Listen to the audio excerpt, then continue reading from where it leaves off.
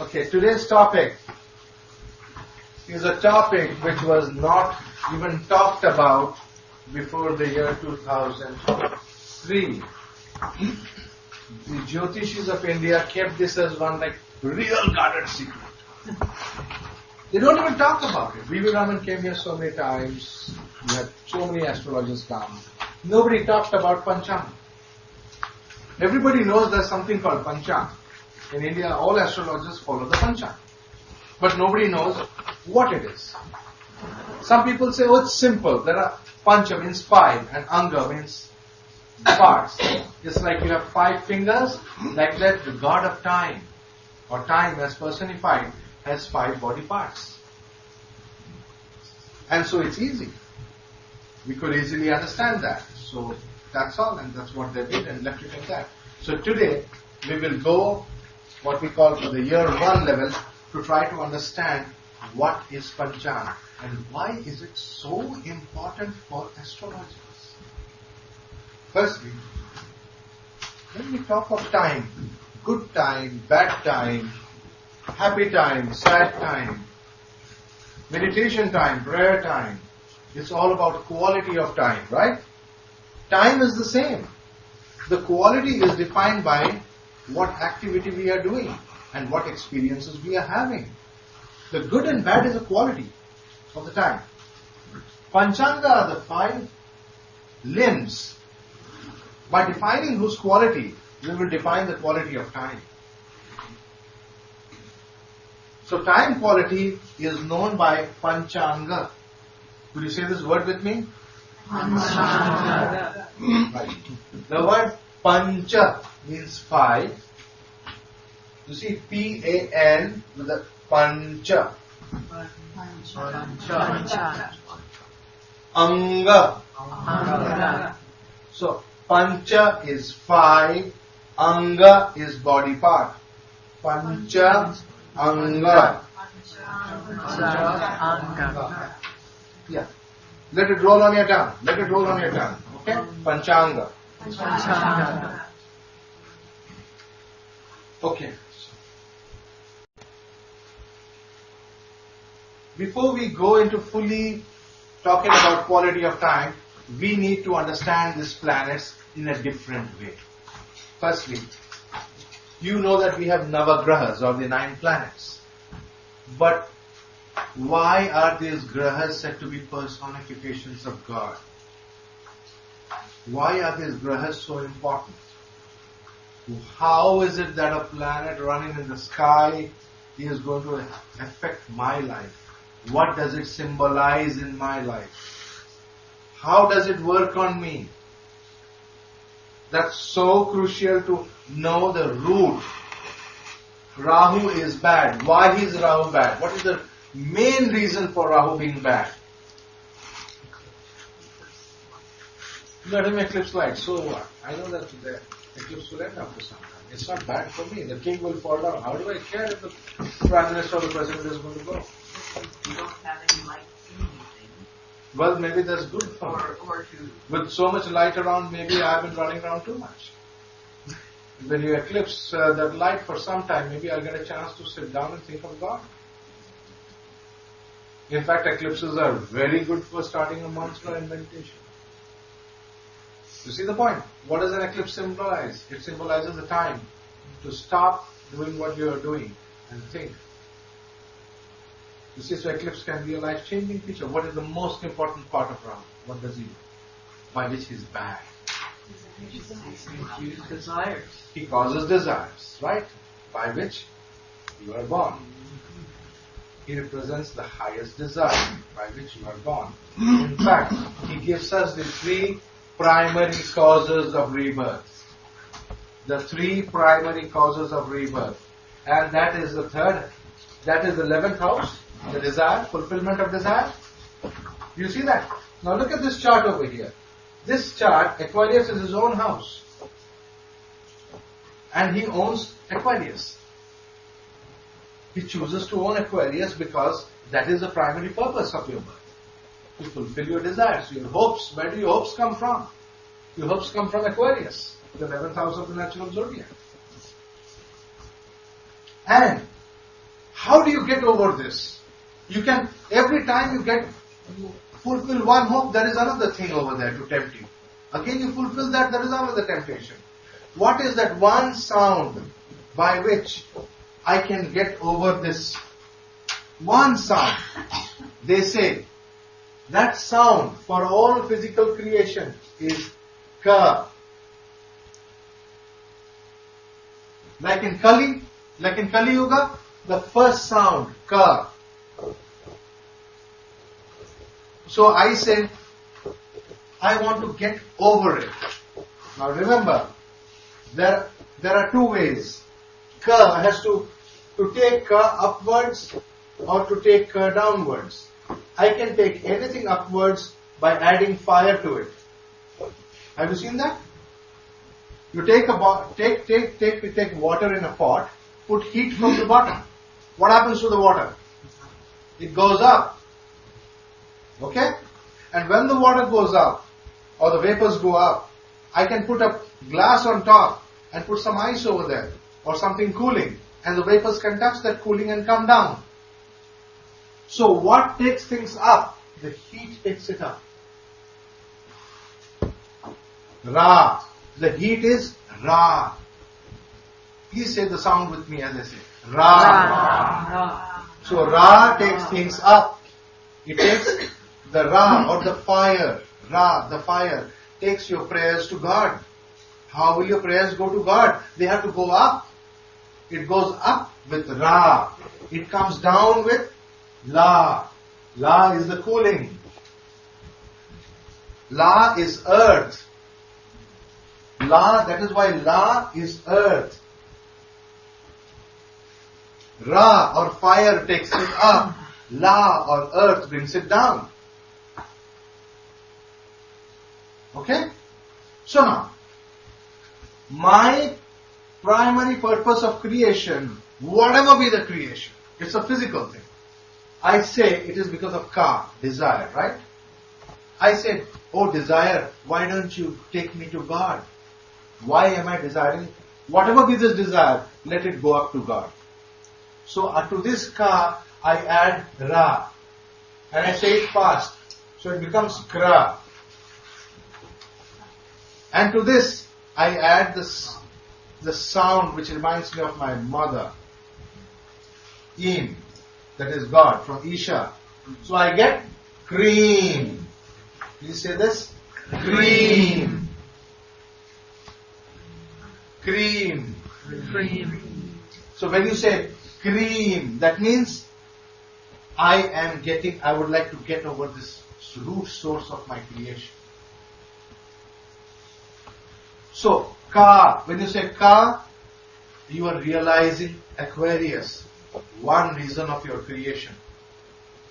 Now, which is the Mula Trikona of Rahu? His office. Every planet has a home, has an office, and a place where he gets exalted. Why? That's what he delights in. What you call the golf course, right?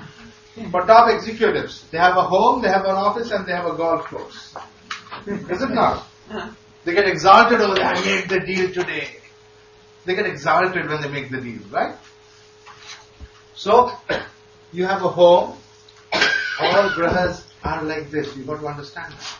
They have a home which is called Swakshetra. Swa means home, Kshetra, area, my area. This is my area. This is my space. Home. And they have an office where they have to work. And then they have a place where they get exalted, like the golf course for somebody, the football field for somebody. It can be different things for different people. So Rahu's own home is which one? Aquarius, where he creates desires. And his Mula Trikona, his office, has to be, why Virgo? What is so thing about Virgo? Which is the sixth house of the natural zodiac, where all the weaknesses are there. So Rahu's great ability lies in finding what your weakness is. And depending upon your weakness, he shall give you temptation. Adam ate the apple. Right? That's the temptation. So the snake, that is Rahu, is tempting The temptation comes from Virgo. And what happens in Virgo? Eve loses her virginity. That is why it is a sign of the virgin. The test is of innocence. Are you able to keep your innocence or are you losing it? Do you understand? The symbology of the snake. Snake is Rahu. And that snake comes to the virgin. And that's his office. And he says, hey, have the apple. Because that's your weakness. That apple is your weakness. He knows it's your weakness. If you did not have weaknesses, he could not have tempted you. And there are 6 kinds of weaknesses because this is the 6th house. And he will choose one of them to tempt you. So that is Rahu's second car. That is car 1, then there is another car. That is K1. What I will call this K1, that is Aquarius, and then there is the K2, which is Virgo. And then the virgin loses her virginity. The innocence is gone. And Rahu is delighted. Now you have welcome to the cycle. Now you shall be my slave for a long time.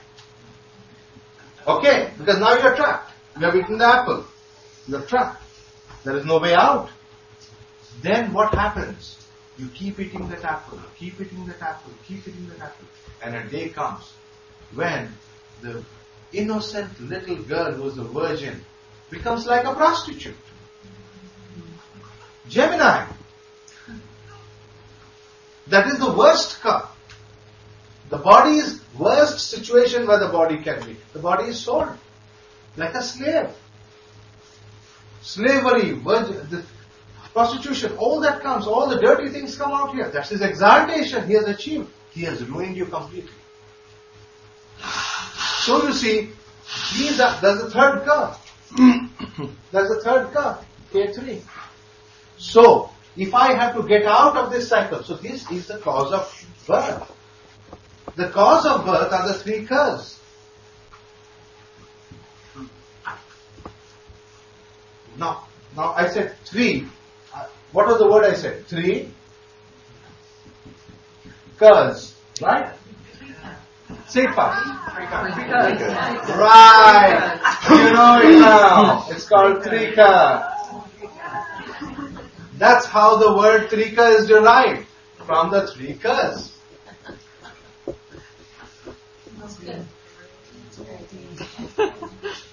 So you know how Trika came into being. And who caused it? It was Rahu who caused Trika to come into being. Now I want to get out of Trika. I want to get out of Trika. What do? I have to say that with fire. I burn that with fire. I take this car and I put fire in it. Okay, Rahu, here's your apple, I'll burn it. Here's the thing to the virgin, I'll burn that. So I take the Ra and I add it to these 3 cars. And I say 3 times, cream, cream, cream. When I say it 3 times, this is called the Kalika. 3 times is called Kalika. 3 times we say cream and we can burn this cycle of rebirth. That is why Kali's mantra is 3 times cream, cream, cream. So today you will learn the mantras of Kali as we look at Rahu. Rahu rules which tithis? Amavasya and Ashtami. Now, there are 2 things. When we talk of Amavasya, it is called Narka or hell. This is hell. Okay? And how do we get out of hell? Kali, by burning sin we get out of hell. Sin is sin of the body. It is a sin of the body. And unless you burn this sin with Ra, you are not going to get out of this sin. So 3 times you have to say. Now you know why you have to say 3 times. Earlier you didn't know why you have to say 3 times. So when you say cream first time, it is for Aquarius. Second time, cream is for the apple that you ate. And third time, cream for completely losing everything that was innocent. When you say cream 3 times, this will go. your reason for creation itself is gone. So cream, cream, cream. Cream, cream, cream.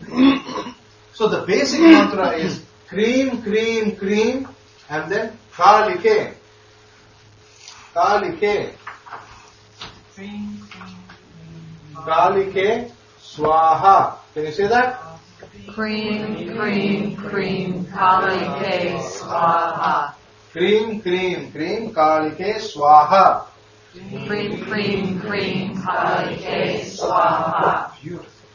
You see, when you do this, you understand. Now you see the pleasure of doing a mantra when you understand why you are doing it.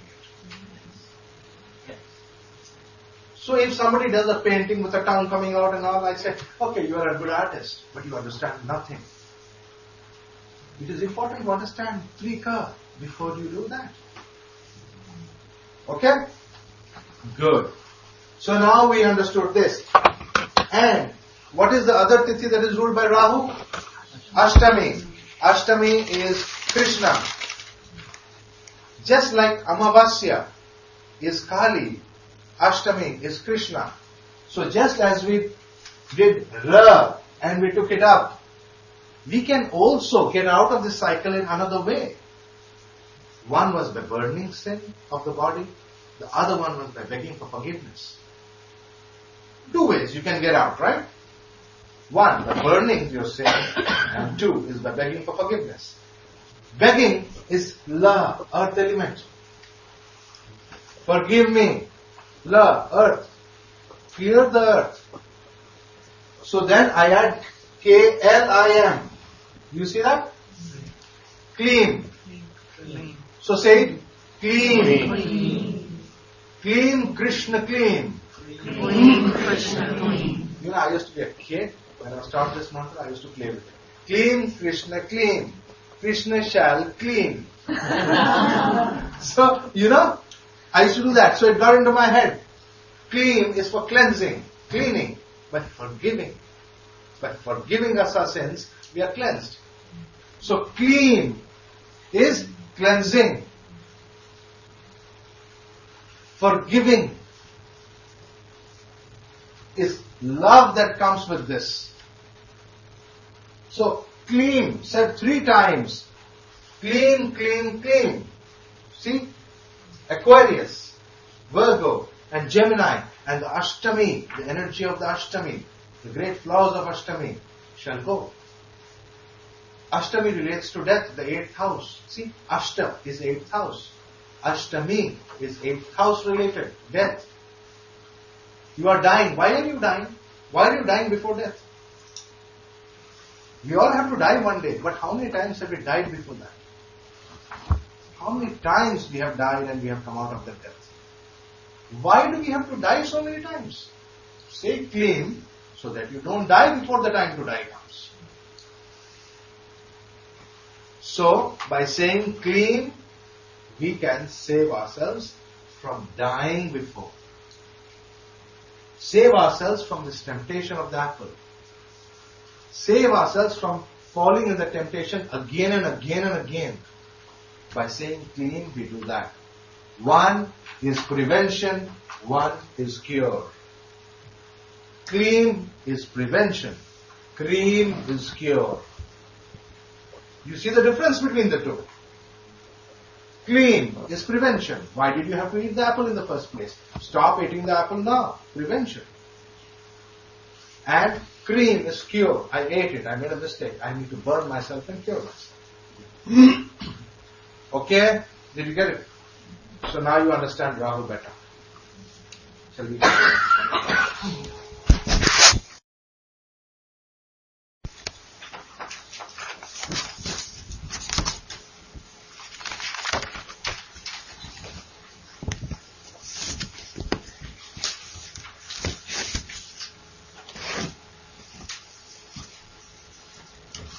Just as we talked about Rahu, now let's talk about Ketu.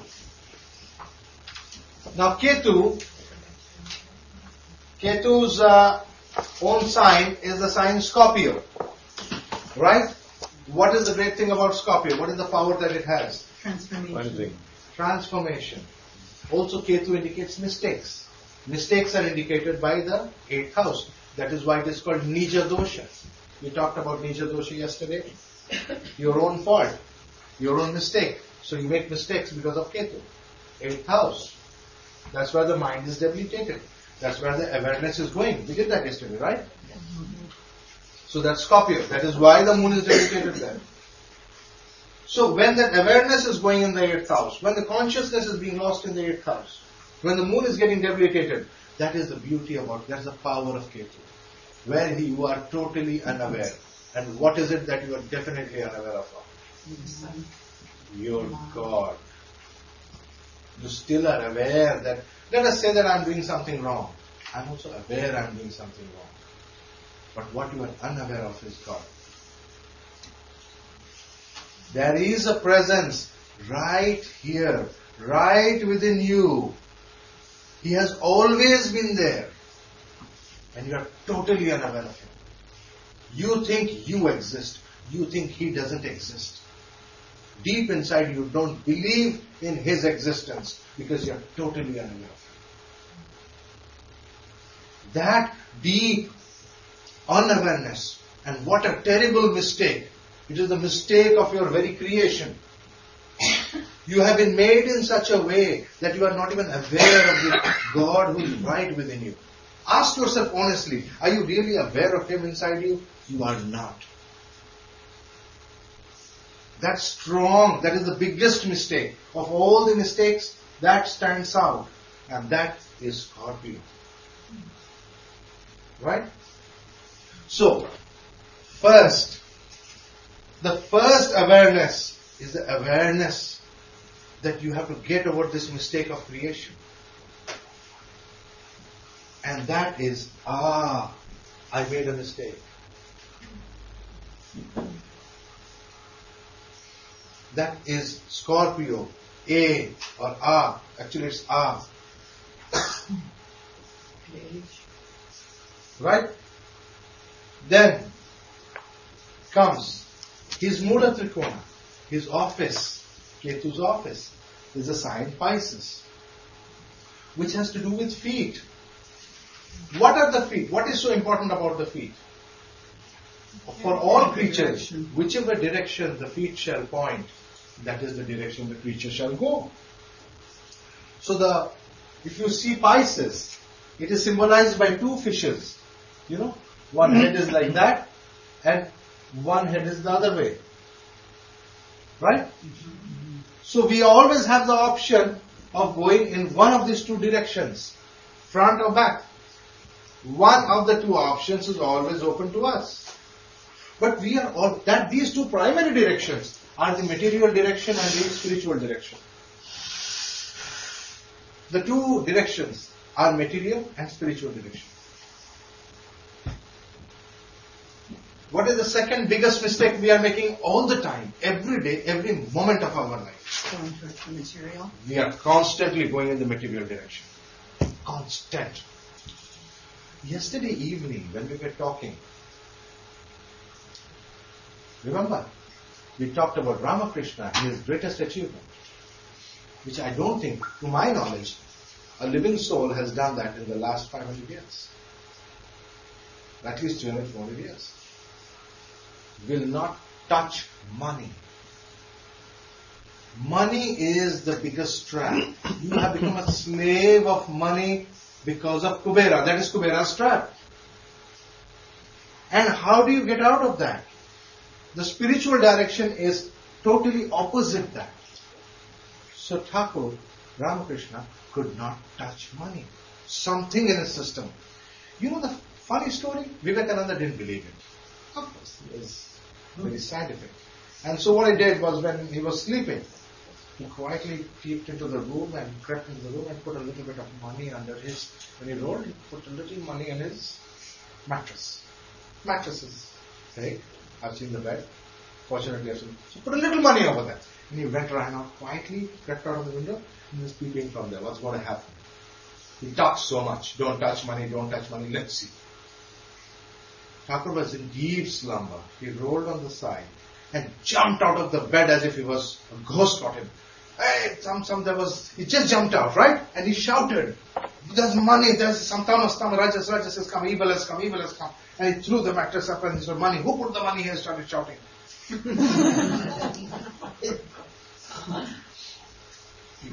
You see what I'm trying to say?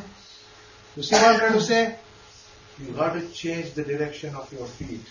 You got to turn it the other way. The first thing was awareness of faith that God is within you. That is the first step. You see, we have made 3 major mistakes in our creation. And we have to change that. 1, a wrong belief. The wrong belief will go with earth.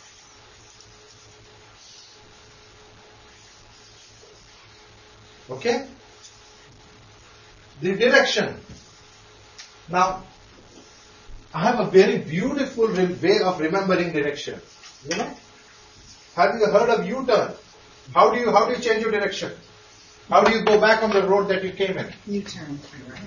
Is there any other way other than a U-turn? No. There is no other way, right? You got to take the U-turn. So let's take a U-turn with you. Cute.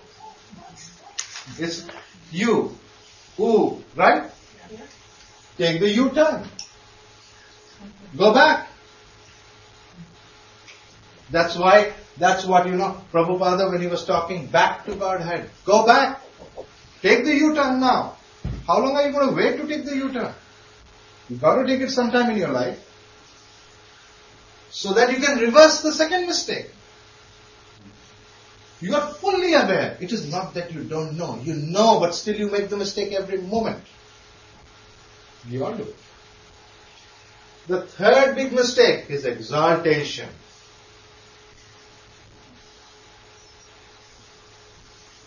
It is supposed to be religious dogmatism. Firstly, you don't believe in God. And secondly, you are prepared to lay down your life fighting for God? Think about it. Heart of hearts, you don't believe in God. But if there is to be a fight tomorrow, you are prepared to lay down your life fighting for God. How stupid. Who are you trying to fool? What a big mistake. It is called the third biggest mistake. It is religion itself.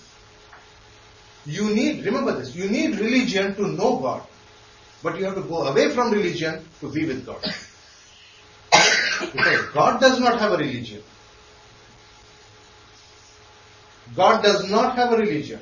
You cannot say that God is a Hindu and he is not a Jew. Or that God is a Christian and he is not a Muslim. You cannot do that. That is lying, and you know that that's a lie. So God cannot have a religion. Yet, the only way for you to know God or know about God is religion. Is it not?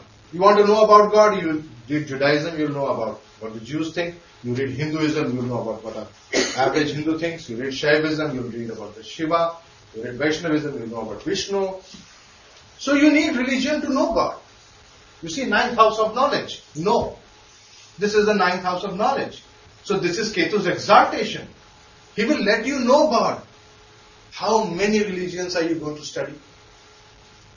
How many more religions do you need to study to know that you will ultimately have to leave this and stick to that one thing, which is common to all religions. God is truth. You have to practice it. Om Tat Sat. God is truth. Whether it is Christianity, whether it is Islam, Hinduism, whatever. That one thing, you are measured by that. That is the house of justice. That is the law. There is only one law, not multiple laws. God is truth. And the truth measurement is done in Sagittarius. That is why Ketu is exalted over there. And he laughs. What fools, they have made mistakes again. God has created such great fools. Learned fools.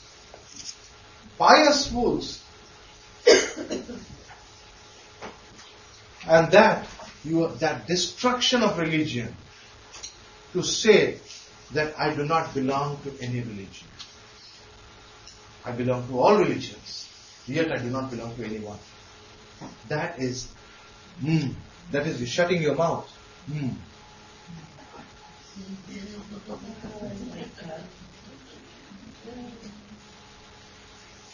So you know how, let us say, so I find out my Ishta mantra. Let us say my Ishta mantra in my chart is Om Namo Bhagavate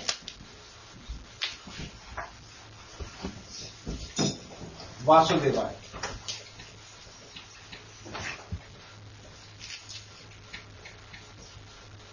This is, let us say, my mantra. Okay? Om Namo Bhagavate Vasudevaya. How do you want to say it with me? Yeah. Om Namo Bhagavate Vasudevaya. Does it sound good? Yeah. Sing it from the heart. Okay, so how do I get over my first mistake? I have to chant Om Namo Bhagavate Vasudevaya 108 times. So what did I do? The first one I put over here. You see that? Om Namo Bhagavate Vasudevaya. My faith will increase. I will know and feel His presence inside of me. The first mistake of not believing that He is existing, that will go, and I will believe that He is there. I will feel Him. You will feel God. There is no words that by which you can describe it. You will feel Him, and when you will feel Him, you will know that He is there. Words cannot describe it, no matter what you do. Om Namo Bhagavate Vasudevaya. This is from Agni Purana, this whole teaching. If you want to know where it is from, it's from Agni Purana. The holy fire talks. Right? Agni Purana. Right. How do I get over the second mistake? I get over the second mistake by the second one. Om Namo Bhagavate Vasudevaya. Again 108 times.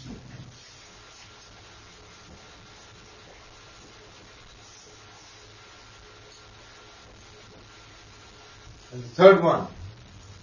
Om Just Just Om That's like closing the mouth. Like mum is the word, you know? Mum is the word. Mum, Namo Bhagavate Vasudevaya. Namo Bhagavate Vasudevaya. Closing your mouth. Religion doesn't exist. Time to close the mouth. It doesn't exist. What are you talking about? This is your way, that is your way? No. You know it's a fool thing. It's for the sheep. So when you do that, these three mantras, you are actually getting over your three mistakes. And then chant your mantra. You see that? Ensure that you don't make the three mistakes and then chant. So the three big mistakes you will not make. That means you will have faith in God. 1, 2. You will try to take that U-turn. 3. You will never belittle any other religion. No matter how small they may seem in front of your knowledge. Naturally, after all this knowledge of Jyotish, you will think you know so much. And you will start belittling others. Hey, you don't know anything. Hey, you don't know anything. You will stop that. You don't make that big blunder. Okay? All religions have to be respected because they have been created by God. So, shall we go to the... You have any more questions on this? Right. I do have a question. Okay, so that one was your mantra. How do we know what is the appropriate mantra for us? How do you know that what is... Oh, that you will know probably in your 4th year. When are we doing Charakaraka? 4th year, right? Well, you're going to do Agni Purana in 2nd year, I believe. Second year, But right? in the mantra sadhana workshop, you're probably going to teach a little bit about the Mr. Devata.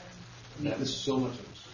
By the time you fully understand what is your mantra, you do the fourth year. Well, but if we're supposed to be chanting our mantra now to increase our knowledge and etc., what about until the fourth? For that, actually, what I will have to do then, that I will have to sit and give readings to each one of you just to find out what your mantra is today. Right. With each one, it is bound to be different. How we look at God is bound to be different for each one of us. Ishta is how we look at God. First, we must have a form, and then we have to remove the form. You see, when we were born in this world, we came without clothes, but then we wore the clothes. But then when we die, we'll have to leave the clothes and go. That's exactly what we are going to do with Ishta Devata. We'll first drape him in clothes so that we understand him, because our mind has got used to seeing people with clothes, so we need God in clothes. If God comes in front of us, he can't come without clothes. We'll say, oh, Chichi, how did you land up over here? Buy something and come. Right? He has to be dressed properly. God can't come without clothes. You look at the movies we make. We don't see God without clothes in the movies, do we? See, it's our mind. Our mind is not ready for it. So we have to put a cloth over there, drape him up the way we want it. It's our problem. And then gradually we will disrobe him. Until nothing remains. Even this body is a robe. That body will also have to go. Okay? That's Ishta Devata. So that will take time. So let's not run. Let's take strong, solid steps. Okay. By the way, Ketu is like Mars. So it is the way of the fire. Rahu was like Saturn. So it is the way of the wind. Saturn is Vayu Tattva. So in your previous slide, you can write that. Rahu is like Saturn. It is the way of the wind. It is the way of desire. Ketu is like fire. It is like Mars, the fire. And fire is related to knowledge. But here, what is it that is indicated? Is it not lack of knowledge? So who has more knowledge? Does Ketu have more knowledge or you have more knowledge? Ketu has more knowledge. Ketu knows that God is there. You don't know. You don't believe. He believes blindly. Ketu's feet are in the right direction. All the other planets are walking in one direction. It is Ketu whose feet are in the reverse direction. Did you know that? All the 8 planets have their feet in the material direction. All of them. It is only one Ketu who has his feet in the opposite direction. So who is the spiritual planet? It is Ketu. He laughs at the others. He says, okay, I don't have a head, but at least my feet are in the right direction. Thank God. If I had the head, I would probably be walking the way you guys are walking. You see that? It is better not to have the head than to have your feet in the right direction. Yeah. But Rahu is also retrograde motion, isn't it? Yeah, but because of his head, He has no feet. he has no feet. So he can't walk. The fellow doesn't have any direction. He makes you completely directionless. Okay. When Rahu sits on somebody, the person doesn't know what to do next. You see, at least the others have some direction. Rahu can totally ruin all directions.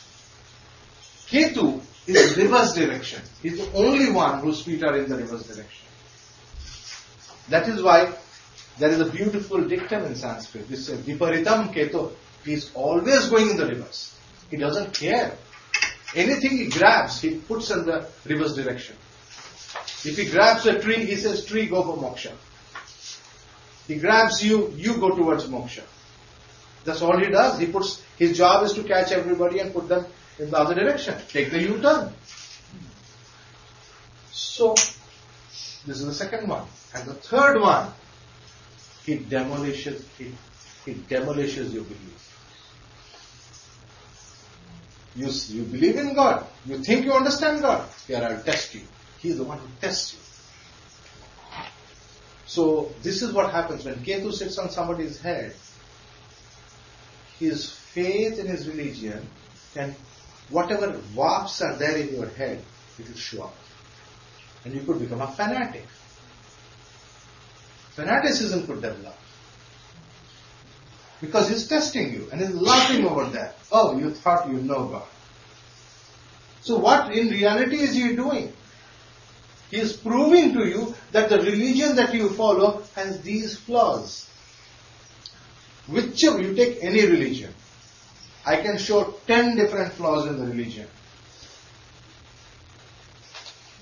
Or the religious practices. Every religion has it. And that is Ketu's exaltation. He is delighted when he shows those flaws.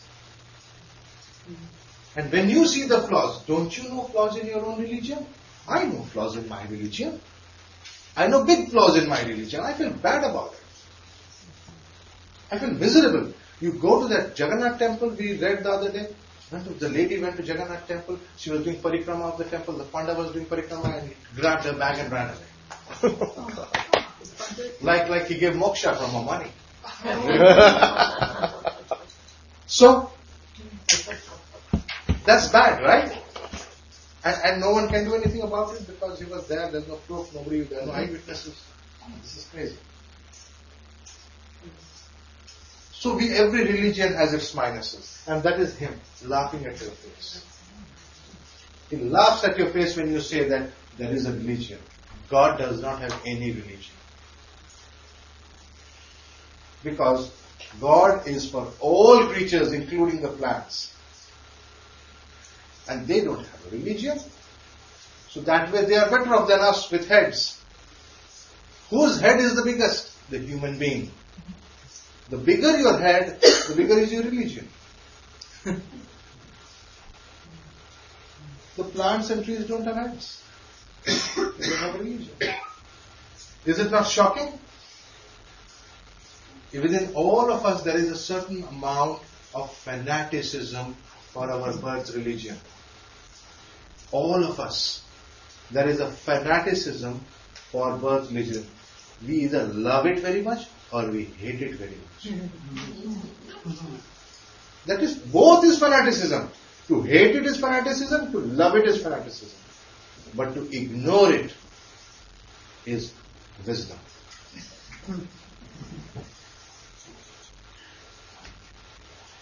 Take the best of it and ignore the rest. It is not your problem. You cannot go to God if you don't know about God. The idea is to know as much as you can and simultaneously start ignoring the negative filter. The filtration system has to work over here. So that is Shiva. Okay? Filter the knowledge. Okay. Now we talk about the sun and the fire. The fire in its purest form. The holy fire in its purest form. The sun has its own house in Leo. And Mula Trikona is also Leo. His house and his office is the fifth house. That is where he shall reside. They say it is in the liver that the spark of the soul shall reside. Funny, is it not? Leo has to do with the liver. The liver is the engine of the body. And that is in the sign Leo. The color of that is yellow, the color of white. And his exaltation is in the first house. See, his own house and his office is there. He's just working out he's from home, he goes to office, comes back, goes and comes back, goes and comes back. There is only one moment when he's delighted, when he actually finds himself. So it is called self-realization. When the soul finds himself, that is called self-realization. And that is what Yogananda was trying to talk about. He talked about self-realization. Realize your soul. Know. Be aware that you are a spark like this. That is what you are. When you realize this, that is your exaltation. So the sun or the pure light, when we talk of the sun, we are talking of Agni Tattva, right? We are talking of Agni Tattva. And this Agni or the fire has two aspects. One is heat and one is light. When you put your hand in fire, what burns it? It is the heat that is burning it, not the light. Light doesn't burn. Light is very healing. It is the heat that is burning. So this, when we talk of the sun as symbolic in Jyotish, it is the light that we are talking of. We are not talking of heat. Okay? And the light is light for the future. Fifth is the house of the future. To predict the future, to know the future. Who helps you to know the future? The sun will help you to know the future. Who plans for the future? The sun plans for the future. Why is there a future? It is because of the sun. He is the one who divides time. Tomorrow shall be another day because the sun shall rise again. Yesterday was a different day because the sun rose yesterday and the sun again rose today. So the difference from yesterday, today and tomorrow, or the past, the present and the future, is the sun. Time as understood by man is the sun. So he is time and he alone knows what will happen in the future. So if you wish to know what the future is going to be, focus on the sun. Put your mind on the sun and you will know what the future shall be. And the day, the sun, when you have this self-realization, then you know yourself. And you know everything about the self. Not only yourself, but another self. So he is the best astrologer. Can there be an astrologer better than him? None. That is why all the great astrologers have always worshipped the sun. All the great ones. Varahamira worships the sun. I worship the sun. That's where I come from, the land of the sun god. Kalinga is the land of the sun god. So we all astrologers worship the sun. To be able to forecast the future correctly. To see the future. And also to know the person. You have come to me. How do I know you? As soon as I see you, if I get to know you, that is the power of the exalted sun. As if I do not know myself, how can I know you? So when you have this self-realization, you can know anybody. So the best astrologer is a person who already has self-realization. If I don't know myself, how can I know you? If I don't know my mantra, how will I know your mantra? So the first step is to have this self-realization. And that is the path of the fire. The light path. There is another path to the fire, and that is called the heat. Did you know that living beings are hot and dead are cold? Right? We will do that in the next slide.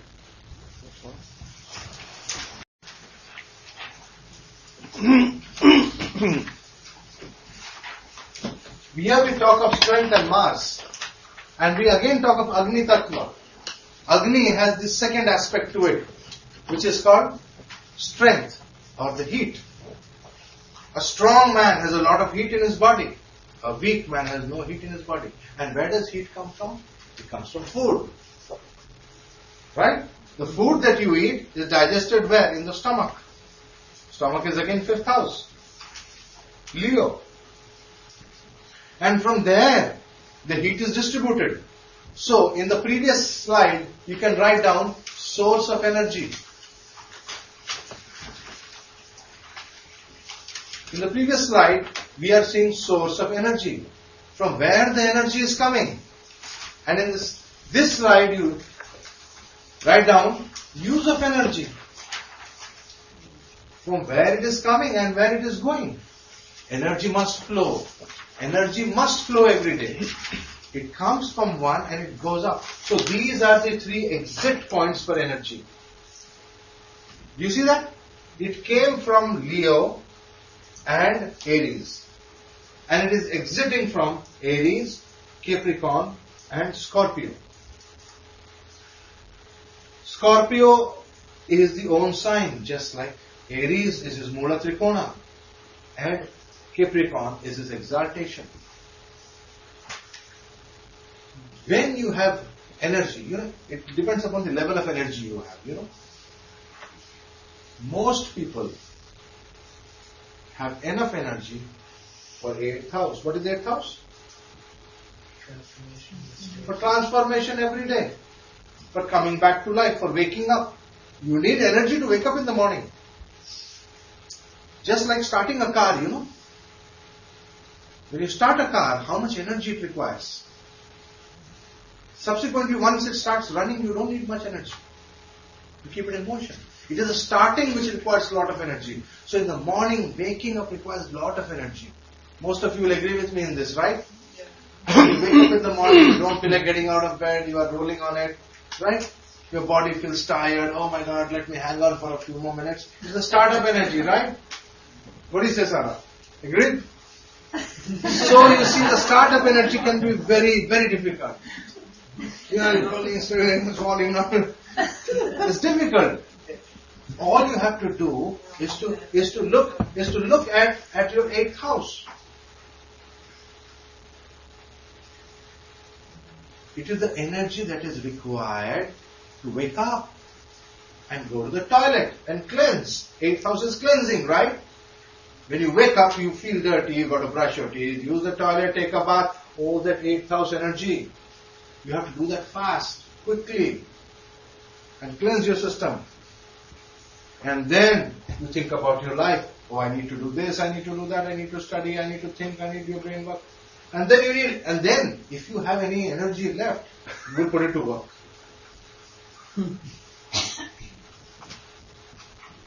So these are the 3 main outputs for energy.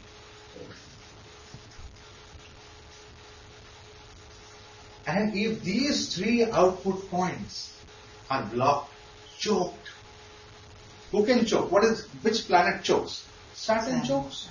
So take the Lord of this house in any horoscope and see if Saturn has choked him. If Saturn has choked him, that is where there is a problem. Let's take the Lord of this house. In your own horoscope, I want you to do it. Look at the Lord of the 8th house. How many of you have Saturn conjoining or aspecting the Lord of the 8th house? Please put your hands up.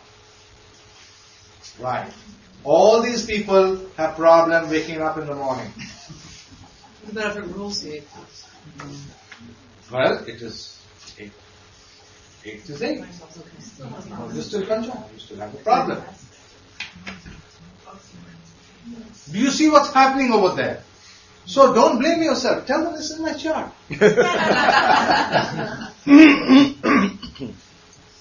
What happens if you have the sun conjoining it? You will see they'll get up, they'll be up and about and in time in the morning. Does that happen with you? My son's in that house, yeah. He wakes me up at 2 o'clock in the morning and then I get before. Yeah. Every day. Every day, right? No matter what time I go to bed at night. You wake up and then you're up and you're about and you're done and morning listing duties and all that. And then I want to go back to bed at 10 where Saturn is.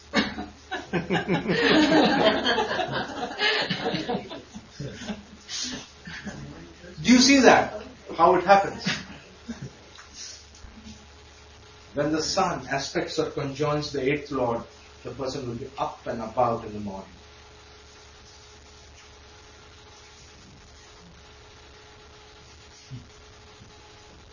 Do you understand the difference? It is very simple.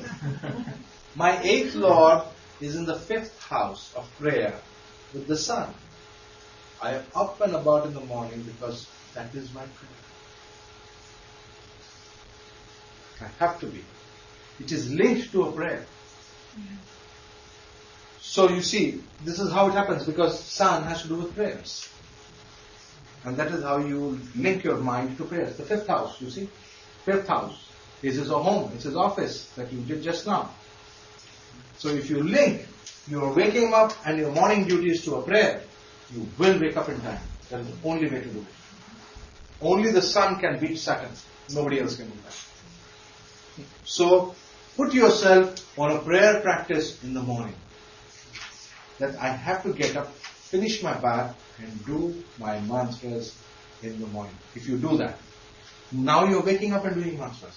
But what happens if you make a rule that I have to get up and I have to do the sun mantras? Because you can't do sun mantras without a bath. with Saturn or dirt in your body, you can't worship the sun. You do that, you will have poverty, you will have financial problems. So you have to take a bath and worship the sun, or even say a prayer to the sun. So when you link the two, you will get up in the morning and take a bath. Okay, so now you know the secret of this. Why they do that. Okay.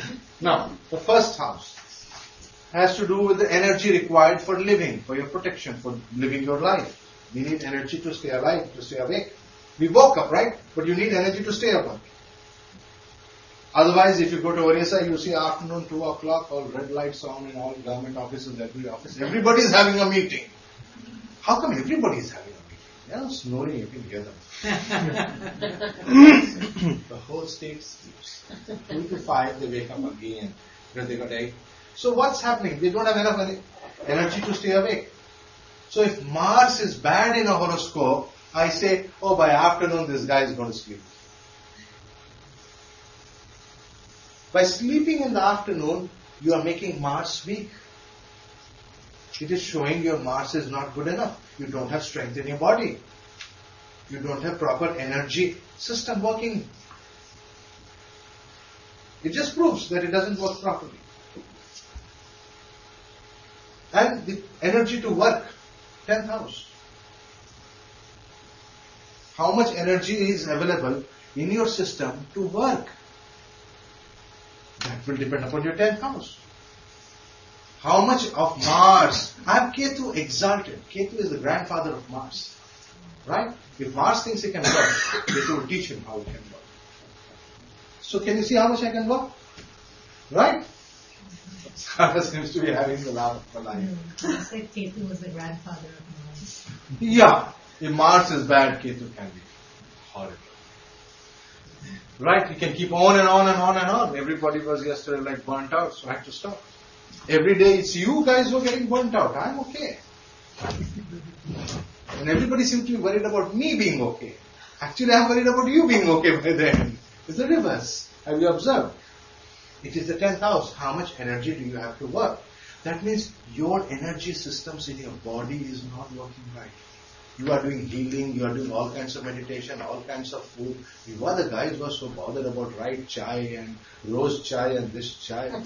I am not bothered. Look at me. How much energy I have got. How come you don't have energy? So what is going wrong?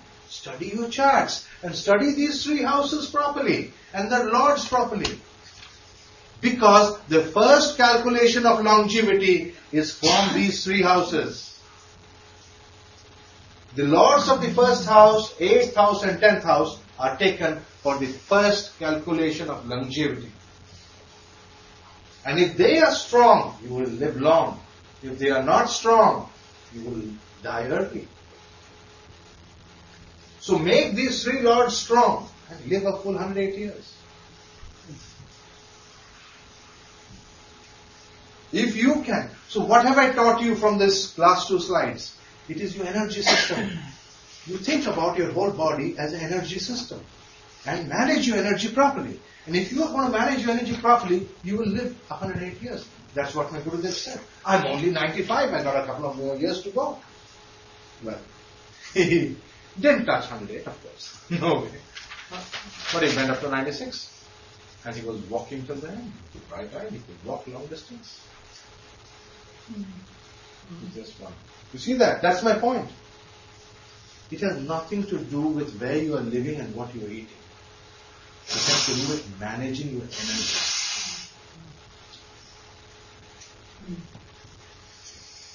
Okay, any questions on this? So now we have understood about Agni Tattva and the importance and the relationship between Agni Tattva and health. Right? If your energy cycle is good, your health is good. Your energy cycle is bad, your health is bad. Yeah. According to this system, what amount of sleep should a person get? Is that something you can tell by looking at their chart, or is there a general rule as to how much sleep somebody should get? Yeah, we can tell how much sleep they should get, ideally. And it all depends upon what spiritual practices you are doing. There are mantras by which you can stay awake for 72 hours. Prataro deva adivoshatano mano nidra ishat mot jarpi. I will not get sleep if I do this mantra. Okay. So there are mantras like that, yeah.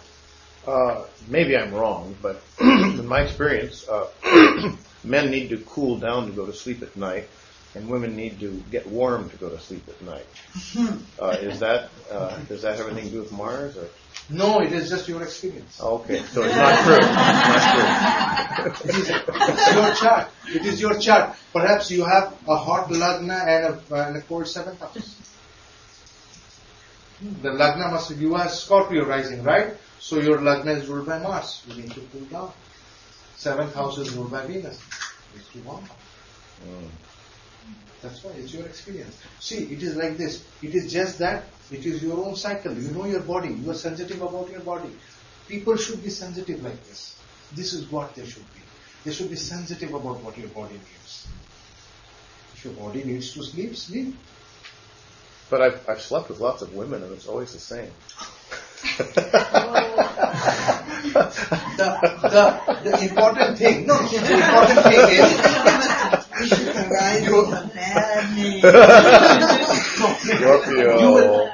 it is possible, but you must realize that whatever number that you may choose, there will always be that group which fit into your 7th house.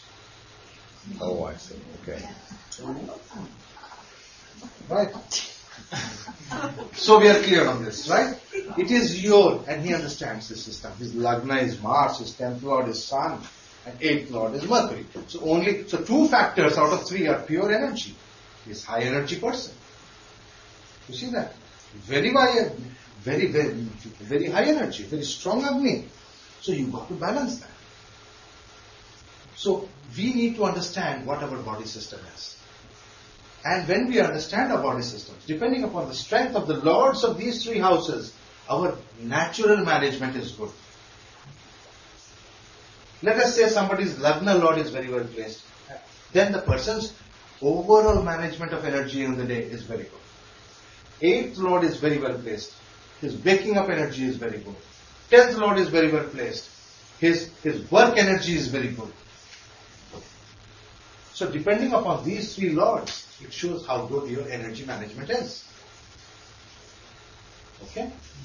Now, so Agni, you understand the importance of Agni and the energy that is required in your body. Dead men don't walk. Simple as that, right? You don't need a dictum for that, do you? You know that dead men don't walk. So the life is known from energy. If you have energy in your system, you are alive. If you have no energy, you are dead. That is why Mars decides that. When Mars cuts off your electricity, your body will crumble. You just fall flat then and there. That is why one of the sons of Mars is Mrityu, death. Death is the son of Mars, not the son of Saturn. Saturn is longevity.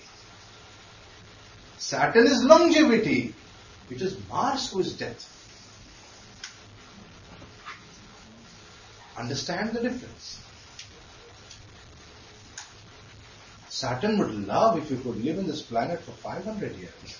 And he had the pleasure of trying some nice Chinese torture for 200 years. Yeah. Right? He would love to try. Acupuncture with thick needles. Can you imagine? That's Saturn. He won't let you die. If you die, his fun is over. Mars, you don't have energy. That's it. You can't fight anymore. You can't hang on, get lost. That's it, over. That's Mars. So death comes when this energy system is plugged out.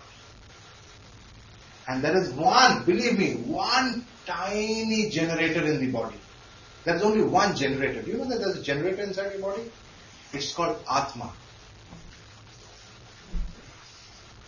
There is a generator. And the generator is called Atma, or the soul. And it is a spark of the size of the upper portion of your little finger. That is the length of that spark.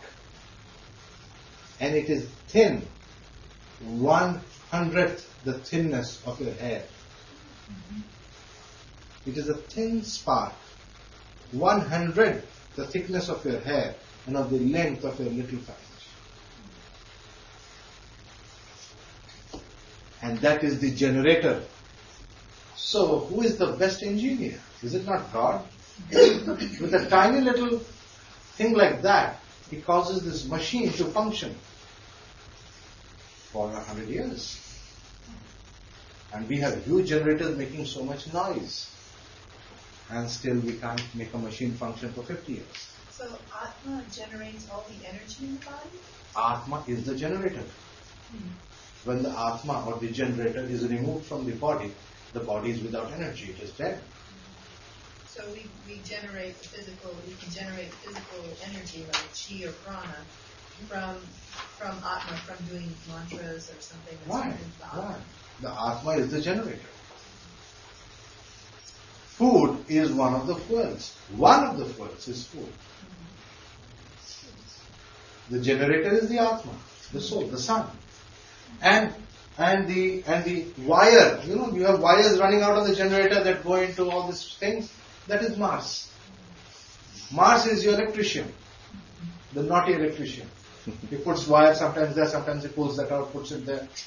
Suddenly you find your leg is not working properly. Hey, it doesn't have energy. See that? All he did was to remove that, or maybe some wire got broken over there. Mars is the one who is taking the energy to different parts of the body. The generator is the sun, Atma. You get it? Are you able to understand the concept of energy? I want you to understand energy. The soul generates the energy. He is the generator. Food for, every generator. You buy a generator, you buy a Honda generator today, you will see you need to put gas in it. So like that you got to put food. And the food that we have got accustomed to is the food that we eat. But that doesn't mean that is the only food. There are other foods by which you can generate energy. Yeah. So is the Atma Karaka related in a special way to the sun? Yeah. The Atma Karaka is the way that generator generates. Somebody may buy a Honda generator, somebody may buy a Mitsubishi generator, somebody may buy a Toyota generator.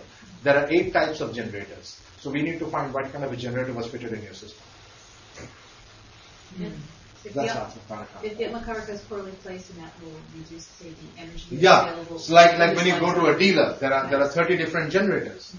So you may have got a good generator, you may have got a bad. Like there are all 50 Honda generators, but all 50 of the generators don't work the same. So even if the Atma Karaka is the same, there could be flaws. We actually need to study deeply how the generator is functioning. So we'll study that, but that is a separate study. So we now know that we need to study a generator and we need to study how the energy is distributed. The distributor. So Mars is like the distributor. You get the idea? I want you to get the fundamentals clear. Okay, let's go to the next slide. We understand Agni. The water system. The water system, just as we talked about the fire system and we talked about its life and energy, Energy is an indication of life. Now we shall talk about the sustenance or the water system in the body.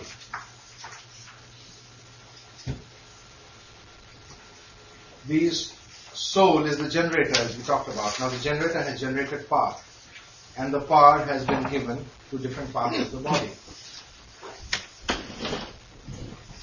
That is a system that sustains us. And the whole sustenance comes from the fluid system of the body. Because our body is basically 80% water. All animal bodies or plant bodies or anything is largely 80% water, 70 to 80% water. And so the fluid system is very crucial for our sustenance. All of you understand this, especially in America, it's very easy to explain it. Maintenance. You understand the word maintenance, right? It's so easy. In India, it's so difficult. Nobody understands maintenance of that. Right? But you know that anything that you have, you've got to paint the house every few years, you got to clean up this thing, you got to, everything has to be kept clean and tidy. Clean, right? Dirt has to be removed, right? Saturn is being removed and it's being cleaned to sort of maintain it. That maintaining is called curing. You cure it. You cure the body. The curing comes from the sign Cancer. That is the home of the moon. That is the heart mechanism. The heart is pumping, right? We have a pump system. You understand a pump, is it? A pump pumps the water throughout the body. The pump that is pumping the water is in the sign Cancer. And that keeps pumping the water constantly. And by pumping, it is actually curing the body by pumping that water. Water keeps moving constantly, and because of the movement of the water, you are alive. You are curing different parts of the body. If the water stagnates in any one place, that part shall die. Keep that in mind. Do not allow water to stagnate in any part of your body, because the moon gets debilitated in Scorpio, which is water stagnation. And if in your body water gets stagnated, the moon gets debilitated and disease shall come. That is why 8th house is the house of chronic disease. Do you know why 8th house is the house of chronic disease now? Because it symbolically indicates the place where a Scorpio is like Scorpio, where the water is stagnating. And it is not moving. The pump has to work very hard to make water flow over there. The blood. So the moon represents the blood. The water in your body is blood. Right? And that blood, that is why the moon represents the blood. So the heart from Cancer is pumping the water.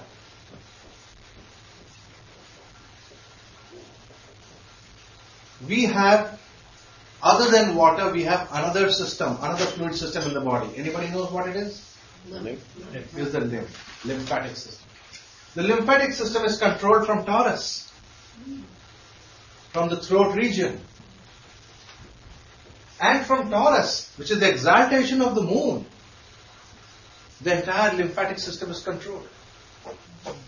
So the first sign of the lymphatic system not working is throat problem.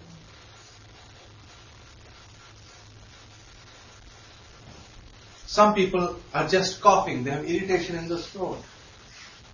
They don't know what it is. The Shastras teach us something which medical science does not know till now. It will know maybe in the future.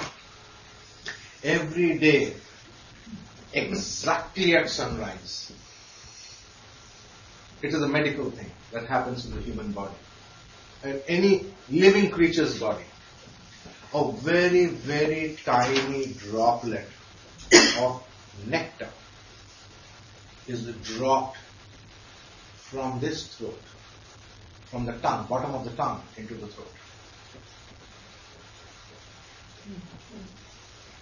Depending upon the wetness of our tongue generates that tiny, tiny droplet of nectar. It drops it into our throat. That is the exaltation of the moon in Taurus.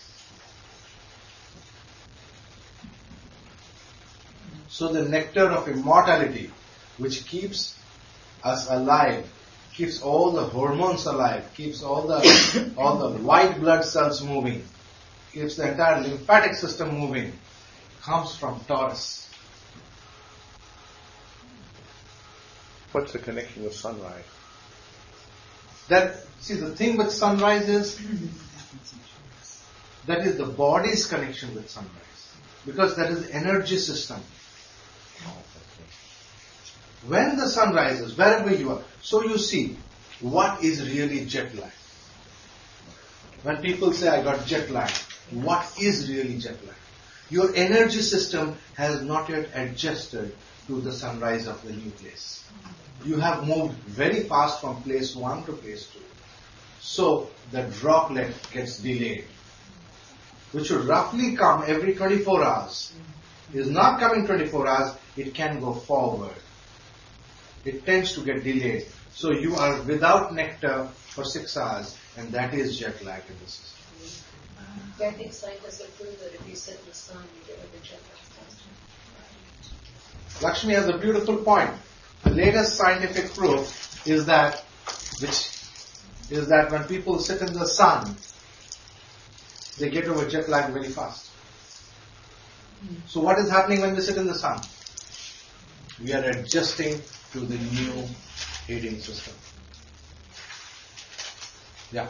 So if we are awake and doing mantra or meditation at sunrise, is there a different process that happens in the body than if we're asleep at sunrise? Or is it exactly the same when that nectar is released? It makes a lot of difference. That is exactly what I'm trying to say. When that nectar is released in your body, think of a situation. Your tongue is dry in the morning, right? Because you have not taken water. For more than 8 hours, 10 hours, you have not drunk water, your tongue is dry. So when the drop falls, how much of it really goes down? On a dry surface, very little will go. On a wet surface, large amount will go down. So if you have woken up at 4 o'clock and done your meditation, washed your mouth, which is very important, drunk water and made the system wet, and are awake and in a vertical position, at the sunrise, the drop that will go in is the highest. That is why you are advised to wake up before sunrise. That is the reason why you should wake up before sunrise. Wash your mouth, make it wet, take some water, do your meditation, be in a very calm mind. The calmness of the mind shall decide how much of nectar is being generated. If you are extremely agitated, the nectar generation is low. Agitation, not only that, all the hormones in your body go out of balance when you are agitated. The hormones are perfectly balanced when your agitation is low. So by waking up in the morning and following this meticulous system, you can catch a maximum amount of nectar. And that gives you long life. That causes the whole fluid system in your body to work.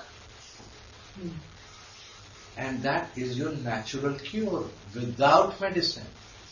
This is the real medicine.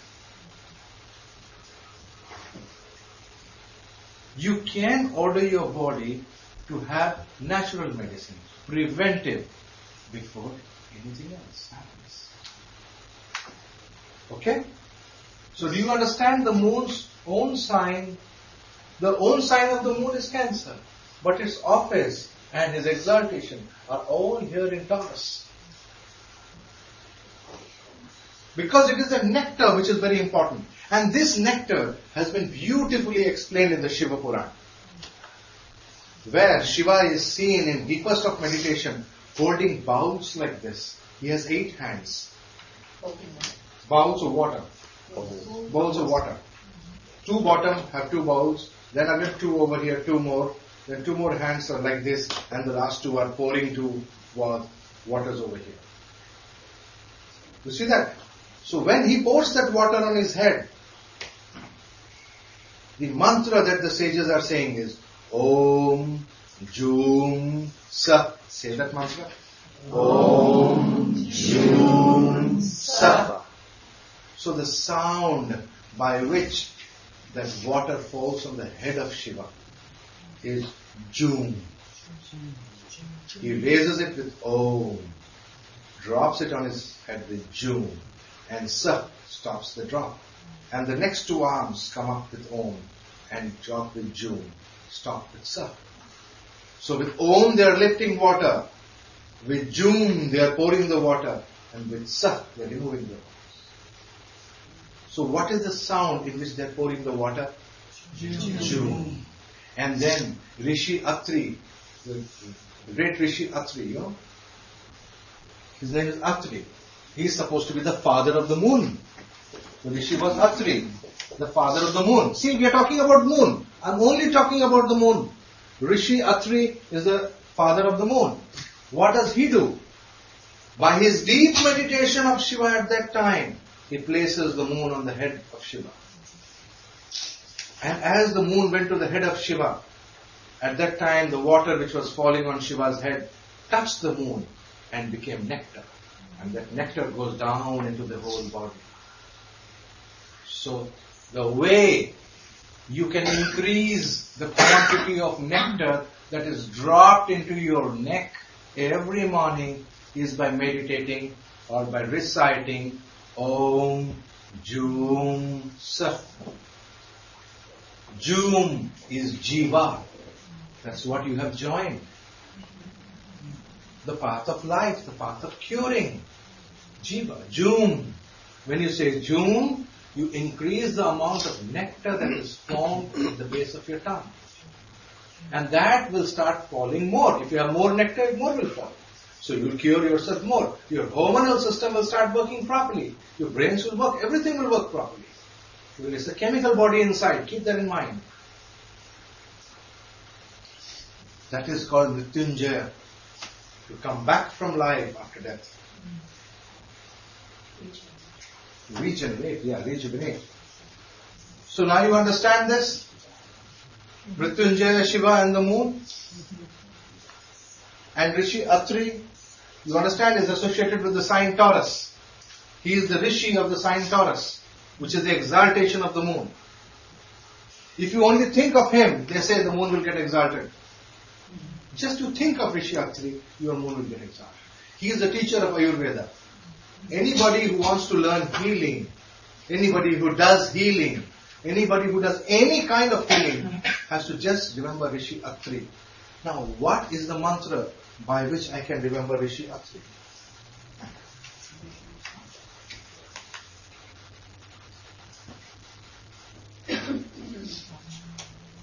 Yes. What is the mantra? Can anybody tell me what is the mantra? Om. Om, yes, okay. Then?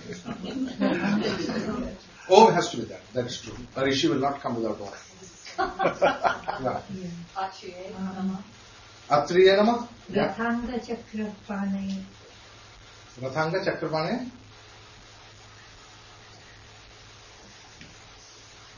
Rathanga Chakra is what? That is for Meena Rashi. Go on, Rishi Atri. Rathanga Chakra, that is for Meena Rashi. Good one, that was close. But tell me please. What is it by which I can... Somnath. Somnath mantra is very good for the water system. But we will do Somnath when we go to the next slide of Venus. We will go to Venus and we'll talk of Somnath also. Somnath is very important for moon. Somnath is definitely true. One of the best ways by which you can exalt the moon over there is by Somnath. Om Namah Shivaya, Somanathaya, Vam, Vam, Sa. Vam is the water syllable. Vam is the water syllable. I think we did this in class, right? Yep. Om Namah Shivaya, Somanathaya, Somanath, Soma, Nath, Aya, then Vam, again Vam, then Sa. Is that Somanathaya? Is that one word? Yeah, Somanathaya is one word. Somanathaya, okay? Why bomb 2 times? 2 times for the water. Oh. So there is another mantra for Rishi Atri? Yeah, this is Somnath mantra. This is for the full water system. Exaltation. This is the exaltation of the moon. This causes the moon to get exalted. You will feel the exaltation of moon in your life. You will start curing yourself. You will start healing yourself. You will not know how you got healed. Anybody can heal anybody with this mantra. Put a picture of that person, put a picture of Shiva and start with this mantra, you will heal that person. It's a very powerful mantra. This is like a Jyotirlinga mantra, right? This is Jyotirlinga, Somnath Jyotirlinga, and that Jyotirlinga is for the sign Taurus. But don't you have to do Namo in front of Namo or Nama in front of Somanathaya? No. We don't have. Oh, we can do that, but that is when we are talking about the sun. Sun, I see. Here we only want the water system. Vam Vam Sa. So Om Namah Shivaya Somanathaya Vam Vam Sa. Here is the water. This is for Jala. Om Namah Shivaya Somanathaya Vam Vam Sa. Om Namah Shivaya Namo Somanathaya is for the Jyoti. For the light. We are not, here we are talking about the water system. Yeah. Hmm? Yeah. But I want the Atri. What time of the day is the best time to chant this mantra? For this mantra, this is the mantra which is best done early in the morning. Before sunrise. Before Before sunrise. All mantras. This mantra is best done before sunrise so that you get the nectar. So there are mantras for the different mantras. You and Om Om Jumsa. Yeah. Om Jumsa. You don't use Om Jum Sa with this. No. They're two separate mantras. Yeah. This is for improving your water system. Your whole fluid system is improving with this. Okay? The difference with Om Jumsa is giving that nectar. This is for the whole fluid system. Your whole system. Your heart, your entire movement, your emotions, your everything. The whole water system. This mantra is very powerful mantra. Whereas Om Jumsa is specifically for the drop of nectar to get out of a disease. You got a new disease.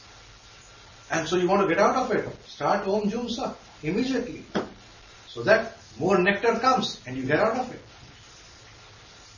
Okay? Do you understand what I'm saying? Yes. One is for the drop of nectar, one is for the whole water system. Vam is the water vision. Yeah. What were questions? I saw a couple of hands up. Yeah, I wanted to know if it would be appropriate to talk a little bit more about Rishi Atri at this point. No, we have a lot more to do. Okay. Well, you were asking what is the mantra, so we still don't know the mantra for Rishyatri. Yeah, what do you do with it? You got to. See, you have the system. You have two mantras. One is for the nectar, and one is for dropping, and one is for your full fluid system, right? So we aren't doing You do at least one. Do at least one and show it to me. But we need to know, actually, we need to bring it in.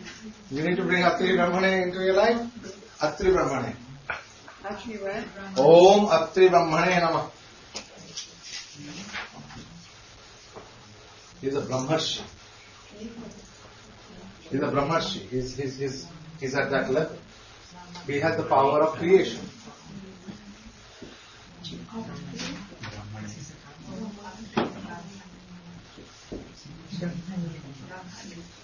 Brahmane. He wrote it down.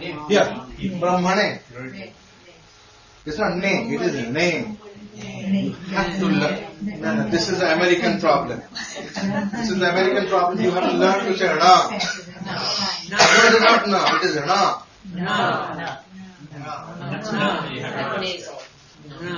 Like nasal. Like nasal what? No, it is Rana. It's a very heavy. Accented. It's like RN age to us, isn't it? Young is still now. Rana. Namo. Brahman. Brahmana. It's not Brahmana. See, I will say both of them and you will hear the difference carefully. Hear it and you can say Brahmana and Brahmana. Brahmana. What I am saying is Brahmana, you are saying Brahmana. Can you hear the difference? If you can't hear it, then you can say it. Okay. Om Atri Brahmane Namah. Om Atri Brahmane Namah. Let us do the next slide.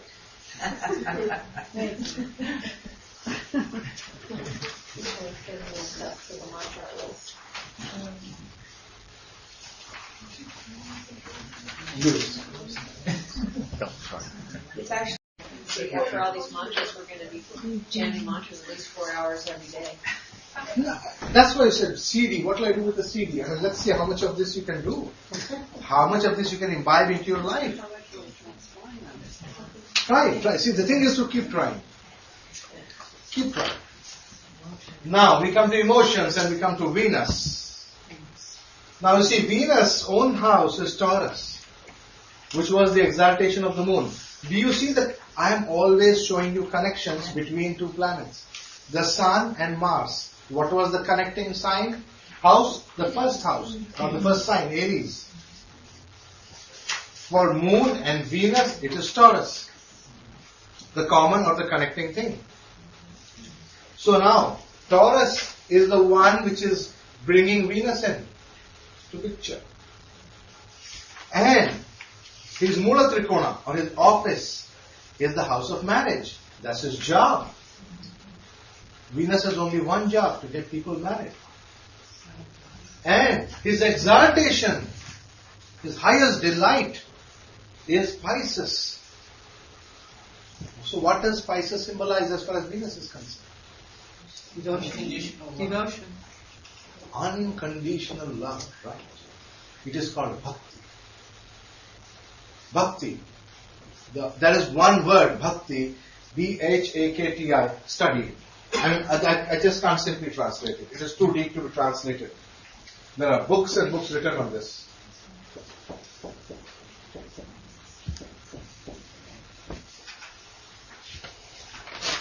It is a giving which is unmatched. It is the pure giving of love. To give love without conditions. Like a mother does for a child, but still she does for her child. Right? You see, I want to go beyond that. That is exaltation of Venus, but I want to make it even more exalted. Radha Krishna. Like Radha Krishna. Meera. Meera is the finest example. Meera, yes. Meerabai is a very fine example. The Sufis, the whole Sufism is about bhakti. All the Sufis. You should understand so far. It's all bhakti. It is the highest level of giving. It is a joy. You can't stop yourself from dancing. You're so happy. You're delighted with that joy of union with God. It's a love which is unmatched. It is Venus's high point. And that is the house of spirituality also. You see that? You can endure any amount of suffering because there is no suffering. You are so happy you don't realize the suffering. They said, no, poor Meera, she was a princess, she was a queen.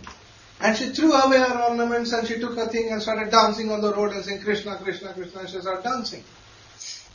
And the prince and the king and all said, this is madness. What has happened to our queen? And finally, they had a special thing in which they finally gave her poison and killed her. Her husband poisoned her. And they say the best was after that court hearing, she was kept on the side because she was a queen, she was given the status of being kept on the side. And so, the king was doing the hearing and there was the judiciary and the prince was supposed to give evidence. So prince had to give evidence against his own wife and he had to do so, he was under pressure from everyone. And so what he does is he gives the evidence. His was the final evidence. As a husband, he has to say whether his wife has been dutiful to him or she is going around somewhere on the road. If he says, it's okay, it's my wife, what's your problem? If he says that, the whole thing would have collapsed. It was his test. His wife was Meera. So he went and gave evidence. And he almost choked when he was giving that evidence because he knew that she was very pure. So they put the blame of impurity. It's easy to put a blame of impurity on any woman. It's the easiest thing to put on a woman. So, when he finally went, he was allowed to see her once before this, she was given the death sentence of poison, but he had to give the poison. She gave the condition that I will accept this verdict if the poison, if my death, whatever is my death, is given by my own husband's hand. For me, there is no law. There is no country, there is no law, there is no king. My husband is my guru and he is my king. If he gives me, whatever he gives me, I'll take it. So he went and gave her the poison. They say she took the poison and turned her face. When she turned her face, the back was completely Krishna. That means when she was turning, she had taken the poison, she was half into death. She was smiling, and when she turned, the back was completely, he fainted there. And ironically, within 30 days or 60 days, they were attacked by Akbar and completely wiped out. That whole kingdom was wiped out. Naturally, those people who give poison to Meera, they will all go. The whole kingdom got wiped out in war. So you see, who did they give poison to? They gave poison to God. What did you offer to God? You offered poison. What did you get? This is what I'm talking of the 12th house. Offering. Meera is like Krishna. There is no difference between that. A bhakta can become like the deity. It merges. The bhakta merges with the deity. And what did you give? The husband is such a stupid fellow, he ended up giving poison with his hands to God. God says, whatever you give me, that is what you shall get. Thank you. Thank you. That's it. The whole clan wiped out. And look at the difference. The same Akbar, how did he become emperor? He heard about Meera and her bhakti. So he dressed up in this thing and he came hiding and saw her singing and dancing and all that. Went and fell at her feet and please bless me that I may be the emperor of India. Really? So she was. See the difference. That was a Muslim king. And he got the blessing of Meera. And her own husband gave up on her. So that is the destiny of India. I do my history. So that is bhakti. This is what I'm trying to tell you. Is that why Venus is exalted in the sign of Jupiter? Because the husband gave the poison and stuff? That is a test. That is a test. We all pass the test. Are you smiling at the end of the day or crying? Bhakti, especially the bhakti, is the toughest level. People think it's easiest. You sing and dance about God and it's an easy life. It's the easiest spiritual path. No. It is the toughest spiritual path. I can't take that path. I'm honest about it. I read about them, I study a lot. But I don't have the guts to take that path. Because that test I can't pass. It's tough. Okay? But that is the highest path. So, now you understand the fluid system in the body, what happens when we talk of the fluid of Venus. Venus is that entire fluid, which out here is the high water mark, the ojas, which can recreate someone. This is your ojas. You have two options. All the food that you ate, when it is fully digested, the purest and most powerful thing that is made inside your body is either the sperm in the case of men or the ova in the case of women. Right? And that is symbolic of the ojas. You have two options, to either give it out over here or to give it out over there. If you give it out over here, you shall be reborn because this is the house of rebirth. If you give it out over there, you will not be reborn. You will escape. Do you understand? Rebirth and emancipation from rebirth, based upon what you do with your Venus. Your choice. So this is your choice. What are you doing with it? So this is a very high pressure. It's the pressure of water. It's like the pressure of water, The pressure on a man, it can be very bad. Because when this is created in the physical body of man, it can drive him mad. It can make him completely mad. Sometimes men who have abstained or been completely celibate till 54 can become completely cranky, half mad. They become mad, cranky. They start behaving like madmen. It's very difficult for a man to handle this. So, most of them release it. But the real spiritual ones learn ways by which they can burn it and send it up to the 12th house. So it can't go directly from there to the 12th house. It has to go down and then up. It has to go down. See, the point is, it goes like this. This is the entire digestion. It actually becomes this. Then from here, what do you do with it? Either you release it and create another human being, or burn it and go for moksha. So that is why Venus is very crucial in spirituality. It's a very vital check, a very vital test. Tapasvi yoga is defined as the ability to take this Venus and throw it away over here. For one who can do that is a tapasvi. One who cannot do that is not a tapasvi. Penance, every kind of penance, every kind of spiritual penance requires celibacy. Because the idea is not to throw this, to use this energy to be there. That is the reason for celibacy. Otherwise there is no reason for celibacy. Where else will you get that energy? Which is called the energy of creation. This has the power of creation.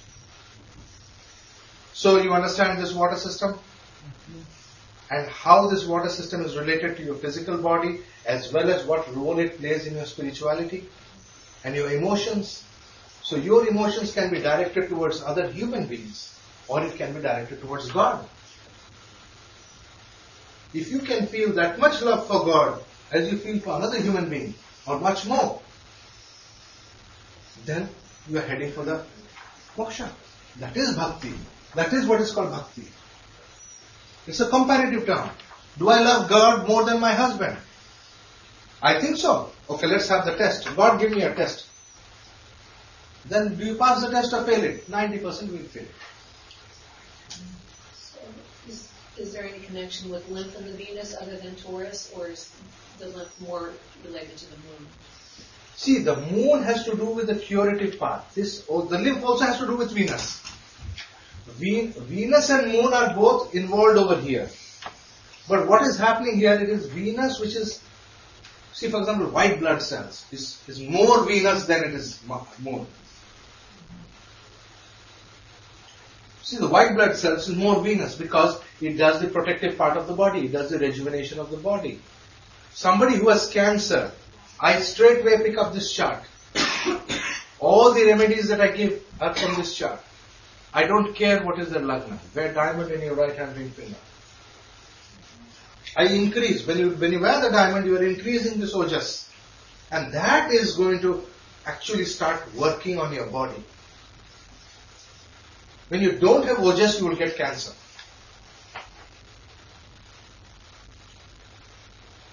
You get this? Venus is very, very important for any kind of immune system. The immune system is totally dependent upon Venus. So the nectar. I tell them eat yogurt. Why do I tell them eat yogurt? Yogurt has to do with Venus.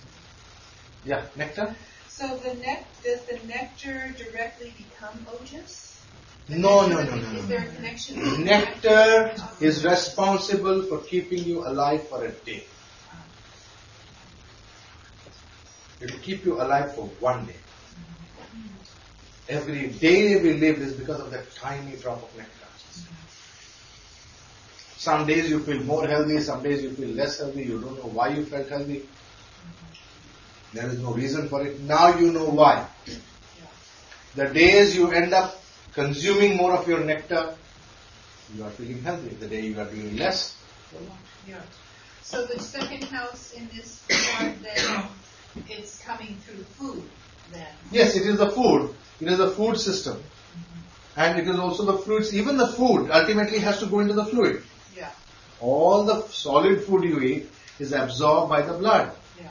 And the blood has to carry it around. Ultimately it is the blood that carries the food. This is the reverse fluid. The lymph system is not really carrying food. Yeah. The lymph system is carrying those things which are required to protect your body. So you can say this is more of the lymph system, more of the white blood cells.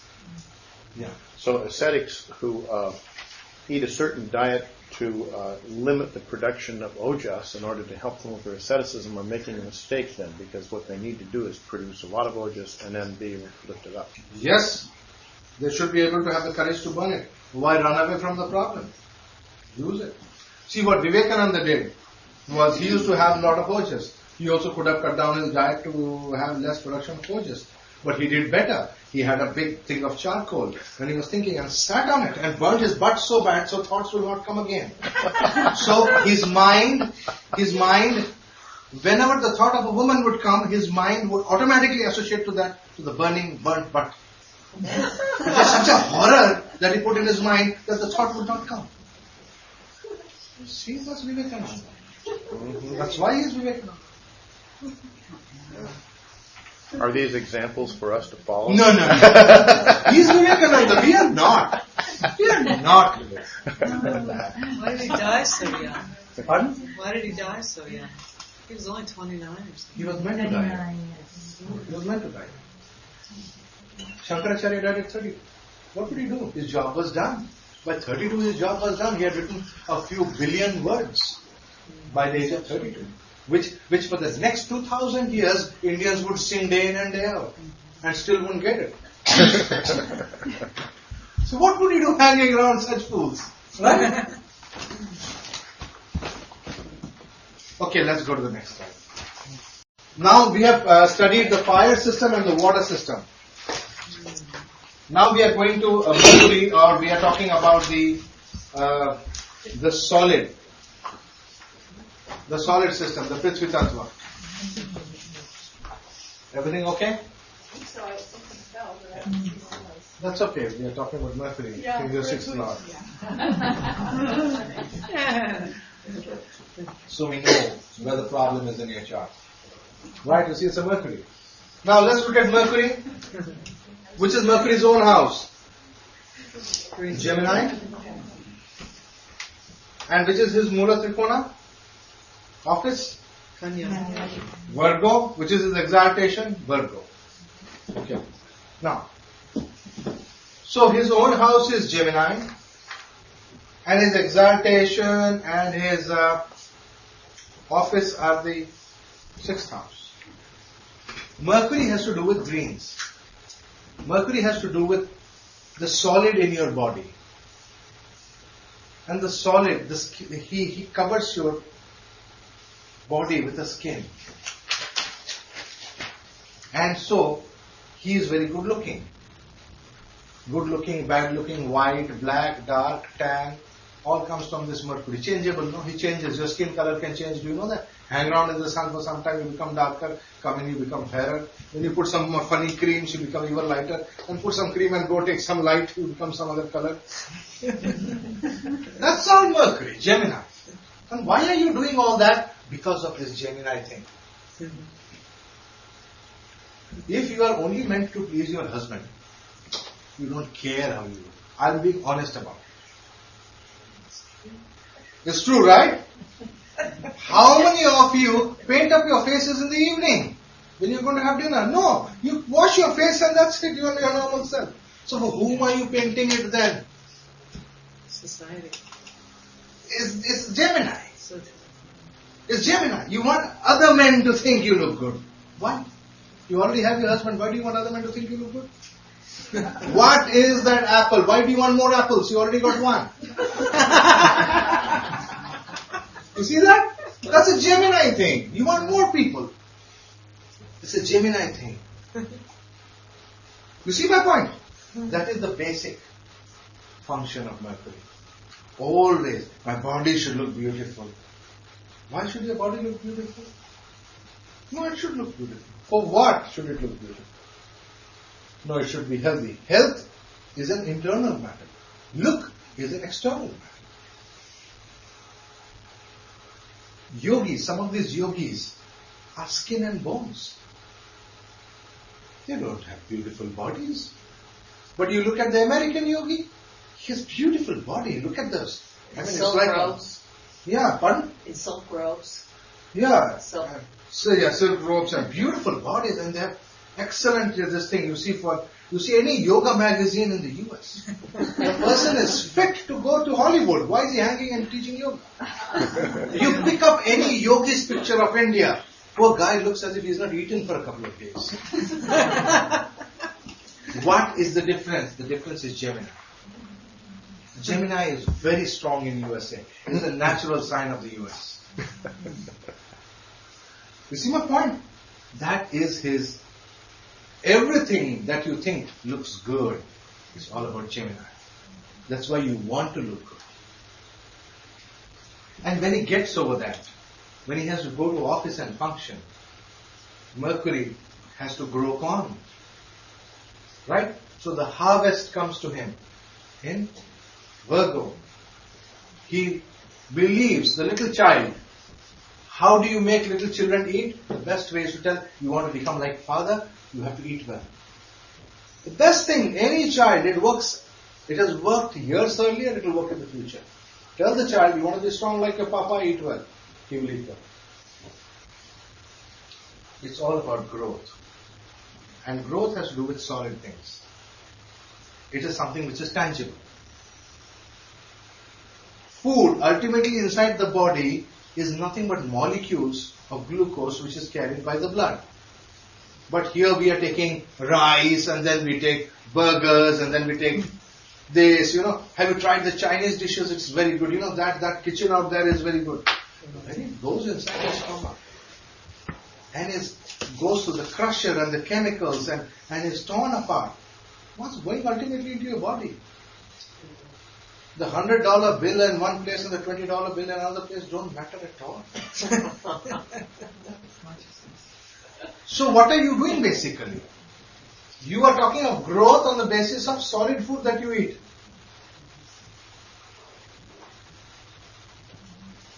You are talking about defining growth on the basis of solid assets that you have. I have 2 houses, I have 1 house. Nobody talks about, I got 30 cubic feet of air, Nobody talks about that. Your growth depends upon how many houses you have, solid things, tangible things.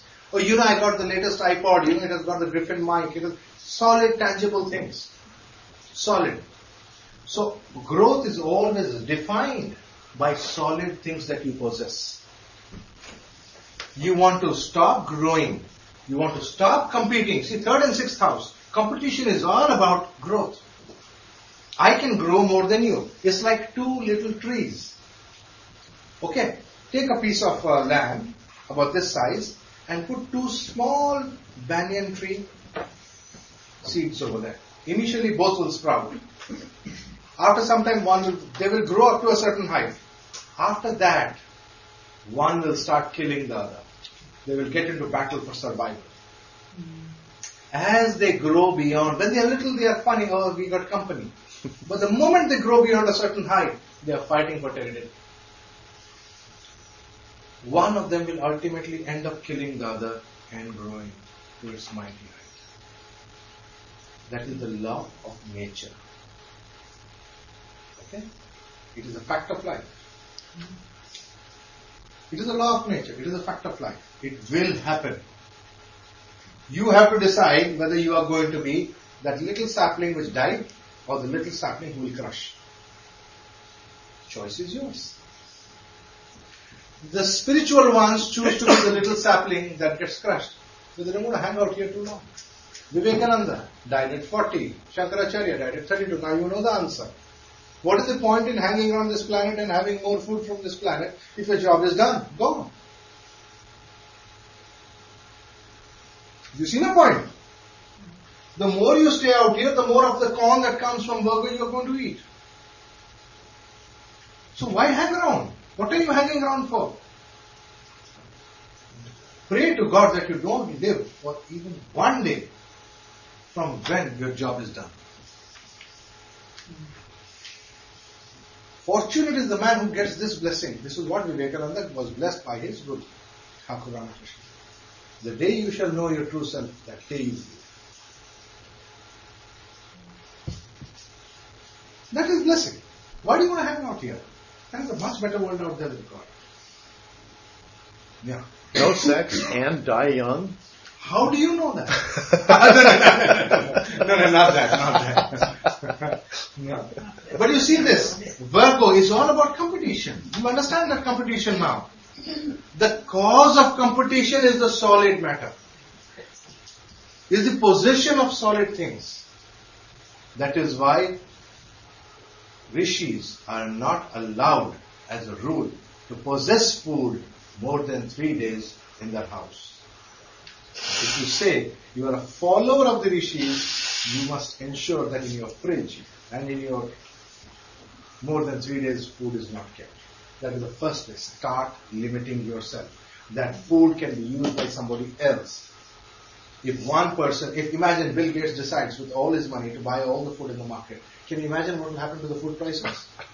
You will be buying bread for $100.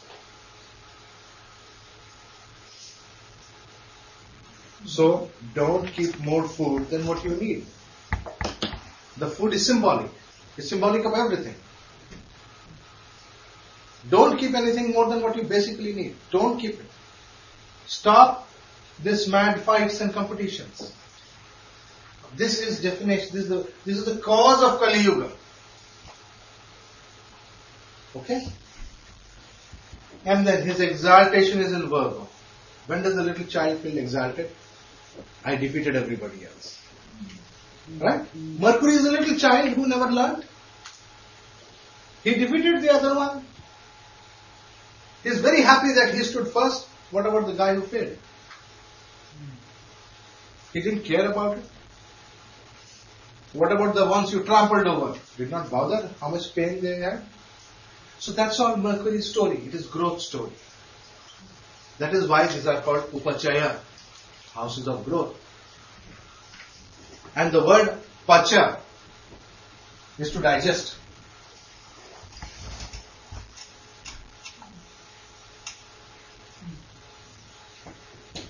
I want you to remember Upachaya like this.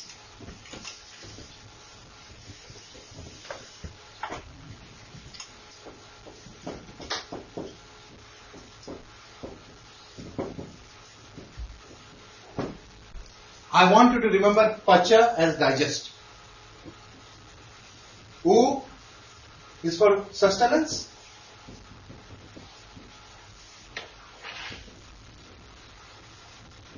You talk of growth so long as you are being sustained in this planet. Is it not?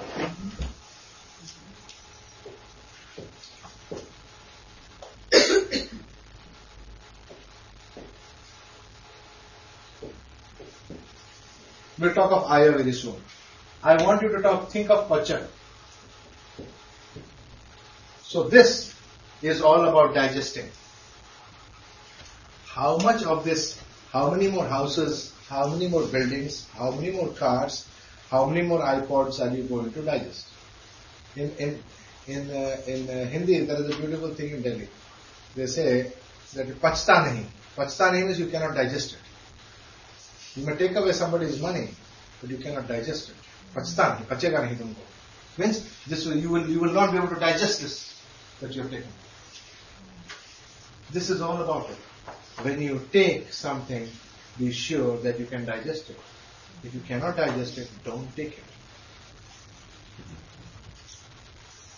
Don't take something from anyone if you cannot digest it. And that includes knowledge. Okay? Don't take knowledge that you cannot digest. When you are ready to digest it, take it. So that means what? Learn Jyotish in a relaxed manner. Don't just take all the books, buy all the books, stack it up over there, look at it, get frightened, and then go pick it up and sell it in the second-hand bookstore. Don't do that. Go step by step. Digest as much as you can. See, it is all about digestion. Sixth house. All about digesting. See how much you can digest. See, I have now only talked Upachaya. Now the other part I'll talk about. I have only talked of Pacha or digesting. I'll talk of Aya, taking, very soon. I have not yet talked about the other part. So what is Upachaya we will understand. Okay, let's see the next slide. We understood solid and Mercury, right? Solids or Prithvi Tattva and Mercury. Now we will understand, I'm sorry I'm holding you from lunch, but I have to finish Saturn before I go at least. Sin, sorrow, strife and Saturn. They all come together, the snakes. Right? Snake. So sin, sorrow, strife, Saturn. Keep that in mind. Capricorn or Makara is his own sign and labor is his forte. He gets great pleasure out of making everybody labor. We all have to labor. We have to. None of us in this world can be free from labor unless we are mentally free from it. Okay? If Cancer is the natural house of happiness, this must be sorrow, is it not? Or is it? Now Aquarius, this is Mula Trikona, his payment plan for you. Right? So you say, I work for $200. Saturn says no, 20.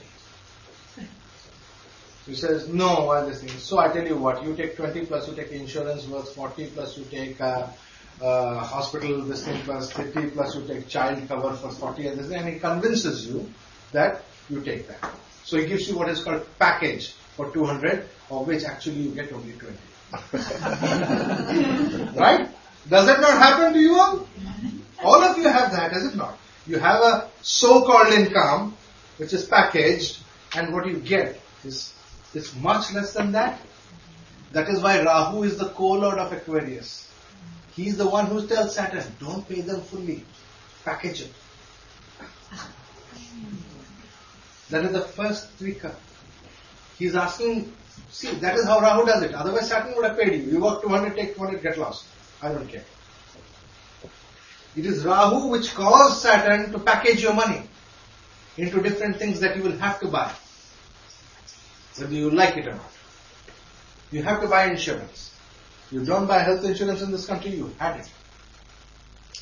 Same way, there are so many things you have to do with your money. So is that really income? You think it is income. You are being fooled that it is income. It is not income. It was not given in your hand. You know one day you will die. Who will look after your kids? Well, the one who gave birth to him will take care of it. No, you need to have insurance. Well, how come they didn't have insurance 500 years back? How come they need so much insurance now? Rahu is increasing more and more. They are packaging your salary better. A day will come when finally in the end of the month they will give you $1 and you will keep it as a token that you received the salary. The rest will all be packaged everywhere. So you see, these 10th and 11th are called Aya or income. You know this? Aya has to do with income. See that? You don't get income without work. Income is related to work. So 10th and 11th houses both have to do with income simultaneously. You cannot think of only 11th house in terms of income. 10th house really tells you from where you will get income. What do you need to work on? Somebody will tell Sanjay, you need to write a book. Why? What do I get by writing the book? You will get income. How do I get the income by writing a book? I am writing a book, you are publishing it. How am I getting the income? It will be sold, other people will give me the money. Give you the money, you will give me a share of the money. That is how I get the income. Is it not? So writing the book is not giving me the money, but I need to write the book to get the money. So it is a linked process. 10th and 11th are linked processes. I cannot ignore 10th and say I will have 11th. Okay? So 10th house is as important for income as 11th is. In fact, 10th is more important for income than 11th. Without 10th, to dream of 11th can only be by cheating or some wrong means. See, 11th house has two lords. One is Saturn and one is Rahu. Saturn will only pay you what you work for. He will not give you $1 more than what you work for. So, the Saturn part is related to 10th house. So how can you have more than what you have worked for? It can only come from Rahu. What is that trying to tell you? Do not take more than what you worked for. Never ever take more than what you have worked for. When you do that, that money is coming from Rahu. Don't take it. Because you cannot digest it. That money you cannot digest. So don't take it. So that is Aya, income, gains, if you can call it, right? And I put this whole thing together. What does it become? Upachaya. So I am breaking Upachaya into U, sustenance. You remember U is from O? Sustenance, it is related to sustenance. And Pacha, digesting, and Aya, income. So now you will know what is the real meaning of Upachaya. The hidden things inside it, right? It all has to do with sustenance. So now which are the Upachaya houses? 3, 6, 9, and 3, 6, 10 and 11. Why do they say planets' significations increase with time when they're in Upachaya houses? Who said so? I don't know, that's what they say. It's one of those misconceptions that I've The things grow that even if you have problems that you overcome the problems by improving yourself. That's in a lot of books. Yeah. Oh, I see. My father has 4 planets in the 6th house. I don't think it's improved. So let's not talk about I it. have no hope. I have Mercury in the 6th house. I can be quite incorrigible in Mercury matters. You know that. It's 6th house. It's still there. I have to learn to remove Mercury from 6th house. The improvement occurs when we remove a problem. We overcome a weakness. If the weakness continues to be there, how can we overcome it? We can grow. We shall talk about growth later. But the basic point I want you to understand is which are the Upachaya houses? These two. But then there is an exaltation of Saturn, which is the 7th house. What is his exaltation in the 7th house? It is called his industrial exaltation. Where hundreds of people shall be slaved in a little building they shall call an industry. Or Shreni. In the Sanskrit the word is called Shreni. Industry. Have you heard of the word industry? Yeah, there was an industrial revolution of the Europe, right? And America had a big industrial revolution. What happened in the industrial revolution? One guy became exalted Saturn. And the remaining were the slaves. Is it the truth or not? Yeah. Right, so that's industrial revolution. That is Saturn in Libra. That is why he has Digbala, the directional strength, power to pull in his direction. Come. Put some moves around you and pulls you. There's no way you can run, no matter what. So that's his directional strength also. Keep that in mind. His exaltation is there, that's his directional strength. How do you get out of an Upachaya? The 3, 6, 10 and 11 are Upachayas, houses of growth, right? How do you get out of it? How can you get out of this cycle of growth? By becoming a businessman. Yeah, then you make others compete and you are having fun.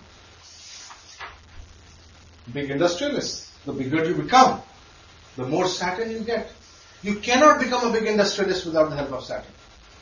You observe the chart of all top industrialists. Saturn has to be there. All topmost businessmen. Saturn has to be well placed. Try to understand Saturn. How can you employ people without the help of Saturn? Okay? So, you want me to break for lunch and come at 2? Would that be right? How do you want to do it? Yeah, I think we could. Is the rice ready? I'll check. Just to clear. Okay, so we can see the next slide slowly till then, because I have very little time today and I have to. So did you get Upachayas? And Saturn is Vayu, the air element. You see? So now Jupiter, the Akash element, or the connector, he who keeps everybody together. Why do people come together? What is it? By saying something, you can cause many people to come together. People come together largely for reasons pertaining to the 12th house, the 9th house, and the 4th house. These are the three houses from which you can attract people. Have you seen how the moment you write, you're selling a product. Let us say I'm selling this pen, and right next to this I put one of those flashy stars and write free. Even if better products are there, I look at this. Why? It's all about 12th house. Getting something without paying for it. You see, it's a 12th house. It's a Jupiter thing. Brain automatically goes towards it. All your brains are automatically tuned towards conserving. This 12th house is minimum. You want 12th house to become minimum. What is a sadhu? A sadhu is the reverse. 12th house has become maximum. How is it? Somebody sells me this pen, but I want to give that guy money. How much is this? He says $10. No, this is $50. Take it. So you see, you are giving more than what even he asked for. What is a normal man? This is too much. This is $1, not more than that. You see the difference? Some people are the 12th house, the natural tendency is to push it down. Normal human tendency. The smart ones push it up. So Jupiter, what Jupiter does is, Jupiter brings people together because of 12th house. People can come together for spiritual reasons. People can come together for any reason pertaining to a common direction. It is the feet. Their feet are going in a similar direction. For example, there is an office. And how are the employees in the office brought together? How does Jupiter make all the employees work together? He puts all of their feet in such directions that they have to come to that office. The feet carry you to the office, is it not? Since the feet are carrying you to the feet, Pisces, are carrying you to the office, they come together. You see the point? Sagittarius. Dharma can bring people together. What is dharma? Rule or a law can bring people together. Whether people like it or not. Let us say there are 10 different kinds of criminals and they hate each other. The cops get angry one day, round them up and throw them into one jail. Whether they like it or not, they have to hang out there in the jail for one day. Right? So law can bring things together. Bringing things together. Rules can bring things together. Fastening. And this is it. By law, you can enforce it. That is why this is his house of work. He makes laws by which he can enforce. Husband and wife have to stay together. Why? That is by law. That is the marriage thing. There must be a law for marriage. Whatever law for marriage is there, it will take into account the fact that a husband and a wife have to stay together. You see that? And that staying together is not questioned. It is accepted. It is natural. Because there is a law for that. This is informal coming together of people. This is formal coming together of people. This is coming together of people for the purpose of learning or sharing of the heart. Learning is nothing but sharing of heart. All learning processes are sharing of heart. So when we share our heart, we come together. We are all here together because we are sharing our heart. So learning is all about sharing. Somebody knows, somebody doesn't know. Somebody is aware, somebody is not aware. The one who is aware is only talking to those who are unaware. And once those who are unaware hear it, they know it. And hence they are sharing. Don't go by age. Somebody is elder and somebody is younger. That is a thing that will block your mind. That the teacher must always be older and the student must always be younger. No. That is a blockage in your mind. Age has nothing to do over here. It is just a level of learning. And this is what brings people together for learning. Yeah. That's sitting there in the house of home, so which is where traditionally so much of that would happen. Yes. Around the dinner table. The dinner table, a lot of learning is done in the dinner table. A lot of it is done at home. The best learning is always informal. So many things are there. Okay. So these are the ways by which people come together. If this one is very strong, very, very strong, you can change the laws of the country. Yesterday I talked, right? You can change the dharma of the country. So that is why it is called Dharma Devata. God, the power of God is seen in bringing people together. Ishta Devata. Let us say God is already in heaven. There are already so many souls over there. Why on earth is that gate going to be opened for you? Why will they open the gate for you?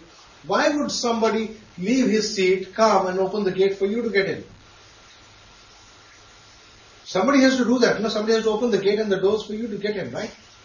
So you've got to become one with these people out here. That happens when you do a certain mantra by which that gate will be opened for you. And you want to become one with the people already over there. That is called Ishta Devata. So Ishta Devata is 12th house concept. Dharma Devata is 9th house concept. And the mother goddess is a 4th house concept.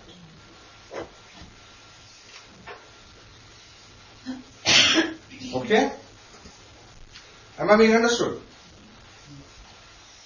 So mother goddess is a 4th house concept. Dharma Devata is actually the technical term for this is Kula Devata or Grama Devata. Kula means family. Your family deity. Grama is your village or your city deity. Or the mother who sustains you basically. And then we have technical terms like Dharma Devata, Ishta Devata. All Devatas are always based upon this Jupiter. Keep that in mind. Every definition of God is always based upon Jupiter. And for that you need to understand 9th house, 12th house and 4th house.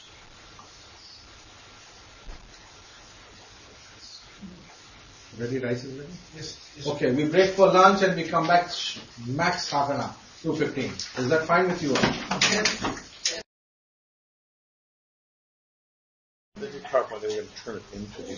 These are really cool colors. Right. So now, when we define the quality of time, we started today with the quality of time and then we wanted to understand these grahas because these grahas seem to be having a direct controlling impact on tattvas.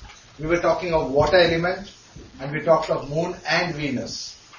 We talked of fire, we talked of sun and Mars. We talked of the solid matter and we talked of Mercury and the growth.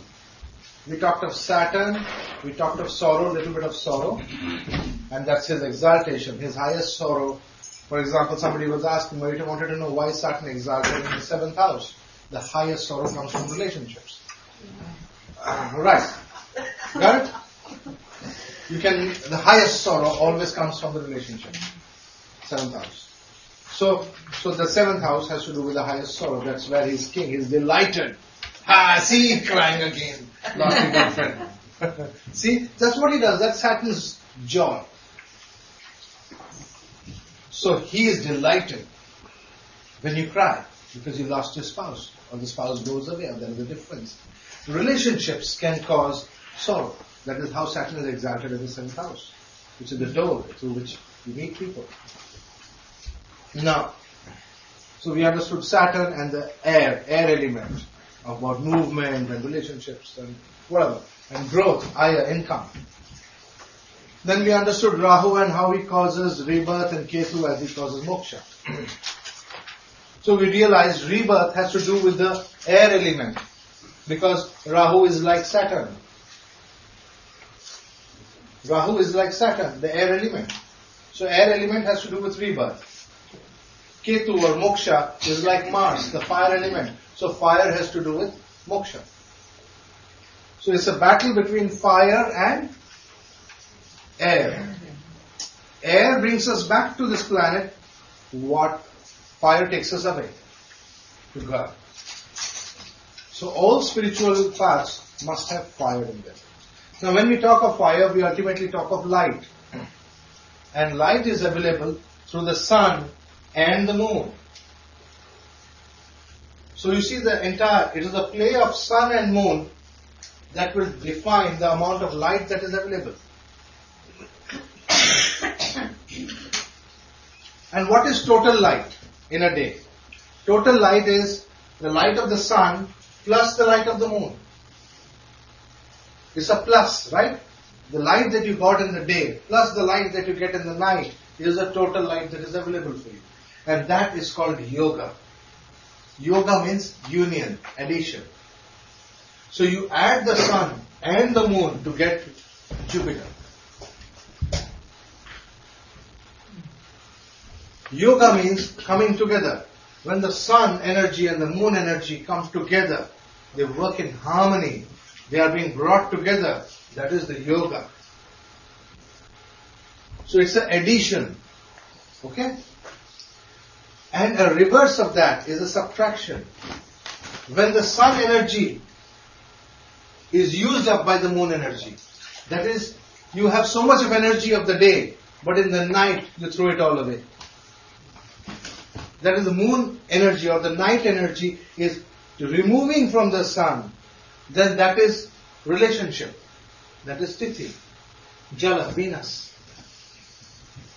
So when they add up, it becomes Jupiter, it becomes spirituality. When it is removed, it becomes relationship, Venus, Jala. So the Tithi has to do as a difference between sun and moon, whereas the addition is yoga. That is the first important difference between Tithi and yoga.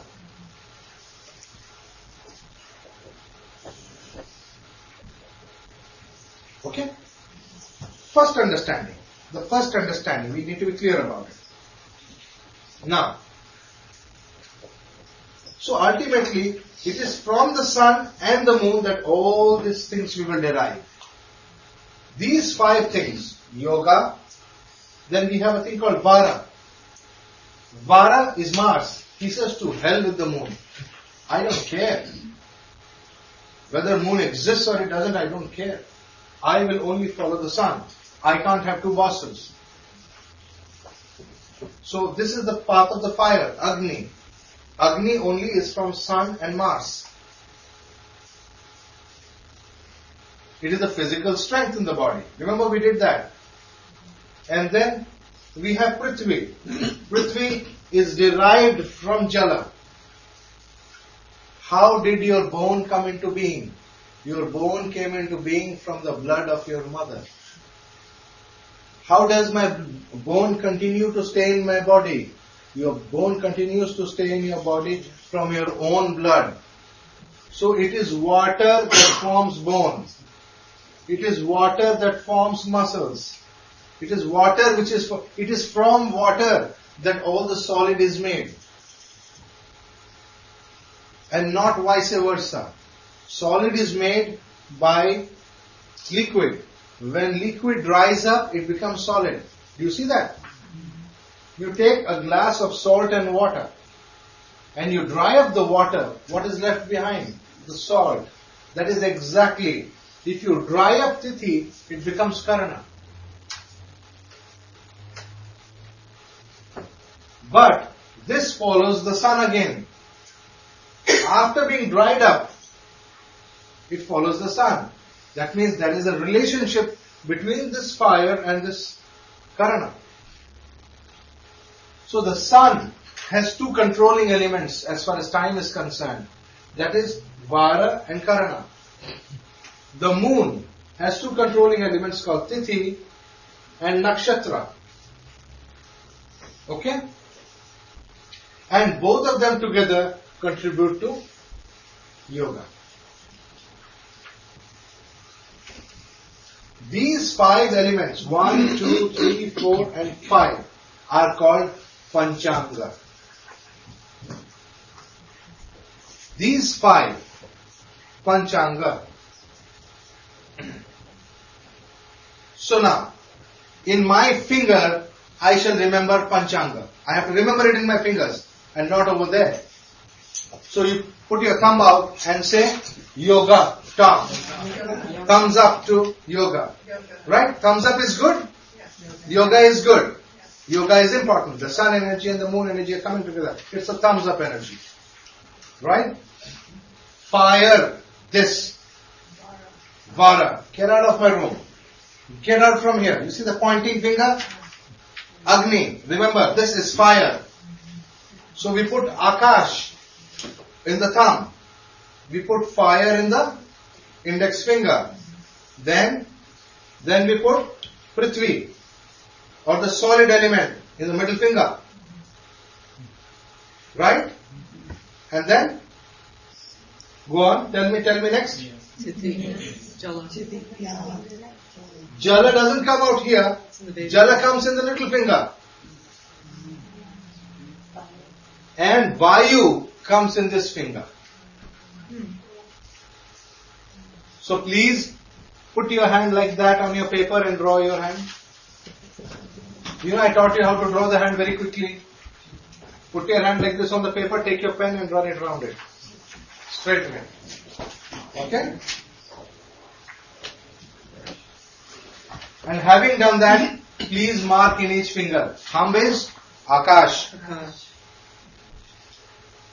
Index finger? Agni. Please say with me. Please say with me. Agni. Right. Middle finger? Prithvi. Prithvi. Good. Then? Vayu. Then? Jala. Okay? Now, if I want to transform somebody's relationships, which finger am I supposed to see? Water element or not? Relationship is all about water, emotions, right? Little finger. If I want to transform somebody's work is not doing well, middle finger. If I want to transform somebody's longevity or long life, good fortune, his life quality, Vayu. Vayu has to do with movement. I am not moving in the right directions in my life. I need better direction in my life. This one. My fortune is all about movement. I need to move in the right directions. Okay? Longevity. Keep that in mind. Now I teach you simultaneously. This is quality of life. Thumb is quality of life. Thumb. Yeah, Jupiter, Akash is the quality of life. Your intelligence. This is your fighting power. You need an index finger and a thumb to pull an arrow. You need, you pull the trigger always with this. It's called a trigger finger. Okay? This is a very important finger. With this you do the hammering in the world. See, Agni? Does it sound right? Yes. Right. Then comes Prithvi, your middle finger. Prithvi is solid. Prithvi has to do with growth. Right? We talked about growth. About your work. About your growth. Prithvi Tattva. So everything to do with work has to do with which finger? Middle finger. Why? Because it is Prithvi. Good. Then, longevity. My life quality is this ring finger. My fortune, my longevity, my life quality is ring finger. And my relationships are the little finger. Keep this in mind. This is the rule for both astrology as well as palmistry. Whatever I am teaching you about your fingers, as I taught you yesterday, today also. Whatever I have taught you. Yesterday I taught you the signs in the here. Today now you have learned the fingers. Okay? So now, normally we do not put anything over here. Because this is God. Right? This is, because Akash is God, Jupiter is God. Right? So we don't put anything on the thumb. Now, what is spirituality? Spirituality is God winning over fire, anger. God helping me to understand my anger and my fire and my everything. Is this not spirituality? Does this look like spirituality to you? What is knowledge? When you have knowledge of something, your anger is gone. So when God controls fire, you have spirituality. With this, you can control your knowledge, light, fire, enlightenment. This is the controlling power. The controlling figure is that Jupiter controls. This, when on this, is controlling the fire. When Jupiter is on this, what is he controlling? Earth element, or the work, your karma. Right? When he's on this, what is he controlling? Your longevity. Nakshatra has to do with longevity. Please write down longevity over there, near that, in case you don't remember. Did you write down work over here? Yes. Right. Did you write relationship over here? Yeah. Good. And this, health. Fire has to do with health, is it not? Your energy system in the body. Your health.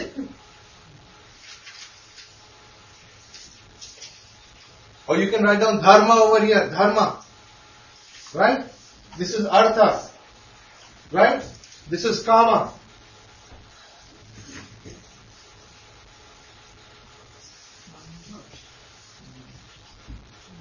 Kama is here and this is moksha. I'm sorry, what was that last one? Oh, Moksha is japa. Moksha is water. And what were the first two again? Dharma. Artha. Dharma, artha. Artha is wealth. So you see, if you want to get over wealth, you want to become free from this wealth, you know what, how Ramakrishna would go into Samadhi? Like this. This is how Ramakrishna would go into Samadhi. This one thumb he will use to suppress this two. And he had the power over wealth. And he had the power over Vayu. Vayu is your longevity, quality of life, as well as your rebirth. Is it not? So, what did he do? He destroyed, he completely controlled his life's directions.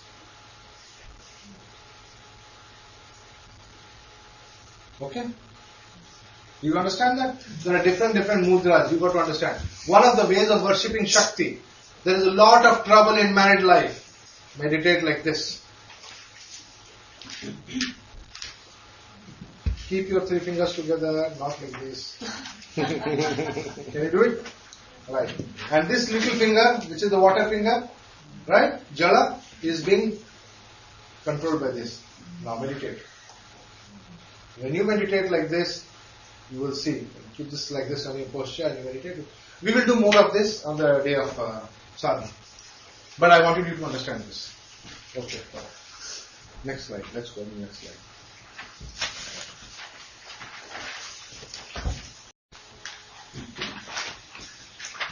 Right. The quality of time. The Vedic day starts at the local sunrise. Local sunrise is very important for the Panchanga of the day, for that place. It is the local sunrise which is important. Local sunrise means sunrise at the location. I cannot take sunrise in India and decide what is it Tithi in America. I cannot do that. The Tithi for the day shall be decided on the basis of the sunrise. At the moment of sunrise at any particular point, whatever are these five elements What are the 5 elements? Tithi, Vara, Nakshatra, Karana, Yoga. Okay? So when we have 5 elements, whatever are these 5 elements, these 5 elements will prevail for that day. Right? There's a saying, morning shows the day. You know, the morning shows the day. It is actually for Panchang. Whoever said that must have known Panchang. Okay? So whatever is going to be the morning Panchang, that shall be the prevalent Panchang for the day. Same way, your life also must have started at a point of time. That is your morning Panchang. And when you will die, will be your sunset Panchang. So when you were born, that is your Panchang. You will have a Tithi, you will have a Vara, you will have a Nakshatra, you will have a Yoga, and you will have a Karan. Did you know that? Right. So as an exercise, you have to find out these 5 things from your chart. Please do that. Pull out your charts and check up these 5 elements. I want you to find out Vara means day, which day were you born. And the day is based upon sunrise to sunrise.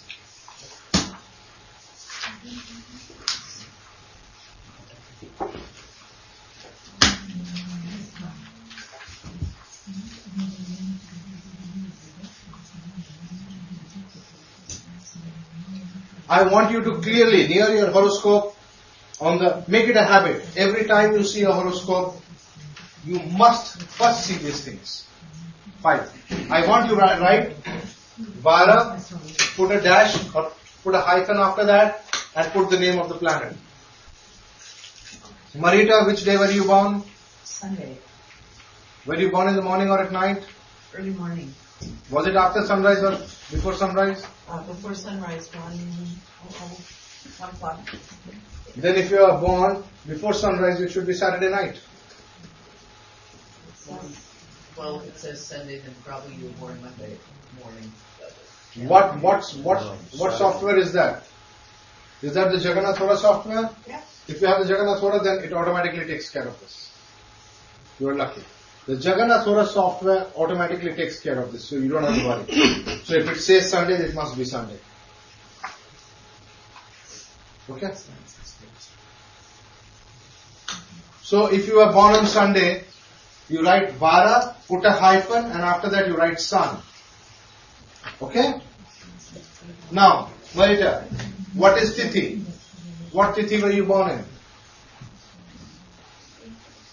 7th. 7th, right? 7th Tithi is ruled by which planet? No. Don't guess. Tell me the names of the days of the week. Sunday, Monday, Tuesday, Wednesday, Thursday is 5. 6 is Friday. 7 is? Saturday. Saturn. Write down Saturn. Good. Please do this for yourself, and I am doing with Marita so that she'll learn. Right? I want you to learn the methods I used when I was a kid. The same methods I want you to learn. Nakshatra. Can you check up which nakshatra you were born in? No. Is that for the Lagna this time? Moon. All this is for the moon. Now, when you talk of nakshatra, you got to pick up the nakshatra of the moon. Your moon is in which nakshatra? Mrigashira. Mrigashira is ruled by which planet? Chandra. Mrigashira is ruled by Chandra? It's the second Tithi maybe. Mrigashira is the nakshatra. Oh. That's right. That's Mars. That's right. Write it down. It's Mars. How do you remember? Start with Ashwini. Ashwini is 1. Ketu. 2. Bharani, Venus. 3. Kritika, Sun. 4. Rohini, Moon. 5. Mrigashira, Mars. Please write down Mars over there. Mrigashira. When you have nakshatra, Mrigashira, Mars. Okay, did you write down Mars over there? I want you to write down these 5 things very clearly and put a hyphen and write down the names of the planets in your chart. Okay. I was trying to figure out some of the other stuff. So I missed it. Okay, Karana. I want you to check your Karana. Margarita, I'm looking at you. Karana. It will be written over there in the printed out thing. It will be written. Can you find it? I'm looking.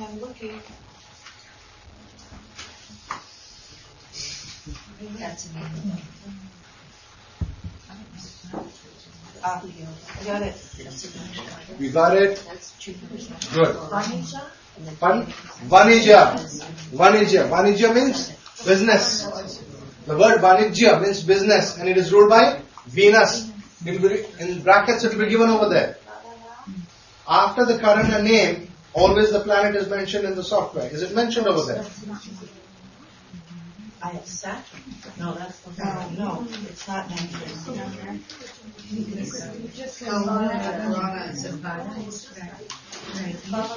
You all need to download this software and look at it.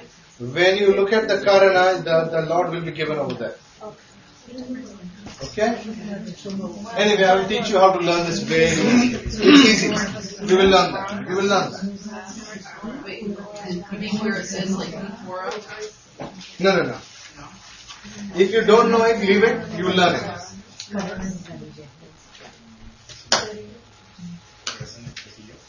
Okay. Shall we? Did you get the yoga? Name of the yoga? Harshana?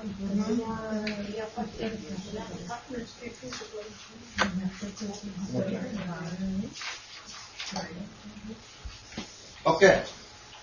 Like this.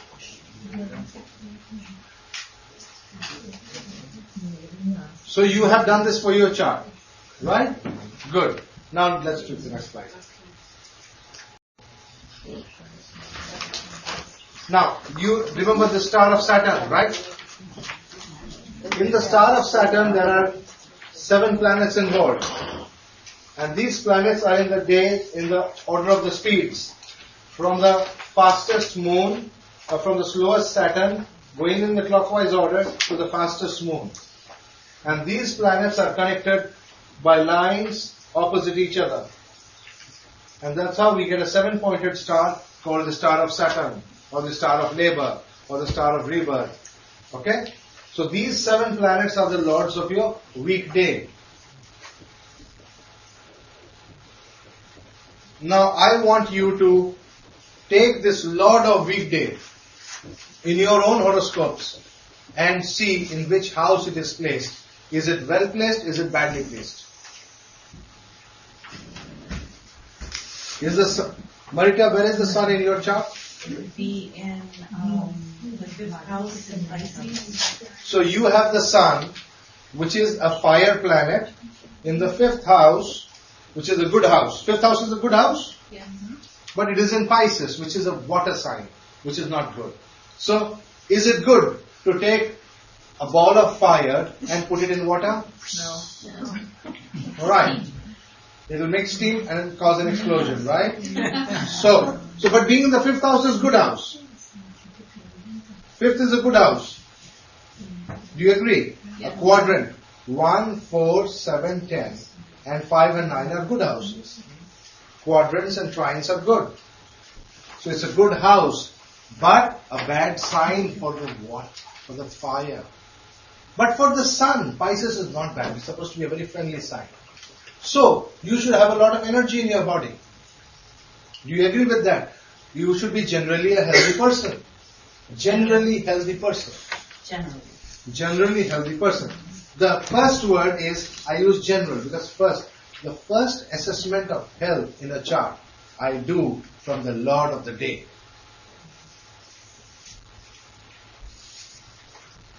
The Lord of the day must be well placed for a person to be healthy. If the Lord of the day is ill placed, he will not be healthy. Because the Lord of the day is the source of energy. The Lord of the day is the source of your energy. So is the source of energy good or is the source of energy bad? Good. Right. So it is good. So your source of energy is good. So your energy is good. General energy is good. The first look. Right. How many of you have checked your charts? And can you want to tell me, Mary? Okay, tell me. Mine is Jupiter. I'm born on Thursday. Mary is born on Thursday, so her lord of day is Jupiter. Okay, where is your Jupiter? It's in Libra in the 12th house. It's in Libra in the 12th house. Is it good? Yes. Yes. No, not really. How many say yes? One. How many say no? 1, 2, 3, 4, 5, 6. No, it's good. So, would you say that the energy system is bad? Yes. Health and energy system is bad. Source of energy is poor. Okay? You agree with that? No. You think your I source? have good energy. I don't know. No, what is good energy? You feel Well, I good. mean, I have enough energy. No, not like that. That way, you may say I have a lot of good energy. Like I have lots of energy I feel. But am I healthy? I think so. You have been healthy generally throughout your life? Childhood also? Good. The Jupiter is very good. Why is Jupiter so good over there in Libra? It can be. Where is Venus? Venus is in the 9th in Cancer. Oh, maybe Venus has helped. No, there is no exchange. There is no flip-flop. Jupiter is badly placed in the 12th house. Tell me one good reason. She does a lot of mantras. Well, Jupiter is also associated with spirituality, and so is the 12th house. So No, that would- health. I want to know Just about felt health. body. From the first house, which is the house of health, is Jupiter well placed or badly placed? Where is it in Navamsha? Is it strong? Jupiter, it's in the 11th house in Taurus. Then why it is not well placed? Do you have to look at the dispositor? Dispositor is very well placed. Venus. What about aspects? Aspects. Tell me about aspects. It can't be a wrong chart. No. I want to know the correct answer. Where is the sun's placement? Okay, where is the sun? It's in the 9th too. Sun is in the 9th house. Cancer. In Cancer. Is it in Sankranti or anything like that? No. No, health is good. Health is good. Jupiter is placed in the 12th house and she says her health is generally good. Why? What kind of gems is she wearing? No, not from birth. Somebody would not be wearing gems from birth. It's right from birth So that the we're talking about. Karaka is well placed. One is Karaka for health is well placed. Sun is well placed. But No. you need to look at the Lagna Lord. You'll have to see the Lagna Lord. So you are suggesting that we see the Lagna Lord vis-a-vis the Lord of the day? Yes. Do you agree with that? Or do we just see the Lord of the day without any relationship to the Lagna Lord? No, we see it with relationship. We should look at it. She says, we see it with relationship to the Lagna Lord. So two of them say that, hell, why are we looking at the Lord of the day like that? There must be a relationship that we need to study. The source of energy and how the energy is being used by my head. I told you, when it comes to fire, remember Sun and Mars. The first house is important. So am I seeing it with the first house alone, or should I see it with the Lord of the first house?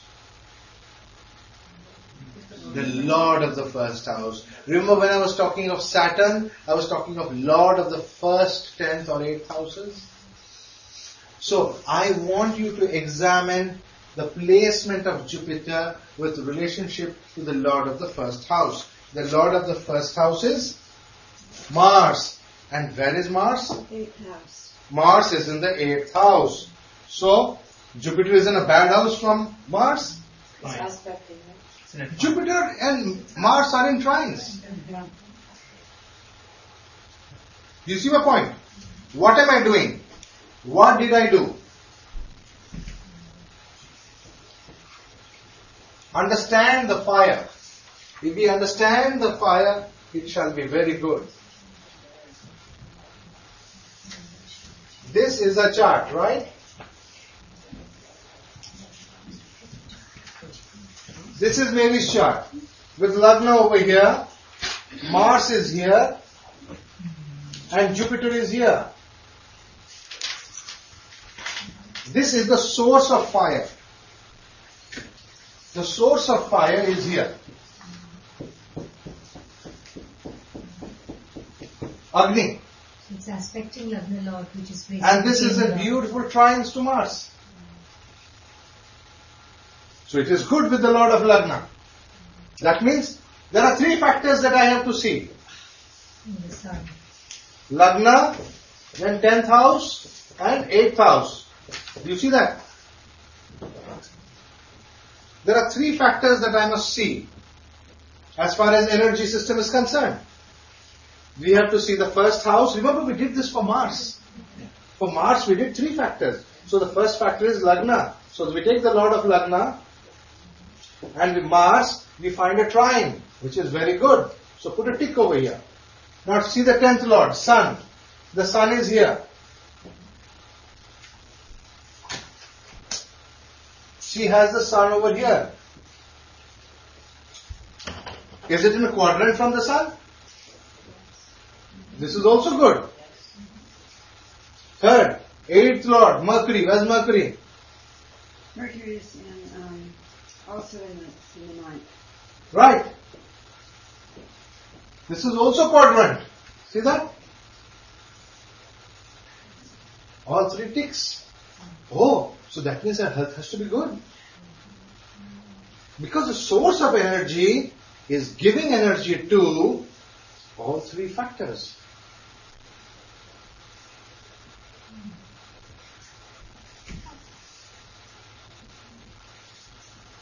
Right. So today we took Panchanga to a more understandable level. Rather than, okay, Sanjay, what do you have to say about fire? I said, see fire from the Lagna. So everybody took this Lord and put it from the Lagna. That is a good idea, you should see. But you got to go slightly deeper and see it from Lagna Lord, 10th Lord, 8th Lord. Okay? And would you say because it's in the 12th house, as she gets more spiritual, her health gets better?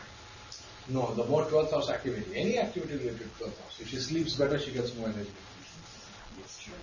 It's true? Oh, it's true. If she sleeps well, she gets lots of energy, which is very crucial. So you see, when you have the Lord of the day, you see in which house this Lord of the day is. Whichever house it is placed, that is something you have to do.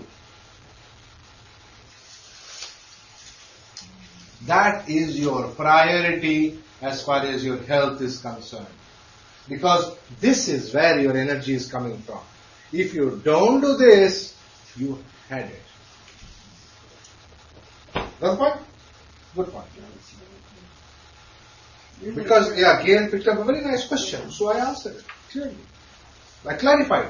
I have Mercury in the 6th house, which is a tragedy. I'm born on a Wednesday. I have got Mercury in the 6th house.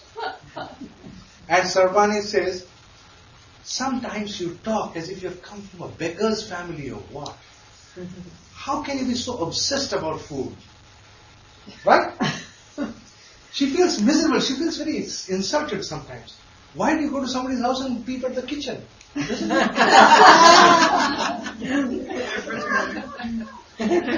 Why do you do such things? I said, try to understand. I know my horoscope. In my horoscope, I have Mercury. See, I am born with Pisces rising. Right? See my chart. See my chart, you'll understand it. In 1 minute. It's in the book here. Okay, my chart is there? Yeah. So write it on the board. Okay, we'll write it on the board to make it clear for you. You can do that exercise? Okay. So we have Jupiter over here and Lagna over here. Venus over here and Mercury over here. I was born on a Wednesday, so this is where my sun is. Right? Which is my Lord of the first house? Jupiter, right? Mm-hmm. It's in the 8th from here. You see that? Which is the Lord of my 10th house? Jupiter. It's again in the 8th from Mercury. Which is the Lord of my 8th house? It's in the 12th from Mercury. Can you imagine how sick I used to be? Everything that comes to the city must come to me first before it goes inside. I'm the one who tells to the whole town, like, okay, this disease is coming. I used to be that. Anything that comes, I must have it. Anything. Everybody would look at my chart and say, you have Jupiter in the first house, you have excellent health. They don't know Jyotish. But you know better. Because my energy source is here. Now this is the 6th house, right? 6 is the stomach, house of eating. 6 is the house of eating. I have to eat, I can't fast. I'm not allowed to. If the Lord of the day is in the 6th house, the person is not allowed to fast. Just as 6th is the house of eating, 12th is the house of fasting. Right? So, if a person has the Lord of the day in the 12th house, tell them to fast more regularly, once a week. If the Lord of the day is in the 12th house, you should fast once a week to have even better health. And you started fasting and your health started improving better, right? 12th is the house of fasting. 6th is the house of eating. So you eat on the basis of the stomach. Just because you have a mouth, you don't eat. You eat because you're hungry in the stomach, right? So 6th is the house of eating. Keep that in mind. So 2nd is not the house of eating? 2nd is the dharma of the 6th house. All right. 2nd is the food that you will eat. Yeah. You eat through the mouth because of the 2nd house. Right. But you eat because of the 6th house. The reason for eating is the 6th house, not the 2nd house. You don't eat just because you have a mouth. Right. Some people who cannot eat through the mouth have to be given intravenous, right? So when the person is given food through intravenous, why is he given food through intravenous? Because the 6th house demands food. Yeah. Okay? So be very clear. House of eating, that which causes you to eat, is 6th house. What you eat, when you eat and how you eat is 2nd house. And 12th house is the opposite of the 6th, fasting. That is why the best fasting is called Upapada fasting, the fasting of the Ardha of the 12th house. That is why that is associated with fasting. It is the day of the fast. Okay, we'll go into that thing later when we learn. So you see why I have to. If my food goes slightly this way, that way, my whole system will collapse. Yeah. I'm confused because I was born on a Thursday, and Jupiter is in my You are 6th born house. on a Thursday. So the Lord is Jupiter. Are you sure you are born after sunrise, sunset? You took that into account? Yeah, from Jehora. From Jehora, you were born on Thursday. Very Born on good. Thursday. Okay. What time are you born? 1:17 in the morning, Friday morning, when I look at the calendar. So I was born on Thursday. Thursday night. Excellent. Yeah. Right. Okay. So I was born on a Thursday in the Excellent. nighttime. Right. So let's start. Jupiter's in my You 6th were born on a Thursday. Right. Can we do somebody else's chart instead of yours for a change? Can we? Good. But Okay. I was just trying to figure out why you told me to fast when now you're saying I shouldn't be fasting because of Jupiter and Oh, when you learn something more, where is your Lagna Lord? Mars. Where is it? Oh, it's in the 4th. Oh, so where is it from the Lagna Lord? 2nd. Right. So it's not a problem. Okay. From a Lagna Lord, that Joker happens to be in the 6th house also. I have a serious problem from home. I got to eat. That's my question. I mean, Otherwise, with all this knowledge, I am not able to keep my Upapada fasting. Why should I not do it? I'm making the whole world do it. I would wonder, why must I suffer? I must suffer, that is my destiny. That you will be given the knowledge, yet will hold the key, and you will not be able to. Now you see? That is why when I fasted one day I fainted.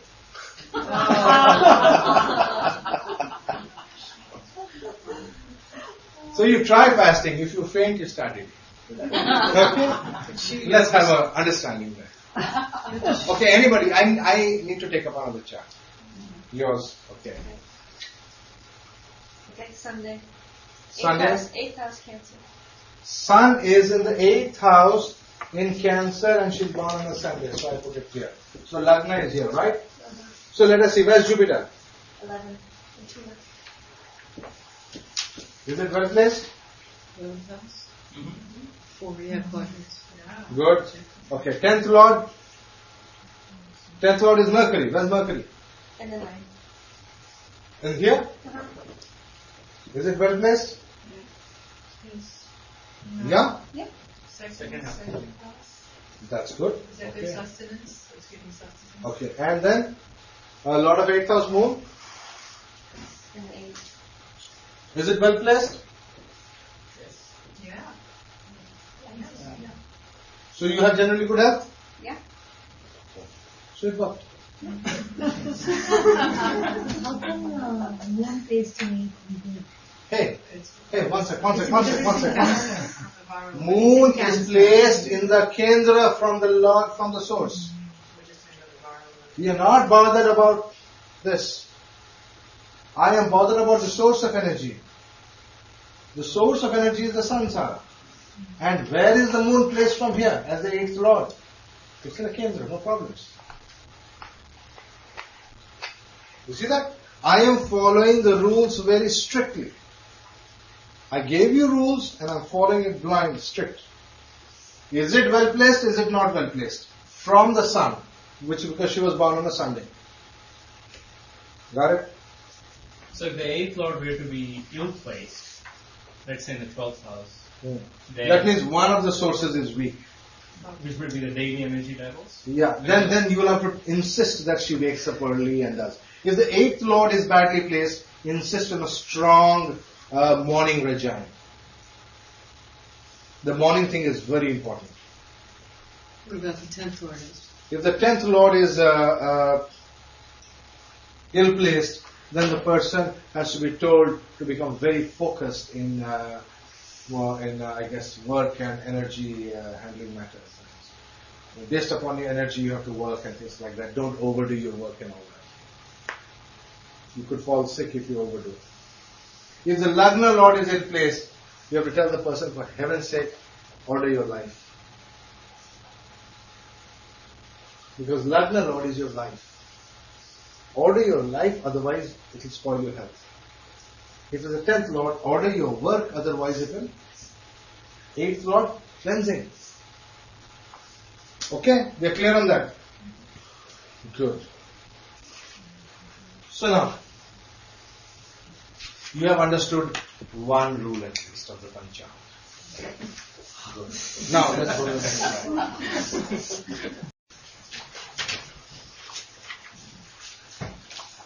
Now, this is a slide where I've given the names and would you like to repeat the Sanskrit names with me so that you get to know them, or you have already done it? Let's do it together. Okay. The Sunday is, the Sanskrit name for the sun is Ravi. Ravi Vara. Moon. Soma. Soma Vara. Mars. Mangala. Mangala Vara. Mercury. Buddha. Buddha Vara. Jupiter. Guru. Guru Vara. Venus. Shukra. Shukra Vara. Saturn. Shani. Shani Vara. Rahu will have a Vara sharing with Shani in the night of Saturday, and Ketu will share the night of Tuesday with Mars. The night. Oh, sorry. Ketu will share the day, and Saturn will share the night. Right? Ketu shares the daytime of Tuesday. Mangalavara, that is Tuesday, morning shall be shared by Ketu with Mars. Okay? Why does that happen? Whereas the night of Saturday is shared by Rahu with Saturn. Can anybody give me a good explanation? Because Ketu is Yeah, when you split that thing into two halves, day and night. So from Leo to Capricorn is all sun strong, and from Aquarius to Cancer is all moon strong or night strong. Right? That is the night half and the day halves. Remember we did that yesterday? Mm-hmm. So Aquarius, so Rahu is also more diabolical character. He's better off at night. So if he's given a preference, he'd like to take care of the night. Ketu is more spiritual, so he'd prefer to work in the day. So we are understanding it better. Good. Let's go. Okay. Now, this is an important thing. The energy from the sun is released through the Lord of the day or Vara Lord. That means, if the solar energy that is coming from the sun is released into my body through the Vara Lord. So that is why you saw, what did I do? Out here, the sun was the Vara Lord, I put a circle and put the sun's rays over there. The energy is being released from there. Now that energy has to be transferred into the body. Right? So now, the 12 sun signs are the 12 Adityas and symbolize the sun in its 12 forms or degrees. We have done the 12 Adityas. Okay. The 30 degrees of a sign that the sun travels through are like the 30 Tithis. Did you know that? Now, this is something worth waking up. Sanjay has told something. The 30 degrees of a sign are like 30 Tithis. You get the point? Mm-hmm. They are like the 30 dates of the Vedic calendar. So, the first degree, that is 0 degree to 1 degree Aries, is like the first day of the bright half. Shukla Pratipad. Okay? The second degree, that is 1 degrees to 2 degrees, is equal to or is like Dvitiya, the second day of the bright half. Right? So all these planets in your charts can be converted to Tithis. Can you do that? What did Sanjay do now? Okay, take your chart. Now come on. Take your chart, look at the degrees of the sun.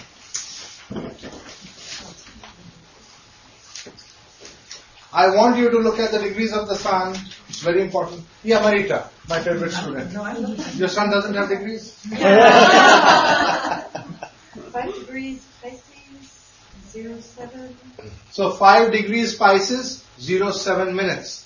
So 5 degrees are completed, right? So 5 days are over. So it is more than 5 and less than 6. So it is the 6th. So the sun is as if it is in Shukla Sashti, the 6th day of the bright half. Every sign has a bright half and a dark half. There are 15 Tithis over here and 15 Tithis over here. I want all of you to look at your charts and tell me the Tithi of your sun based upon its degree. First 15 degrees is bright, second 15 is dark. Okay, Sarah, tell me. It's 14 degrees, 12 minutes, so it will be the 15th. Right, off? Yeah. 15th, right? So full moon. So tell me, full moon. So it's the full moon. Wow. So your sun. Now I want you to look at the sun. Sun is very important. Your sun is as if you are born on a full moon. Wow. Do you see my point? No, I just want to do this exercise. You will learn. I want you to do it because later I will be using this to do a lot of other things. I want you to do this exercise. It is very important. Degrees of signs are very important. Nobody uses that. We just use planets blindly. So you have to learn to use the degrees of the signs. Okay? So come on, Banu, yours. Krishna Dvitiya. I'm 16 degrees 26 minutes. You are 16 degrees 26 minutes. 16 degrees. So 16 means 15 is completed. Right? So 16th will be the first. 17th will be second. Right? Topa, do you get it? No, you don't get it. Okay. Take the degrees. No. Take the degrees. Write down the degrees. 16 degrees 26 minutes. So 16-26. Write down 16-26. Okay? This is what it is, right? If it is more than 15 degrees, all you have to do is to remove 15 degrees from this. So 1 degree, 26 is left, right? So this is the full moon, 15. So full moon is over. Then after that, if it is more than 1, you round this off to the next higher. So it becomes 2. So it becomes dark half 2. Right? So Krishna 2. Do you get it? Okay. Now, everybody do this. Come on. Who will do for me? Gary, will you do for me? Right. My sun is in Cancer, 21 degrees 4 minutes. Cancer, 21 degrees 4 minutes, my sun is there. So, what does it correspond to? K7, right? Krishna Saptami.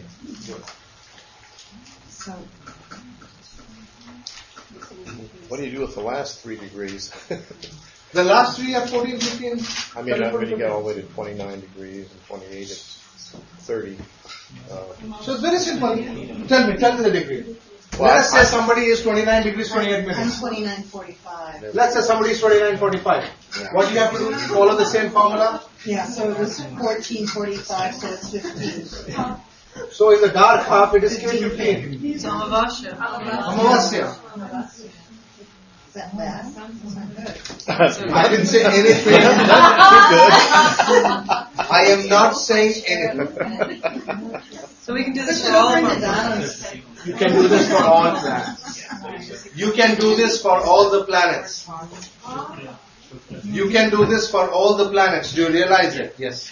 Mine is 3 degrees. 3 degrees is very simple. You do. First degree 1, second degree 2, 3 degree 4. 3 degree complete हो गया. तो 4 degree में आ गया ना. तो 4th आएगा. So it's S. चतुर्थी हुआ. शुक्ल चतुर्थी 4 degrees. शुक्ल चतुर्थी. Right? समझ में आया? Each degree is 1 degree. एक degree को एक degree. Right. Yes. So. When you're rounding off, even if it is a 26, it comes to the next degree, even though 60 minutes. Yeah. Yes. Rounding off, you have to always increase it to the next one. No, because in math, when you round up, if it's more than 0.5, you go to the next number. Yeah, but in Jyotish math, you always take it to the next one. Because it is always bhukta. That means it is already into it. In fact, if you go into real math, you can take the degree and equate it to the day and do something with it. I just asked because Okay. that's what... So you get the idea? Yes. We are always on. I am 21 degrees 4 minutes. समझे ना? I am 21 degrees 4 minutes. So it will be taken as 22 degrees. It's in the 22nd. That's why. Yeah. It's already entered the 22nd degree. Yeah, the degree itself is like a tithi. This is very important. Good. Now you understand that. Now what is Sankranti? Now what is Sankranti? Sankranti is defined as, see this word, Sankranti. Please underline this word. It is very crucial. Sankranti is defined as the day when the sun is crossing from one side to the other. Right? Pardon? I think it was yesterday, wasn't it? Okay, whatever. What is happening? What is happening? The sun has 12 sun signs. So when the sun goes into Aries, he becomes a ram, right? So his Aditya is like that. He takes a certain form. He is wearing a certain dress. So when the sun will go into Taurus, he has to throw away his clothes, wear new clothes. Even if he is the sun, he has to change his clothes. Because that is how his form is changing. The sun is the same, but his form is different. You see my point? So what is happening at the time of Sankranti? Sankranti is the time when the sun god is without clothes. How does it sound? Inauspicious, right? It's not good for the sun god to be without clothes. It has a double meaning. The double meaning is that means your God is without clothes. That means your God doesn't have a form. That means you are at that high level of spirituality where you don't need a form for God. Isn't that awesome? You are already so spiritual that you don't need a form to understand God. It also has the implication that for you, God is not wearing clothes. See, it's a double-edged sword. It is spiritually superb, materially hopeless. You see the point? So what is happening at the time of Sankranti? Now I want you to take 2 planet positions of the sun. I want you to do some calculations for me. The sun is in Gemini, 28 degrees, 30 minutes in one chart. In another chart it goes from there to Gemini, 29 degrees, 45 minutes. And then it goes into Cancer, 0 degrees, 10 minutes. Right? I want you to calculate the Tithi for each of this.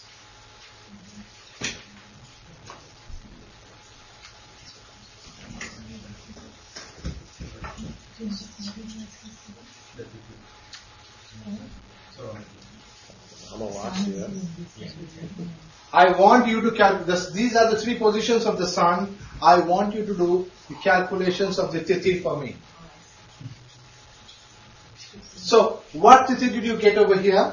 Did you get Krishna 14? Right. So, Krishna 14 is supposed to be cursed by Shiva.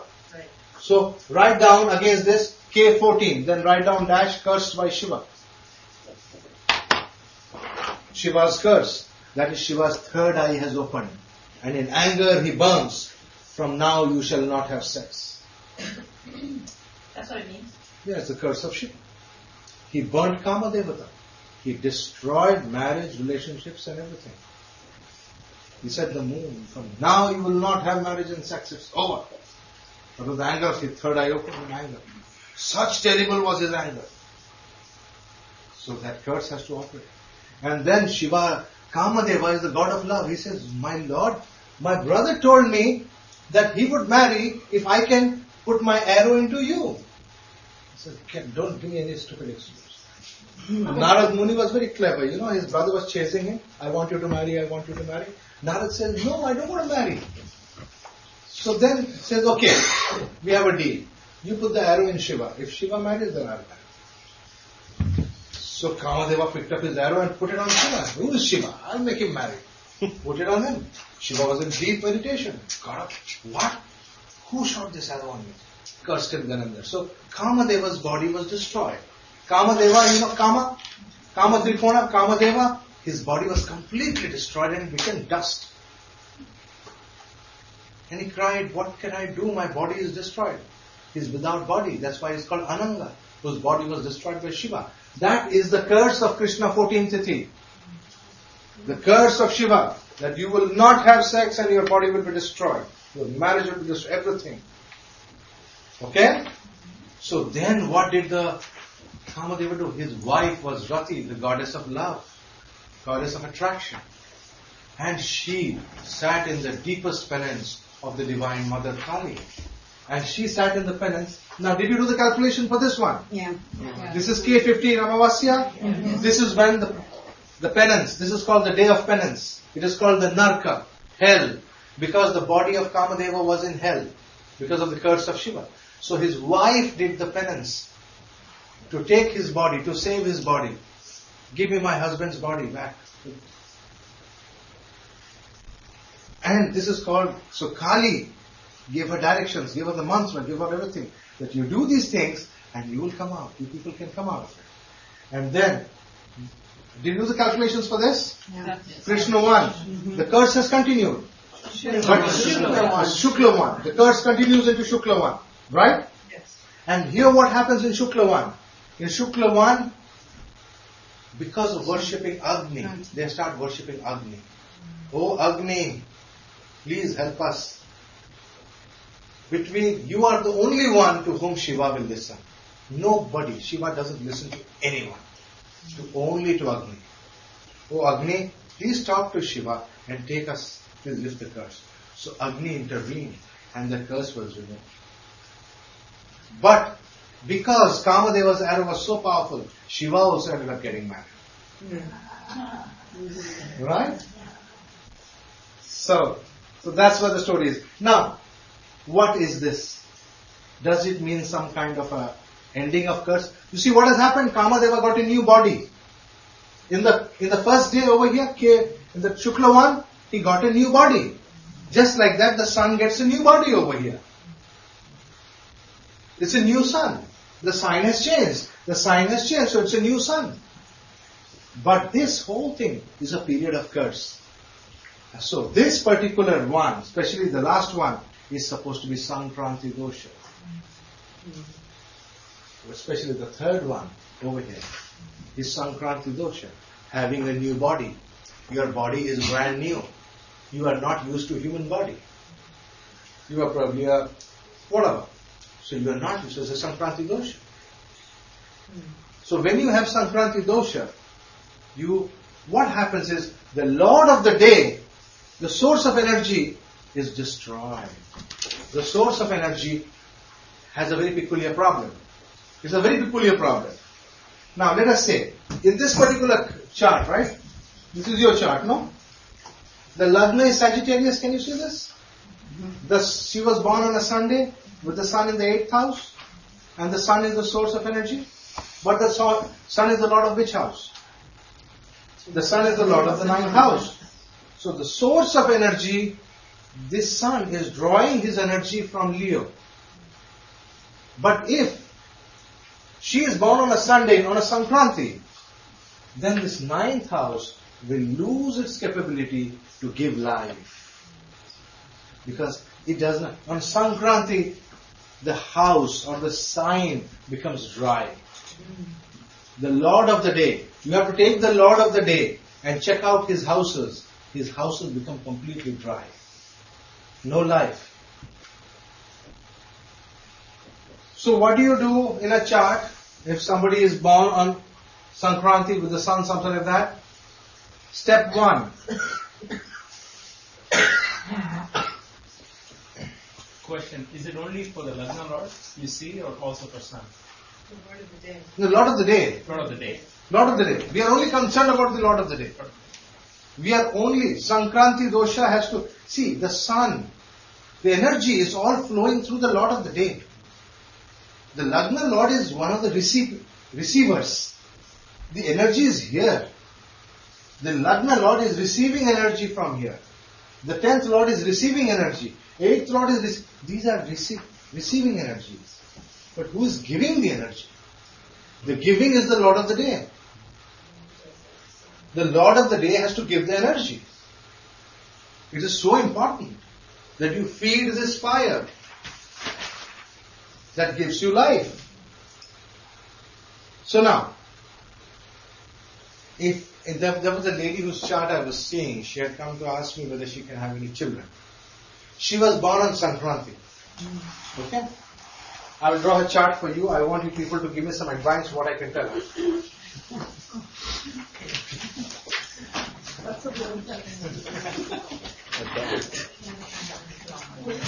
So, you see here, her Lagna is Capricorn. Please draw the chart. Her Lagna is Capricorn. And I think Venus is somewhere out here, extremely well placed. But she is born on a Sankranti. And she is born on a Friday. She has excellent this thing and the sun, whatever it is. It doesn't matter. I want you to tell me whether she can have children. She is born on Sankranti, she is born on a Friday. That's all the information that I have. Please tell me, do you think she can have children generally? No. Right. Why? Right. The basic rule is, now, the day is Friday. Yeah. So the Lord of the day is Venus, it is here. Right? Extremely well placed. Right. As far as the work is concerned, it will be superb. There's no problem. Lot of wealth, lot of work, everything is fine. But life. Now, Venus has to draw energy from where? From its signs. Right? Every planet draws energy from its signs. So Venus is drawing the energy from Taurus and which is the house of children? 5th house, right? So what's going to happen? It's run dry because of Sankranti. So 5th house is dry. But 10th house also should be dry, right? Yeah. I mean 10th house is like giving birth to what? I mean what people will be indicated by 10th house? Despite the fact that the 5th lord is well placed. Yeah, no chance. So this is underneath, this is the foundation of everything else that we do. That's what I'm trying to tell you. So we have to look at this first before we do anything. That's right. Before you look at any horoscope, don't miss Panchang. Yeah. Every person told her that she will have children. I saw that chart, I told her, you have come to me to ask me whether you're going to have children. You will not have children. 1. 2. Don't waste your time, even try to adopt. There are some combinations. Because any child you take will have this problem of the Sankranti. So don't get into the 5th house. Leave it alone. You have 2 options. Either to do a serious remedy for it, or to let it be and be happy with what God has done. You see what I'm trying to say? This is the fire. This is the fire. Don't play with the fire. If you can give a remedy, it's a very strong remedy required for Sankranti Dosha. If you can give it, it is good. If you can't give it, let it be. Anybody with Sankranti in this room? You have got Sankranti? Right. You're born on which day? Sunday. Sunday. Sun is here. Is a lot of 9th house. So 9th house will indicate what? Grandchildren. 9th house is grandchildren, right? I guess I don't have any children. So You don't have children, so you should have them. I don't want children. You don't want children, right? Look at that. You see that? Yeah. Women's charts, 5th or 9th house, related to a Sankranti Dosha. Tell them, don't push your luck. Yeah. 9th house is father too, so will her Father was already born before you. No, but will he have Sankranti any problems, health problems because of the energy? It could be health or it could be financial, it could be some serious problem with it. Could be that. Father could have problems. So we're not just looking at Vara-oriented issues for this. It could be, depending on the house, it could be... Fire, the energy system is going for a 6. Yeah. So it should See have her. something to do She with is health. fine. She is very healthy. We get the calculations for her. Right. She is very healthy. And She's chil- born. and She's children born on have- Sankranti. She is Yeah. very healthy. We did the calculations. We don't find her health problems. But she is born on Sankranti and on a Sunday, and the sun rules the 9th house. For a lady, 5th house and 9th house are crucial for children. And especially because of the health of the children, because we're talking about health of children. Yeah, if they are born, then only they'll have health. Yeah. So if If there is no life going into their bodies, Yeah. what are you giving birth to? Yeah. Right. Could we try another example, like a 3rd house or some other house that doesn't have to do with children? Yeah, if you have some of the case, tell me. Yeah. Well, my mother has Sankranti Dosha, and the Lord of the day is in the Lagna, I believe. In the Lagna. I think so. So how does it help us? She's a lot of which houses? Yeah. So it's okay. She's I don't know. I have to look at her. I can't remember her chart. Right. So pull the chart out and we can do that. In the meantime, pull the chart out. We'll go ahead in the meantime, okay? So you can see what I'm trying to say. Sankranti Dosha is a serious dosha. So you have to take the Panchanga very seriously. So, so it only involves the last couple of degrees of the sign, doesn't include 1 degree of the beginning of the next one. Yeah, forget even the previous signs. Even in the previous signs, if it isn't, see if the sun in anyone's chart is in something like, let's say, 28, 29 degrees, then you know they have marriage issues. And 29, 30 degrees, then you know that they could have some issues pertaining to some spirituality issues. But if it is in the 1st degree, then you know it's a Sankranti Dosha. So that is serious, yeah. Okay, so As far as Dosha is concerned. See, we are more concerned about people problem. Right? What is the people problem? Somebody not having a child, somebody whose a particular house is completely destroyed, someone, let us say, has Sankranti Dosha with the 6th house and gets pets. don't get a pet. If you have Sankranti Dosha and the Lord of the day has related to the 6th house, don't get pets. Why get pets and see them die all the time? Don't get, why, as if the pets are coming to your house to die. Why do that? Yeah. Okay, so my mom has Sankranti Dosha, and the Lord of the day is Wednesday, and Mercury is in Lagna, and so Mercury is ruling the 8th house and the 11th house. She's Scorpio rising. Yes. Okay. Mercury rules the 8th house and the 11th house. What relationships do we see in 8th house and 11th house? Relationships? Yeah, who are the people indicated by 8th house and 11th house? Elder brother, elder sister. Well, 11th, yeah, elder siblings. Elder siblings. And 8th? There must be somebody in the 8th house. 5th from the 4th. Children's mother, 5th from the 4th. 4th from the 5th. Verse 4. Huh? Yeah. It doesn't matter. Life is not. Okay, it's 11th house. Okay. 11th house is elder siblings. Right? How is the health of her elder siblings? Well, not terribly good, actually. She's got 3 brothers, and they all have heart problems. All of them are like that. But they survived, right? Why did they survive? Because they were born before her. Okay. So at 11th house isn't going to be all that. See what I'm trying to say? Yes. The Sankranti Dosha starts from the time the person is born. Right. It cannot apply to people who are already born. Okay, so 11th house has no meaning then for... Like 9th house, father. Yeah. Oh, I got Sankranti Dosha in the 9th house, So, what does it do to your father? Well, what to do? My father was born before me. Right. Like that, you see that? So it only has to do with people or things that were born The after. dosha starts from the day the person is born. Right. There was no dosha before the person is born. The dosha is after the person is So born. only children. So it can be children, it can be pets whom you have. It can affect father as far as other issues are concerned. Yeah. So here it will be like, it may affect the health of brothers, for example. Okay. But it would only affect your own health if it were actually in Magna then or something like that. Focus on what I'm saying. I was talking about the Lord of the day and the houses it rules. Okay. Now look at this child's chart. I want to know why this child died in 2 years' time.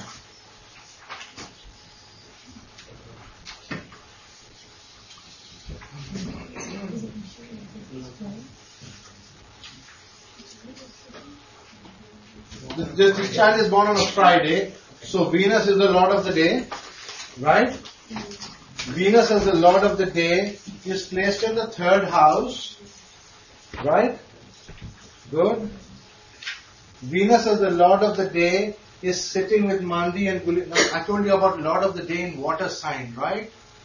Was it good to be in a water sign? Oh, no. Lord of the day in a water sign is number 1. Okay? Keep that in mind. You were talking about sun being in the water sign. Same. The Lord of the Lord of okay. Agni. It's Agni. Okay. It's like. So Venus is active. Right. And in fact, the sun can still retain its Agni. Venus doesn't have. Venus is the last one who's going to hang on with them. Right? So now, it is already afflicted by Mandi and Gulika. Can you see that? Mm-hmm. Good. What else do you see? It's going to draw energy from Taurus, where the Shani and Lagna, because the Shukra is the lord of that house. It's afflicted by Saturn. The 1st house. Saturn is aspecting it, right? And the Lord of the other one is Rahu. Look at the lords of the 1st house, 10th house, and 8th house. Please. When we did your chart, did we not do that? No. Yes. Yes. We did, right? So you should follow me. Right? Okay. Lord of the 1st house is Venus. Is it well placed from Venus? Yes. Yes, of course it is. What about the Lord of the 10th house? Shani and Rahu. So which is stronger to give the indication? Rahu, right? Rahu is stronger because it's with Jupiter. So it goes to the 12th from Venus, which is bad. And it is under a terrible yoga. Guru Chandal yoga. Jupiter Rahu yoga. Jupiter Rahu Yoga is bad. It's a terrible yoga. Okay. What about the Lord of the 8th house? Jupiter. Same story. So there's only one good guy out here struggling to give some life to this baby. And that's Venus. So what is the, if we have, now try this calculation please. If we have 3 guys giving life, who are the 3 guys? Lord of 1st house, Lord of 10th house, Lord of 8th house. You get 108 years max. Okay? So we have a formula. If 3 guys are giving life, you have, each of them is giving up to 36 years, right? So if one guy gives life, you are getting 36. If 2 planets, 72. 3 planets, that's the maximum life. So what is the maximum life for this baby? 36. Good. You understood the calculation. Right? Because you can see the Lord of the 8th house is in the 12th. Do you see that? The Lord of the 8th house is not giving life. Lord of the 10th house is not giving life. It is only the Lord of Lagna is giving life. So this baby can live up to 36 years. But could this be remedied? Who? For this baby. Will is dead now. I mean, if we're not dead. Could you know this in the first year and do So Saturn aspecting the first lord, so that takes away the remaining conflict. Right? Yeah, actually. So there's really no chance. That's why we lost out. Otherwise I would have still fought it and done it. You see the Saturn in the first house? Yeah. Ayurveda is completely gone. So do you see that? Do you see the fire is completely gone? So up to 36 years is maximum. And then you run the dashas and those things, there are other things you learn to see that there is not much life left in this system. You can see this Venus is heavily afflicted by this Mandi Gulika, poisons. So the guy, the planet who's trying to give him, give the child life is what? Venus, right? Okay. And where is this affliction to Venus taking place? In Cancer, the chest region, right? Is it not? Yeah. Right. So that's what happened. The entire breathing was struggled to breathe. Tried hard. So you see the whole battle was here in Cancer and we couldn't help because Jupiter was not supporting at all because of this Rahu, this horrible combination. Okay? We just... Oh, that's hopeless. Hopeless, yeah. Could you just say a couple of words about Mandi and Gulika since we hadn't studied them in Right. before? Now the Saturn, this planet Saturn, you know, he has got 2 kids. One is called give poison, one is take poison.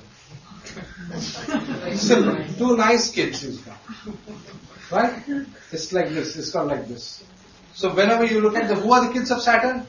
Remember this pose. Okay? This is give poison, this is take poison.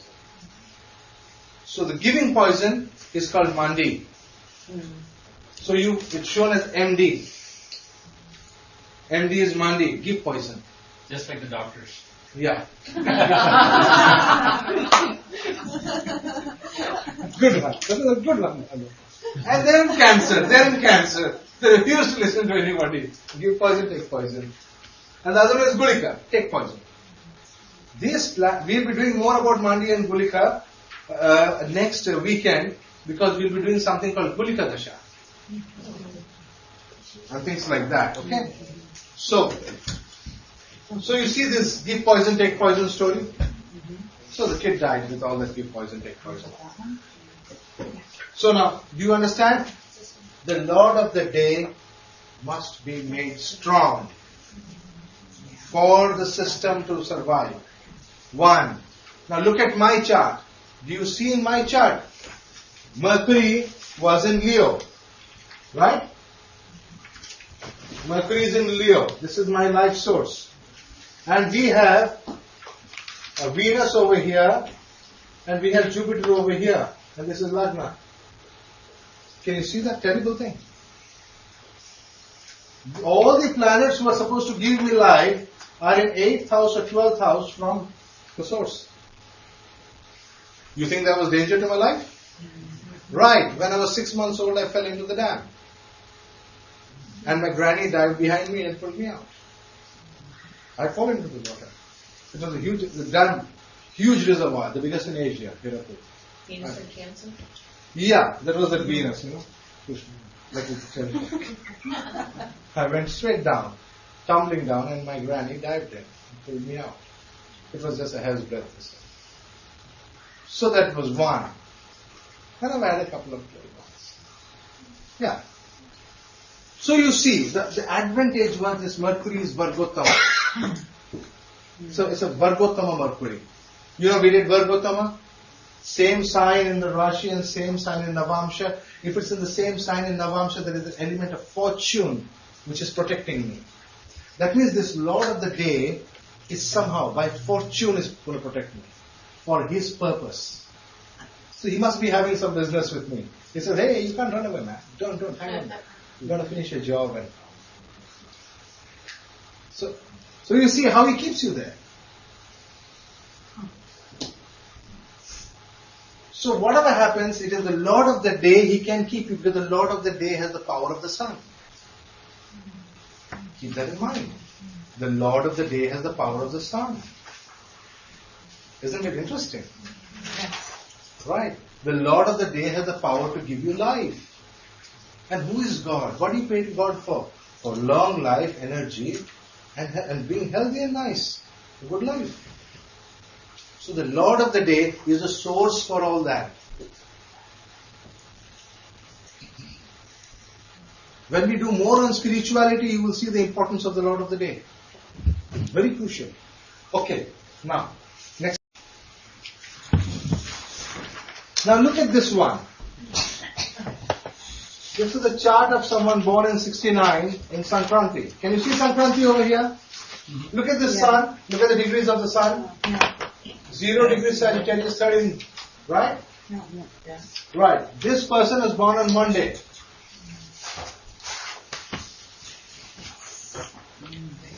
So, now, moon rules which house?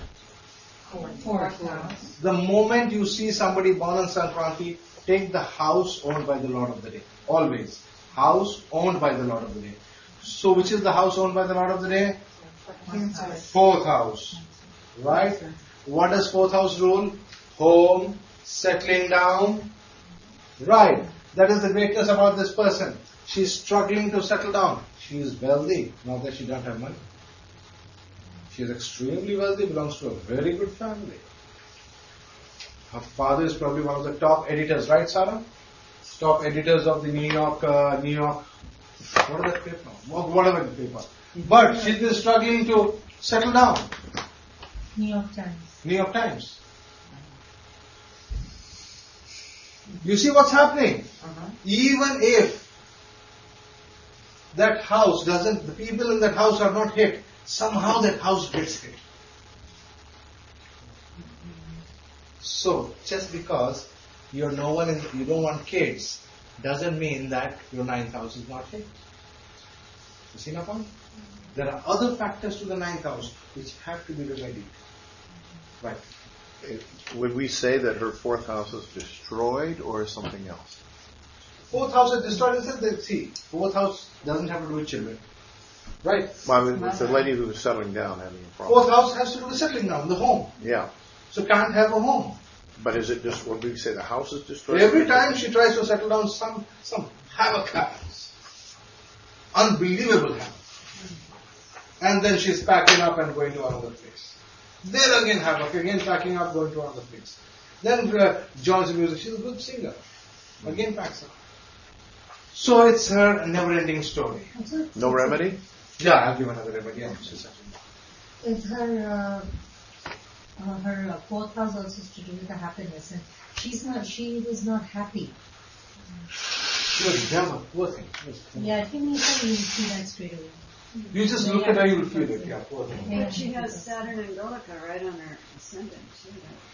Yeah. The moon's with Rahu, so she's always wandering. That's right. Yeah, that's very true. She's wandering always. So might as well just live out of hotels. Yes. Why not? Travel all the time. She has No, I will not. No. Our job as Jyotish is not to give the advice flowing with the chart. Sometimes. But that is true because that's what she does. Yes, you are right that she's always doing all this. She's You're right. wandering all All over the the time. place and Yes. staying in different places. So and my advice being to her, insecure. please look at the chart very carefully. My advice to her was to worship Kali. And she found a spiritual path by which she found home. Why did I do that? You see, there is something to do with spirituality and the Lord of the Day. Now, the Lord of the Day is the moon. It's mother. Moon has to do with mother, moon, right? Moon, mother. And here moon is in the house of Saturn. So that's Saturn's mother, Kali. Right, so worship Kali and find your way. And she started worshipping Kali. The lady who was never happy all the time, sad, grumbling, was so delighted. Oh my God, her joy knew no bounds. She couldn't understand why she's happy. She's happy all the time. She went up to the Himalayas, she started learning music. Then what not all she was doing. She was writing once in a while. This, I'm very happy. I said, I will give you only one mantra. After that, you find your path. That is my job. And after that, she's found, she's happy. That is important. She found a community to be a part of. A group like 4,000, you know. Finding home is finding the group to be with. That's very crucial. Don't ignore the kendras. When the Lord of the Day is the Lord of kendras, you can't ignore it. You see, it's very crucial. Yeah. I have a Sankranti. My Lord of the Day is Saturn. My Saturn's in the 5th house. The Lord of?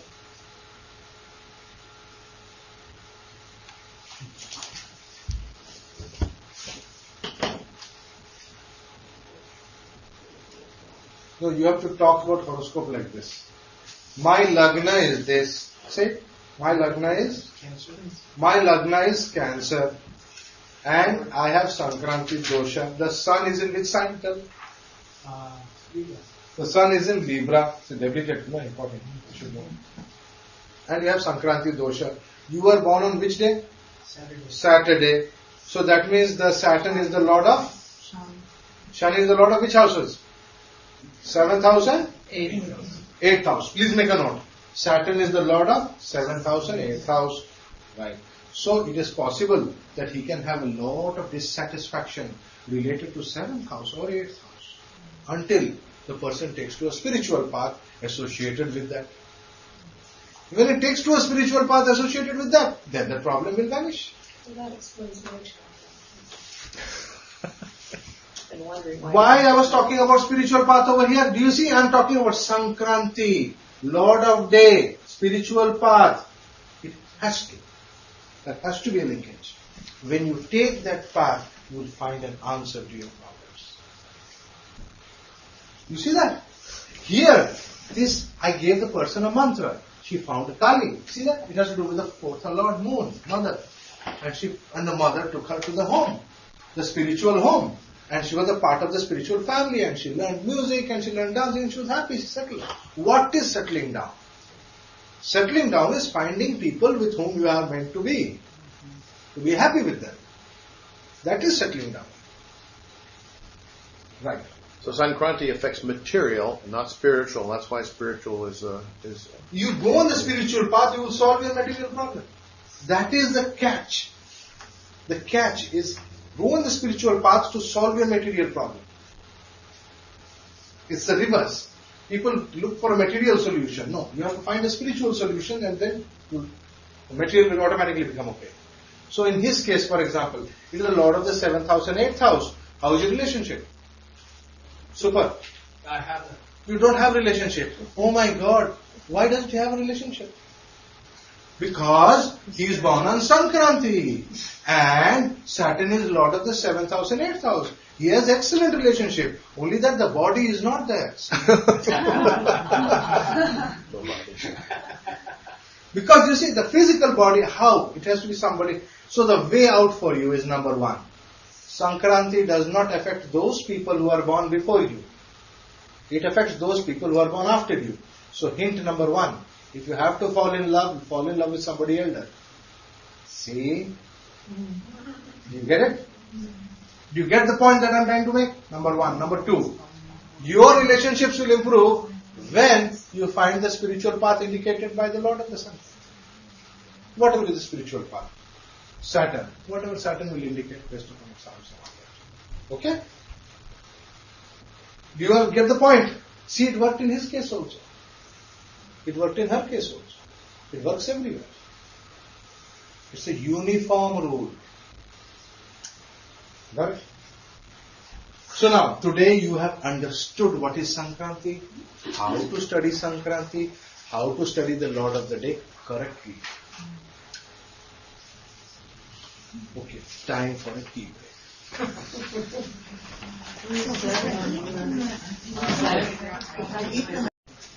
Now I have a little assignment for all of you about Varas. Now this is the homework, that is, and this assignment Vila and Sarbani are going to discuss with you over the yellow group, right? You are all members of this yellow group.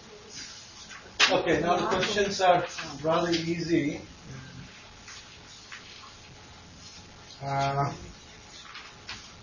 I won't go through them now because then I'll be going totally into what is known as mundane astrology.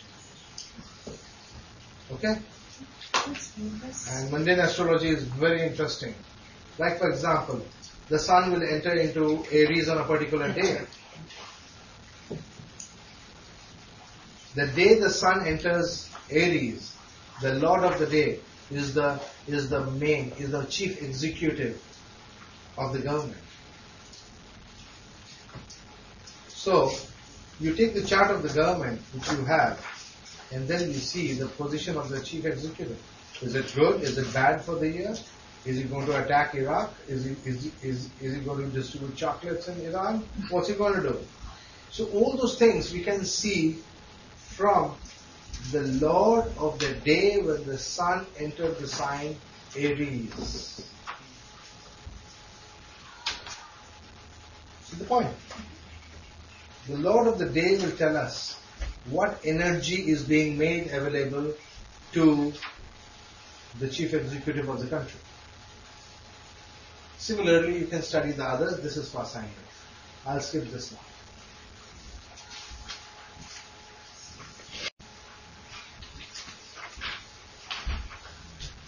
Now we start a new topic, Tithi. Tithi is the angle between the sun and the moon, right? And the angle between the sun and the moon can vary from 0 degrees to 360 degrees, which when divided by 30 gives us a Tithi span of 12 degrees. Okay? So that means each Tithi is equal to 12 degrees. And we have 15 Tithis on the waxing and 15 Tithis on the waning half.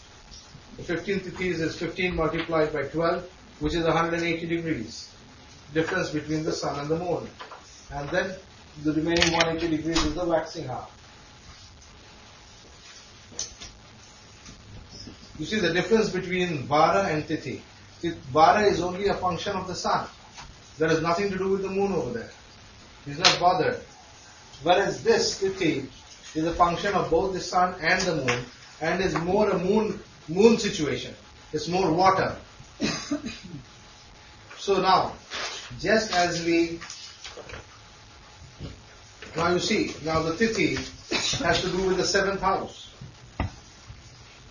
Just as we talked of Vara and the 1st house, right? We are talking about the Vara and the 1st house. We shall talk about Tithi and the 7th house.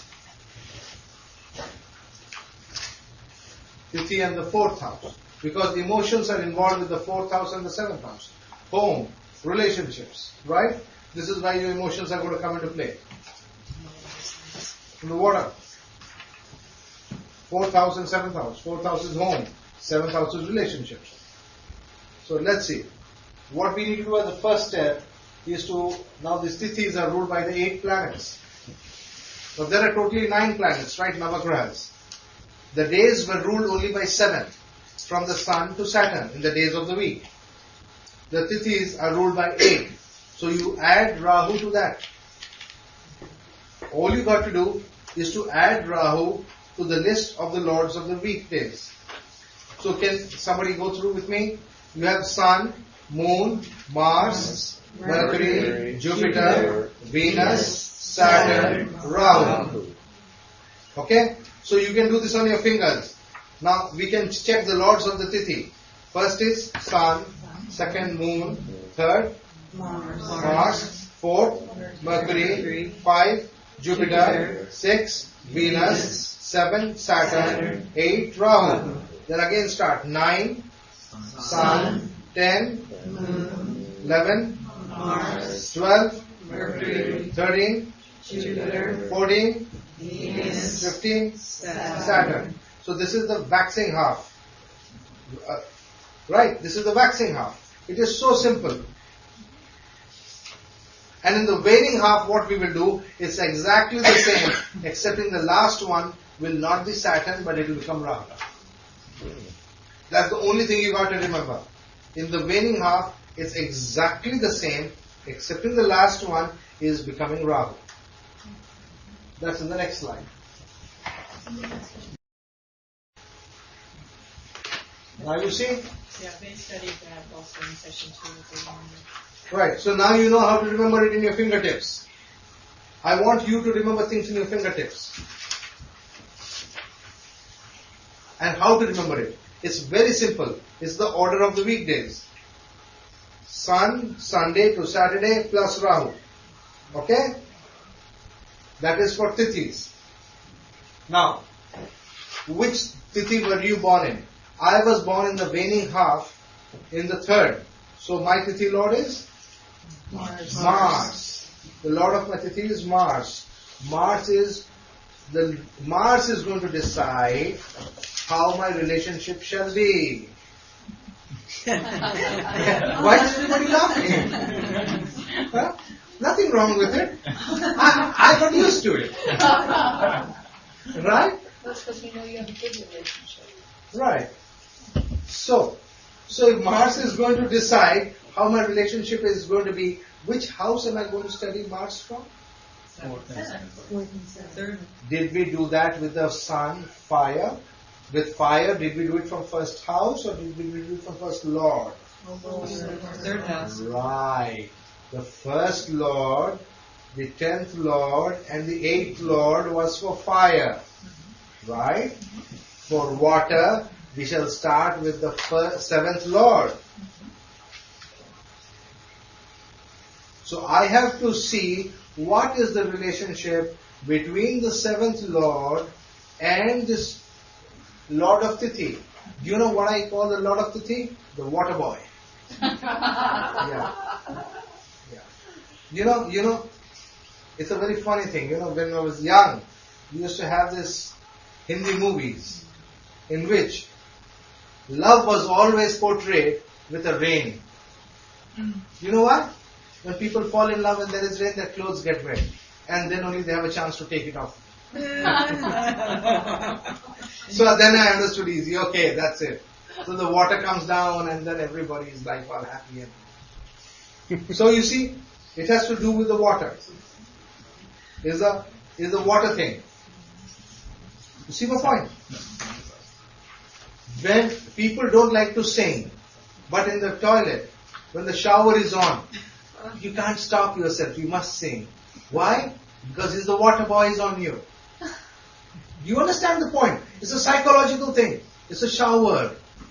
It's the water on you. The water has an impact. The water has a very powerful impact on your relationships. So what do you need to do if you're having relationship issues? Increase the water boy. Right? If the water boy throws the switch and there's no water, no matter how good your relationship is, it goes for a 6. So you have to learn how to switch on the water boy. That's the clue to relationships.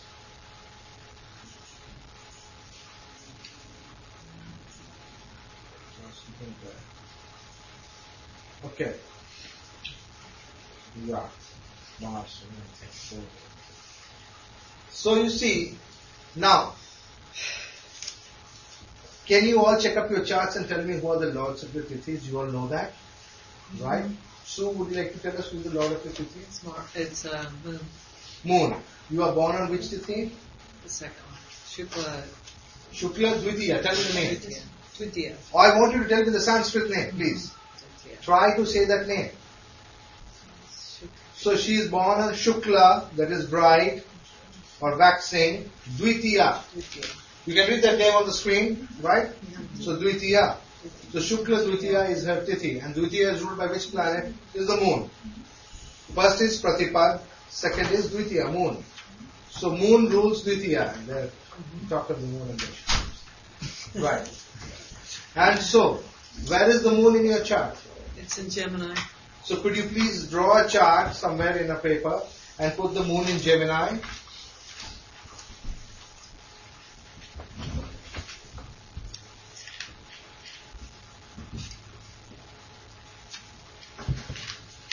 And put the moon in Gemini. Can Rahu rule a Shukla? 8 Tithi. I will give it to See, you. 8 Tithi 8. Oh, I see. So Okay. Shukla Ashtami. Oh, okay. So I thought it was 8 15, but No. Here. No, I should. oh, okay. Yes. Okay, it's a good question.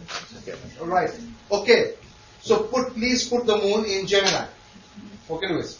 So we put her moon in Gemini, and because Gemini is where her water boy is, the rain is going to fall. Remember the thing I talked about, rainfall? Put it in your head.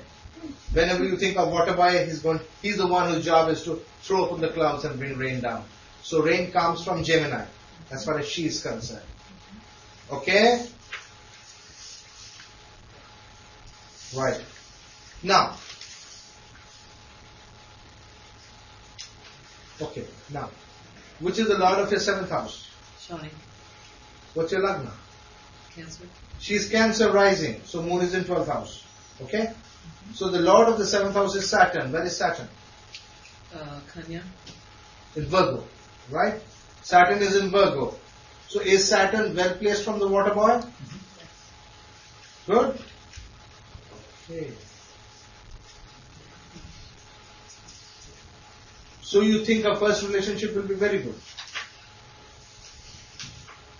Because the 7th lord will show the first relationship.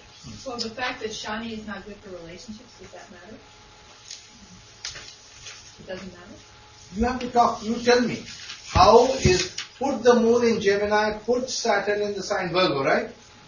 Right. And tell me how is the relationship going to be. Is the aspect of Saturn on the moon very good? No. It's good, right? Yeah. It will teach renunciation. So, the first relationship will teach you how to renounce this word. That's a good relationship. So would you say it's cold and distant? That's right. She will become cold and distant in that relationship. Oh, I will become, not the other person? Either way. But there's no peace in that relationship. Yeah, no way. Because Saturn is in 4th from the moon. That's what I wanted. I want this also. I want this also. Give me more details. Give me more details. I want to hear more details about what's happening. Gail says Saturn is in the 4th from the moon. So there's no peace in that relationship. Good. That's right. There's a lot of sorrow. 4th house. No happiness. A lot of sorrow. Right. Sadness in the relationship. The moon and Saturn are also 12th and 2nd house to the Lagna. The moon is what? 12th house from the Lagna and Saturn's 2nd house. No, it's third house. Oh,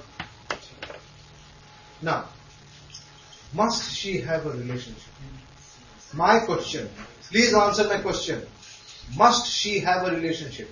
Is relationship necessary for her to live her life fully? It is a very important question that we all ask to ourselves. Do we or do we not? We do. If the water boy is the lord of Lagna, you have to have a relationship. Is the moon the lord of the 1st house? Yes. So she has to have the relationship. Let's be very clear about it. For spirituality, for spiritual path? For life. Okay. For life. Lagna is life. For life, it is very important to have a relationship. Your life will become meaningless if you don't have a relationship. You see, Sue? See the point? In my chart, Mars, when I said was the lord of my relationship, everybody laughed. I was confused. I said, why? I am Pisces rising, and Mars is the lord of my second house and the ninth house. Ninth is the house of Dharma.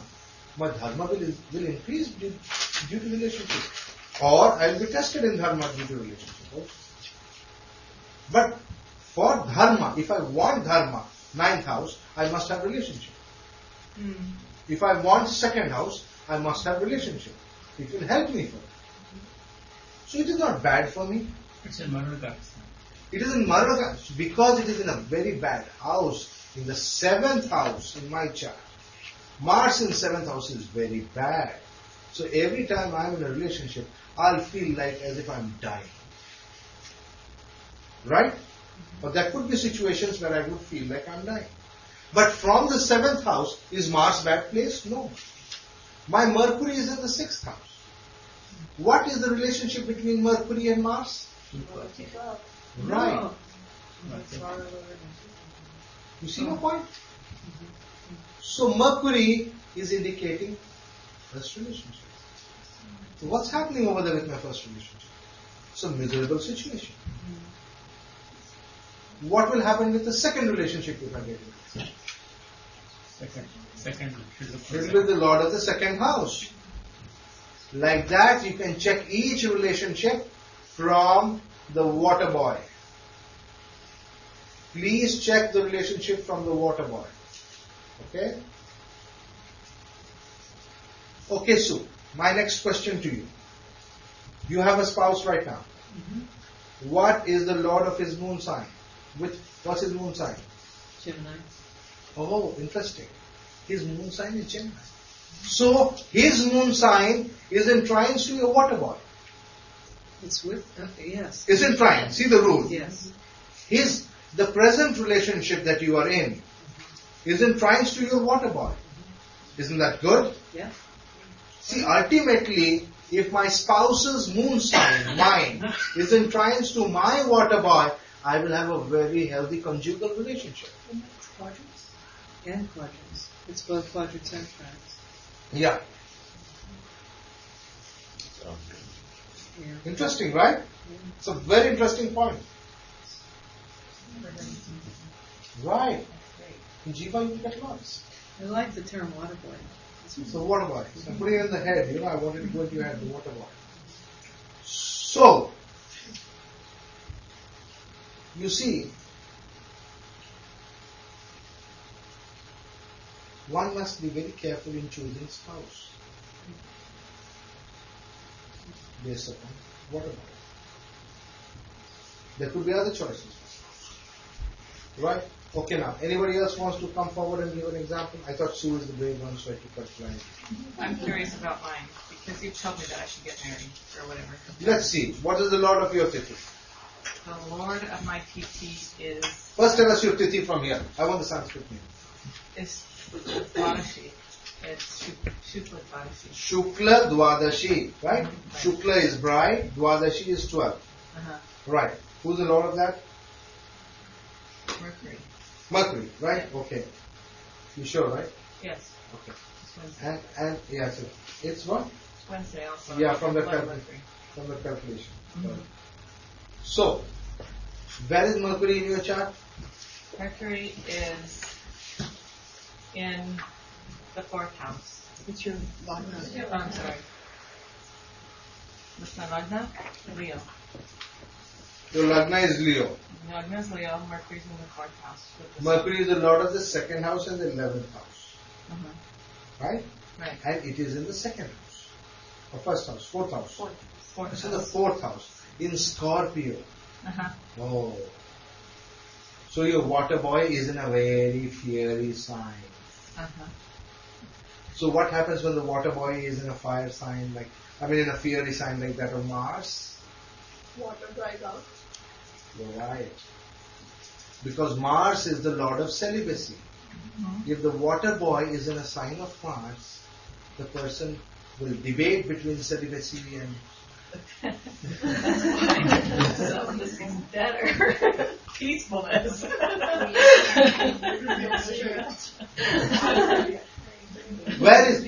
chart, the water boy is in a sign of Mercury. So what do I seek in my partner? Friendship. Sue is in Gemini, Mercury sign. What is she looking in her partnership? Relationship? Friendship.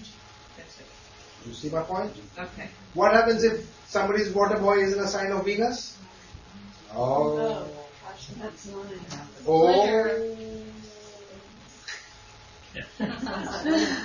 So we have to look at her seven co-lords. She has co-lords in her second house. Okay, so let's finish her. She has two lords of the seventh house, Saturn and Rahu. Yeah. Where is Saturn and where is Rahu? Saturn is in Capricorn in the 6th house, and Rahu is in Gemini in the 11th house. Oh my God, both of them have to be so well placed for Mercury.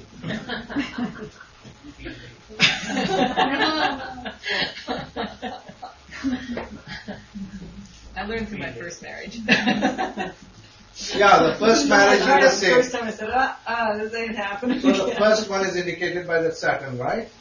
I suppose, yeah. Seventh lord in the sixth, right? The 6th, yeah. And in the third from your water boy. Oh my God. Third is the house of war, fighting. Sure. Parakrama. That's all it was. Isn't it also the house of Mithuna? Pardon? It's also the house of Mithuna. Right, but who wants that kind of Mithuna? So you mean sex wasn't convenient? Pardon? With Saturn in the 3rd, and water boy, the sex wasn't that great. He was angry that I went towards Jupiter as opposed to Venus. He didn't like my spiritual life. At all, yeah. There's a lot of enviousness. Yeah, the beauty of our relationship. There's very envious of my relationship with my son. It does Saturn aspect your moon? Moon is in Aries. And Yeah, so it's in Doesn't Kendra. no, it's in Kendra. It's in Kendra. We weren't So, like-minded. pardon? We weren't like-minded. No. Oh yes. See, from Mercury, Saturn is in third and Rahu is in eighth. Okay, so let's talk about second marriage. Second marriage. Don't do that to me. That's what I was talking about. That's what, when I told you, I talked about second, not first, did I? Right, I was talking about second. Yes. Let's talk about second marriage. Okay, second marriage. How do we do that? Second lord. Second lord. Second lord. Oh. Yeah, second lord is Mercury Is Mercury itself. So it's Itself. trine. And And it's the water boy. trying to the water boy. Isn't it superb? That's brilliant.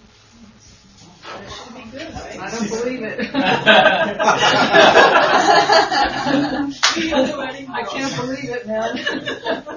Why not? Why not? I don't How know. did she get I've seen trines? too many. Because It's like also in the family. You will see the right person. You will see the right person when we give you the right remedy. Okay? Okay. So, but it's Mercury. Keep that in I don't mind. trust So you. technically, I'm right in my statement. Technically, I'm right in my statement. That's what I wanted you to see. All right. Okay. Okay. See the point? Anybody else wants me to check relationship in the chart? So the ones you predicted. Okay. Do it. Okay, Do it. I got 3 wives. Okay, what's your water boy? What's your Tithi? Rahu. Tithi is Ashtami. Shukla Ashtami. Okay. Rahu is the lord of his Tithi. Where is Rahu placed? Rahu is in the 11th house in Virgo. Virgo. Rahu is in its Mula Trikona in Virgo. What does he seek from his relationship? Lord of the sign, come on. Mercury, friendship. He wants friendship. Okay. He wants friendship. Communication is very important. Why not work? Pardon? Why not work? Rahu's in Mula Trikona. No. What he wants is the Lord of the sign. The Lord of the sign will decide what they want. If it's in a mercurial sign, it will be communication. Communication is very vital for a relationship. Okay. If they stop talking, marriage will go. That's very important. They shouldn't stop talking no matter what. Even if they shout at each other, it's very nice. They're still talking. Keep that in mind. Just loud talking. That's all. I'll just give you an example. Okay, now, his Lagna is Scorpio. So first one will come from Venus. Where's Venus in his chart? Okay, Venus is in the 5th house. Venus is in the 5th house in Pisces. So from Rahu, how is Venus placed? Just exactly Opposite. Right. Is it good? Yes. It's good, according to you. So fine. So the first one should be good. Go on. What will be the problem over there? What will be the plus point, minus point over there? Tell me from the chart. Okay, what do you want to know from? What is the good and the bad in the relationship? From Venus. I want everything about it. When we talk of emotions, you just can't get away with black and white. Relationships are not just black and white. No. You want to know from Venus in my chart? Venus is in the 7th house from the water boy, right? Yes. It is the 5th house from the Lagna, right? Right. Do you think it can show infatuation? Too much of infatuation? Person is not mature enough, falling in love, what we call? 5th is the house of love affairs. Venus is in 5th house.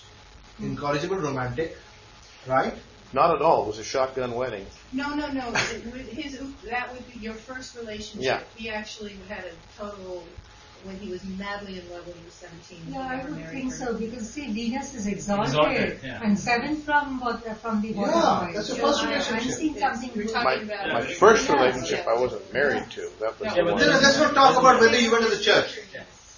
When it comes to the kingdom of the water boy, church is not important. Oh, church is not, okay. Okay, the first one, okay, that was the romantic one. You got that. That was. It has to be. Yeah. It's not just me getting it. We all got it. Okay. It has to be so. All right, there it was. So, Okay. so remember, each relationship which is of paramount importance in your life will show up. Ah. So the first one comes from the. Now you can make a note. First one from 7th house, 7th lord. Second one from 2nd lord. Third one from 9th lord. Can you slow down? The second from which? Second. From Is second. the second Third is one. 9th lord. Fourth is 4th lord. Fifth is 11th lord. 11th lord. Sixth is 6th lord. Seventh is Lagna lord. Lagna lord, first lord. Seventh. Eighth is. You can't live long enough to do 8th. Well, Yeah, you can. 8th is what? 8th lord. Elizabeth Taylor. We have. Oh, okay. All right. I did that case, right? I just it was like, what a challenge. When someone has a South Lord exalted, you could keep going. So you see that? Yeah. Okay, now we take Lewis's chart. Okay, so I think the first one is good because the 7th Lord Venus is exalted. Yeah, the first one was because of great. love, Yeah. and 7th from water boy. Right. That's right. It's a superb relationship. Navigate. Now the second one is Jupiter. Where is Jupiter in your chart? With conjoined and debilitated Saturn and 8th from water boy. Wait a minute. Now let me get this straight. The second one is Jupiter, right? I thought it was the Lord of the second house. Right. Who's the lord of your second house? The Lord of my second. Jupiter. Is Jupiter? Yes. Right, Jupiter. And where is Jupiter? In my 6th house in Aries. So Jupiter is in his 6th house of enemy, sitting with Saturn debilitated, right? Mm-hmm. And 8th from water boy. And it is in Aries. And where is it from the water boy? 8. Oh my God, that is karmic punishment. Yeah, it certainly was 10 years, and it's interestingly enough, I got married on a certain date, and she served me the divorce papers up to the day 10 years later. It was a 10-year punishment. Wow. Now do you see Lewis's second one, which we talked about, 8th house from the water boy? Her first one was like that. Ooh. It was almost 6 years. You see that? Her first one was exactly like that. I knew it was karma. When the planet giving the marriage is in a bad house from the water boy, when the relationship is a bad house from the water boy, break it as soon as you can. But you have to go through it for 1 year for it to be meaningful. Otherwise the planet will catch hold of you. Oh. You can't start every 7 days, then the whole life will go away starting. Didn't you say you're supposed to also compare, do the distance to the fourth lord too when we're doing this? No, just seven. Which is relationship? Oh, okay. What is happiness, bliss. Oh, I see. First, okay. So now, The third one. the second one comes from Nana. Please listen to Lewis. Yeah. The third one will come from which house? Ninth. Ninth. Who is the lord of the ninth house? Moon. Moon. Okay. Where is the moon placed? In the 8th house in Gemini. Your moon is in 8th house. Chandrashtama you have? Moon in the 8th house is, according to many, a karaka for death. You may feel like dying. No? I had a very nice friendly partnership for 26 years. 26 years with that. Right? From the water boy, where is it placed? Let's see. 1, 2, 3, 4, 5, 6, 7, 8, 9, 10. Oh, that's good. Mm. Right? So from the water boy it is very good, but from the lagna it is not good. Mm-hmm. And you work together. Yeah. So it is 10th from the water boy. And they work together. Hey, that's a... Yeah. Right. Yeah. Is that alone true? Or is it because, what did I say? Look at the lord of the sign. Who is the lord of the sign? No, the particular one. Mercury is the lord of the sign. Mercury will indicate the good communications should be there and work. So if they stop working together, marriage will break, right? Oh, interesting. You want to keep on going? It's there's a lot here. Okay, let's go. Okay, fourth one, that would be the Lord of the Fourth, right? Lord of the Fourth is the fourth one that can be either Rahu or Saturn. Oh boy. I suspect this one might have been, I don't know, it could have been both actually, but this is not Willow, by the way. Okay. The fourth one is Saturn. It cannot be. Yeah. Is Saturn, because Saturn is stronger than Rahu. Yeah. Because there are two planets out there. Right, Bhanu, you got that? Good. It is Saturn. So it was another one of those, oh no, cases. 8th house from water boy. Then the next one will be 11th house. Go to the 11th house. The water boy itself. It's the water boy itself. Wow. And you know what's interesting? In my chart, my Upapada with him is the water boy itself also. Wait. Wow. Yes. My water boy is Jupiter, and I have Jupiter in my 4th Upapada. Which is him. Which is him. That's Finally got there. But let me tell you one thing about relationships. You will keep looking for that ideal relationship. It's a tendency. You will keep looking for that ideal relationship until you reach the water boy. Or alternatively, learn to throw on the switch even with the first one. Throw on what switch? The water boy. Oh, the water boy switch. The Lord of the 11th house is The Lord. Your second Lord is the water boy. Yeah, My second lord is the water boy.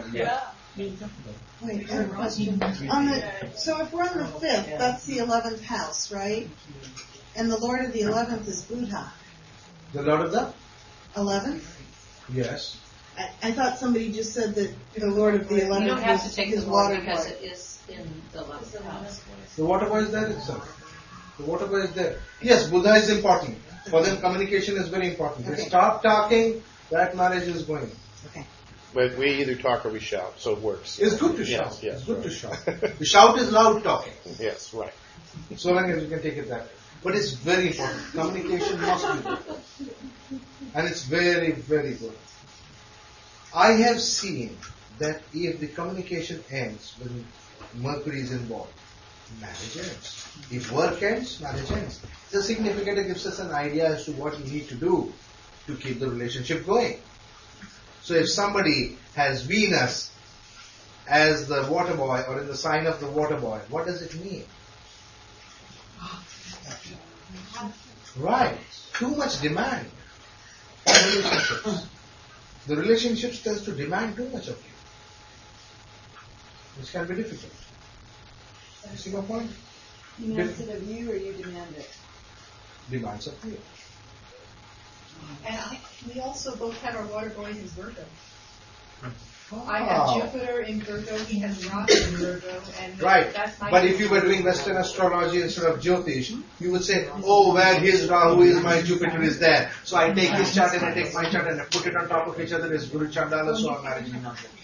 Right? Thank God you didn't do Western astrology. Well, in Western astrology, you would also take all the kendras would be squares. They'd be 90 degrees, and they would be considered to be not good.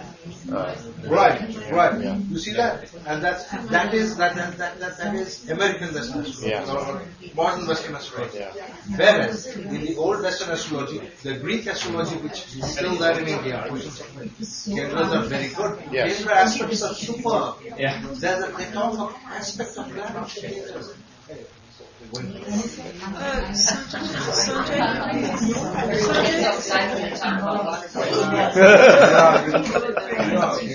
like that. Okay. Everybody. Right. I'm confused now. Is it seventh Lord or seventh Lord from the water boy? I mean, I'm just, because I was using Saturn, which is my seventh Lord. Seventh. That's from, what we did with everybody. Okay, seventh Lord. From not. The water boy is waiting at a certain place, holding his water first. Right? He's holding, he's waiting. He's throwing water already. You are supposed to run under it and start dancing over there. Okay? Now you start running here and there and there and there. It's not going to work. You got to work under the water. You got to be under the water. Can I tell everybody that when Sanjay first looked at my chart, he told me all about my different women and wives and things, how many children I'd had with each one, what the sexes were, what each of the children was like. He did that in the first 10 minutes. So you're starting to learn a part of something like this, I guess. Thanks. Did you get that? Mm-hmm. Did you get what Louis said? Right. So you know what the objective of this lesson is ultimately one day? In 10 minutes time, you should be able to look at somebody's chart, talk about each of the relationships till now, and tell from each of the relationships how many children they had, and boy or girl or what they were and how it is right now. 10 minutes, not more than that. Okay? One day you should be able to do that. And why should I pay for this? I already know all these things.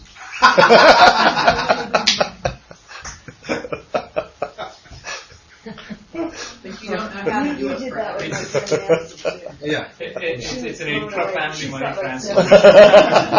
Everything about every child. She was blown away. She couldn't believe it. Yeah, once in a while I just have to tell them, see, this is Jyotish. Especially when they're talking about this is Jyotish. This is Jyotish. Okay, now it's time. Once in a while I delete that. Okay, let's go to the next slide.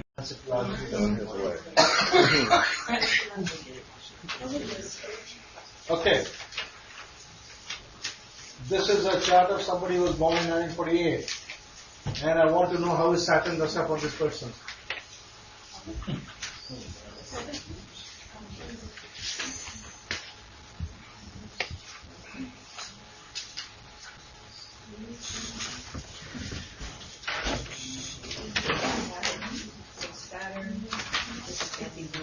He is born on a full moon. Full moon, right? Yeah. Full moon is ruled by which planet? Saturn. Keep that in mind. Full moon is ruled by Saturn. And then he is born on Sankranti on a Wednesday. So I want you to examine this chart carefully and tell me what is happening during a period. Let's say a period of Saturn is completely going to come over him from 89 and but now it is on him. So what's going to happen in his life?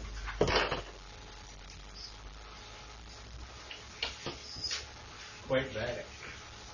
Yeah? Okay, Bhanu, let's hear your opinion on why you think that. Actually, wait a second. Did you say this is... he's Wednesday born? Yeah. Yeah, Mercury. I didn't see that.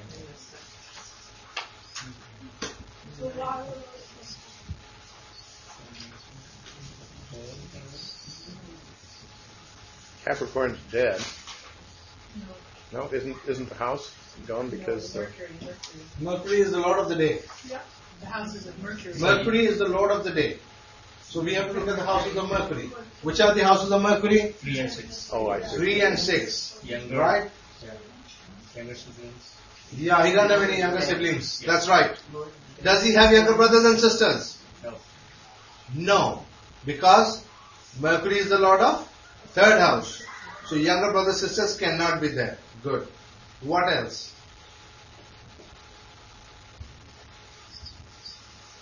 What else does... Now Saturn. What is Saturn doing in the chart? Is Saturn good for relationships? How is the water boy placed? Not good. It's in a fiery sign. Oh, he's in a fire sign. Leo. How is Saturn placed in Leo? That's Very all I bad. want to know. Very bad. Yeah. Sun's sign. What Sun by sun. Worst Okay. enemy, Worst sign. fiery sign, in Lagna. It's terrible. It's terrible, right? As soon as Saturn Dasha started, his wife ran away with another man. Yeah, but why, I don't get this vibe. Who is the lord of the Tithi? Saturn. We don't have the Tithi written here. Yeah, right. It's not now. on the top. That's Saturn. Saturn. Saturn. So that's Saturn. Saturn. Now the Saturn. See where Saturn is placed. It's in Kendra to the seventh lord. Yes. Right. So he'll get a good marriage. He'll get kids, everything. Right? Good. But what happens when the period of Saturn will come over him? Then the evil, the weakness of the water boy will show up. This is what I'm trying to teach. Is your water boy strong or not? Do you have enough water in that hose pipe, or is just holding a pipe like that and there's no water out there? So how do you determine here that it is the water? It's just because it's in Leo. Right. That's exactly what I want you to see. What kind of a sign is the water boy in? Fire. Is it a fire sign? How much of fire? Is it a fire of Jupiter, or is it a fire of Sun, or is it a fire of Saturn? Mars. It is the Sun. And when Saturn is sitting in the house of the Sun, it's completely dry. Completely dry. Also, the seventh lord is also sitting in a Martian sign. No, we are not bothered. I just want you to focus on Saturn. How is Saturn placed? Is it well placed, badly placed?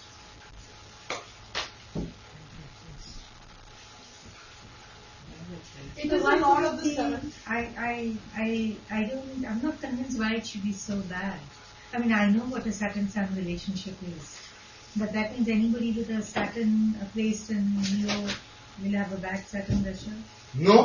It must be born in full moon. To have miserable relationship. To have miserable relationships. His job is to give water. And from Leo there is no water. Leo is supposed to be the jungle. He's sitting in the middle of the jungle and asking for a relationship. Who will come to him? Think of... No, it's not very difficult. You have to think a little bit. It's a fire sign.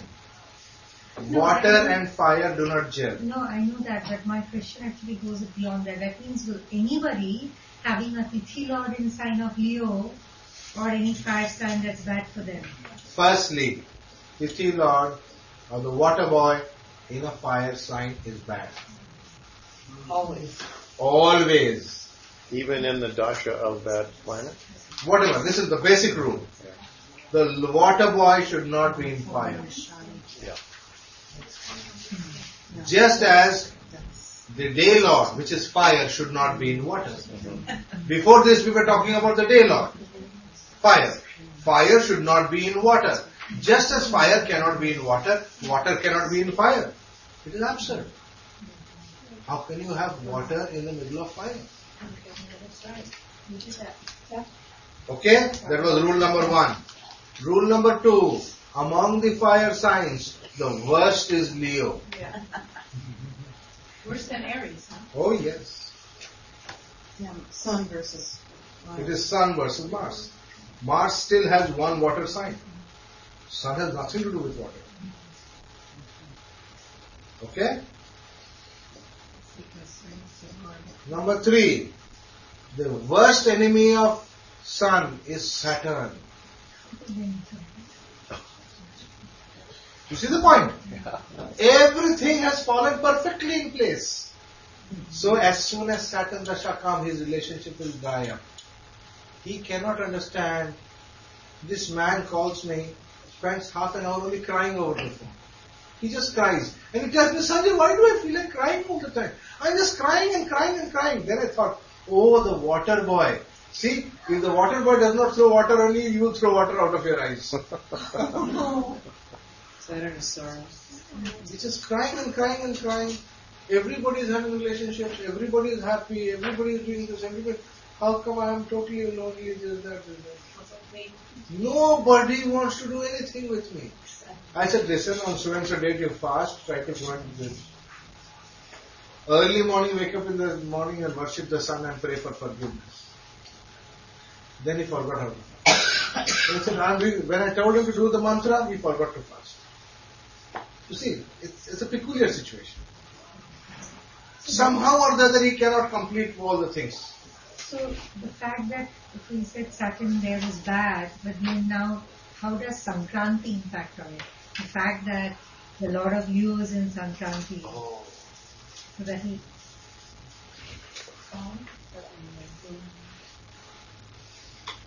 Oh, yeah. A bit of a. But Sankranti will work on Wednesday. Vaar. The Sankranti is going to work on the 3rd house and the 6th house. Not only. So he doesn't have any brothers or any friends. Saturn Dasha is bad. Simple as that. Actually, I told him, take my advice, go away from everybody. You are meant to be in the jungle, you are meant to be independent. Meditate, do your spirituality. This is what you are meant to do. Don't look for happiness because it is a time for tapas, to burn. One must accept time. Time is the boss. You will cry if you don't accept it. You will be happy if you accept it. That is what we are talking about, destiny and fate. What about the subdashas as they pass? Yeah, we can do things over there. But out here, what I'm trying to talk about is quite terrible. And the problem with this man is, every time I give him one remedy and then another, he leaves one and does one. Then I give him, okay, you're doing that. Yeah, I'm doing that. You need to do this. Then he forgets to do this. He does only one at a time. Now that doesn't work. Because Saturn is in the 5th house of prayer. Because Rahu is. Yeah, you can keep on adding that mess out there. You know, it's quite a mess. The 5th Lord is in 0 degrees, Sankranti Dosha, right? The 5th Lord is in Sankranti Dosha. Rahu is in the 1st house of his brains, aspecting the 5th house. See, let me tell you, the 1st house and the 5th house should be well placed. Something good should be there, either in the 1st house or in the 5th house, to get some results out of your prayers. Otherwise, you'll keep making some mistake or the other.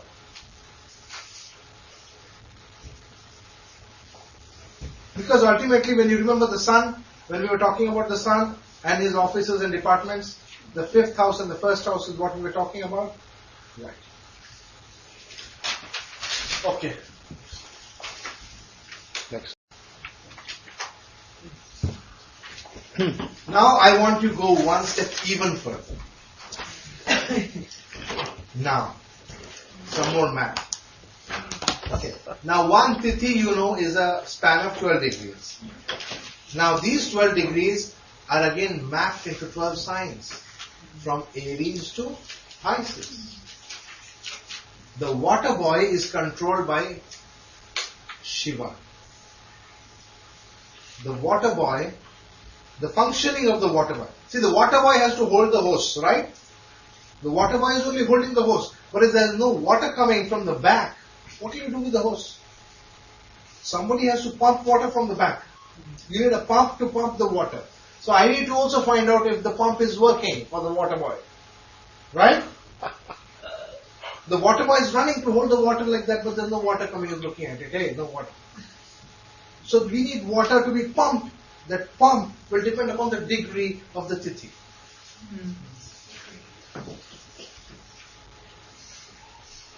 The degree of the Tithi will talk about the pump, the strength or the energy with which the water is being pumped. Is it with high force? So much water that you get washed completely? Or washed off your feet? Right? Or is it just a trickle? That's also important, isn't it? Trickle or a flood. What is it like? How good is your pump, that is? pumping that water, the water boy. Isn't it important? Right. So what we do is when you take your Jehora software, it will tell you a calculation by which you can see the elapsed Tithi, how much of Tithi is left. Right? So now you go through this math. What is the math? You have to do this.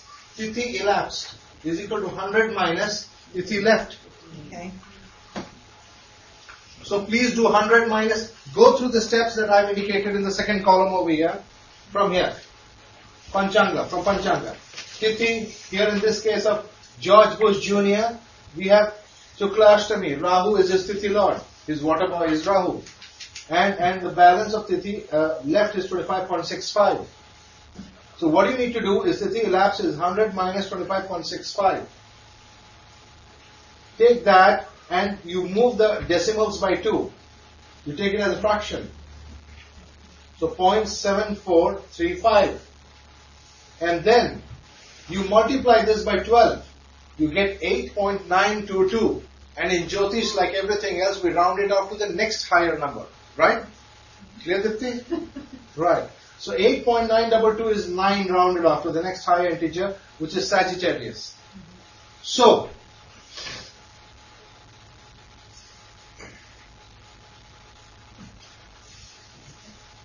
I want to know this sign, and I want you to study this sign vis-a-vis his career and his relationship. Because let me tell you, career has to play career is what we call the pump for your relationship. You got tons of money, your wife is very happy with you. I'm sorry, no offense meant to anybody personally. But it's a general psychology. If there are too many financial problems in the relationship, the marriage can break. This is the truth of life. Right? What does this have to do with Shiva? You were saying before that Shiva was the water. Yeah, it is one of the Jyotirlingas. It's one of the Jyotirlingas that we worship. This calculation. And Trijyoti star brings you up to the Tithi elapse piece of it. Then you just have to multiply by 12. So can you do this calculation? Please do this calculation.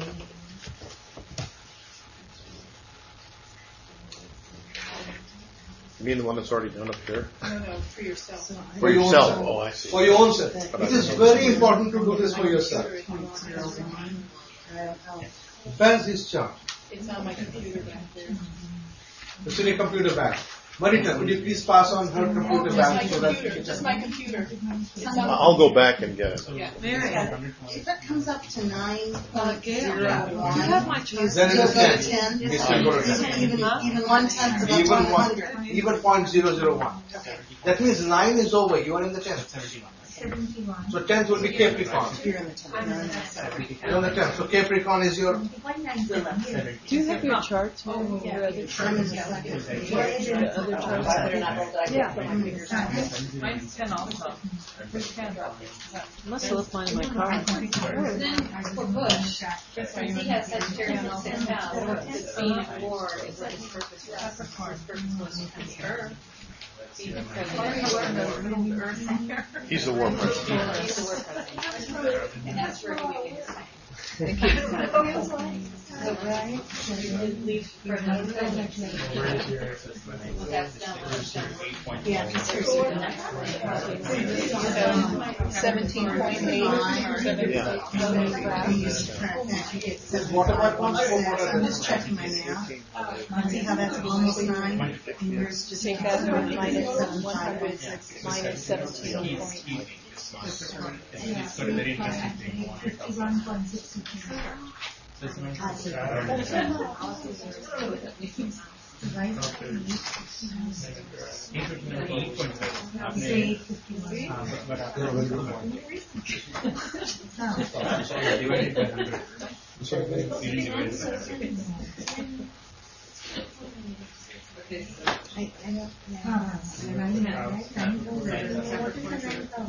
9th house is Which is like with this one. Scorpio. Because with this one, I just said.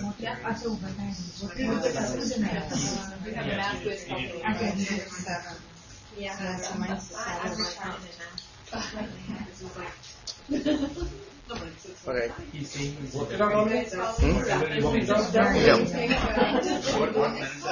Okay, Lewis is ready.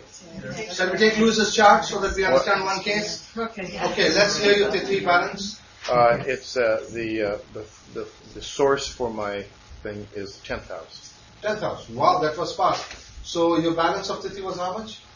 It was, you mean what the numbers were to start with? Yeah. It was 17.78%. 17.78. So that will be, if Tithi elapsed, would be roughly about 82 point something. 82 point something. Yes. That's 0.82 multiplied by 12 will be 82 plus 1.6. It was 9.96. 9.96, which is 10 Capricorn. Yeah. Right. Capricorn. That's good. Capricorn? Would it be 10th sign? There's a 10th sign. Oh, 10th sign, not 10th 10th house. sign. I mean 10th sign, I meant. Yes, I'm sorry. 10th Yes. sign. 10th sign. What's it telling us? Oh, I thought it was a 10th house. Okay. Capricorn. This Capricorn. This is the 10th sign. Capricorn. And my Mars. So his pumping machine, the water boy, the water boy gets his water. The pumping machine comes from the sign Capricorn. My Mars is exalted in that. And he has an exalted Mars over there. So that is Bhima Shankara. That also has to do with his work. Which part of his work is so important for him? His third house. His writing is very important.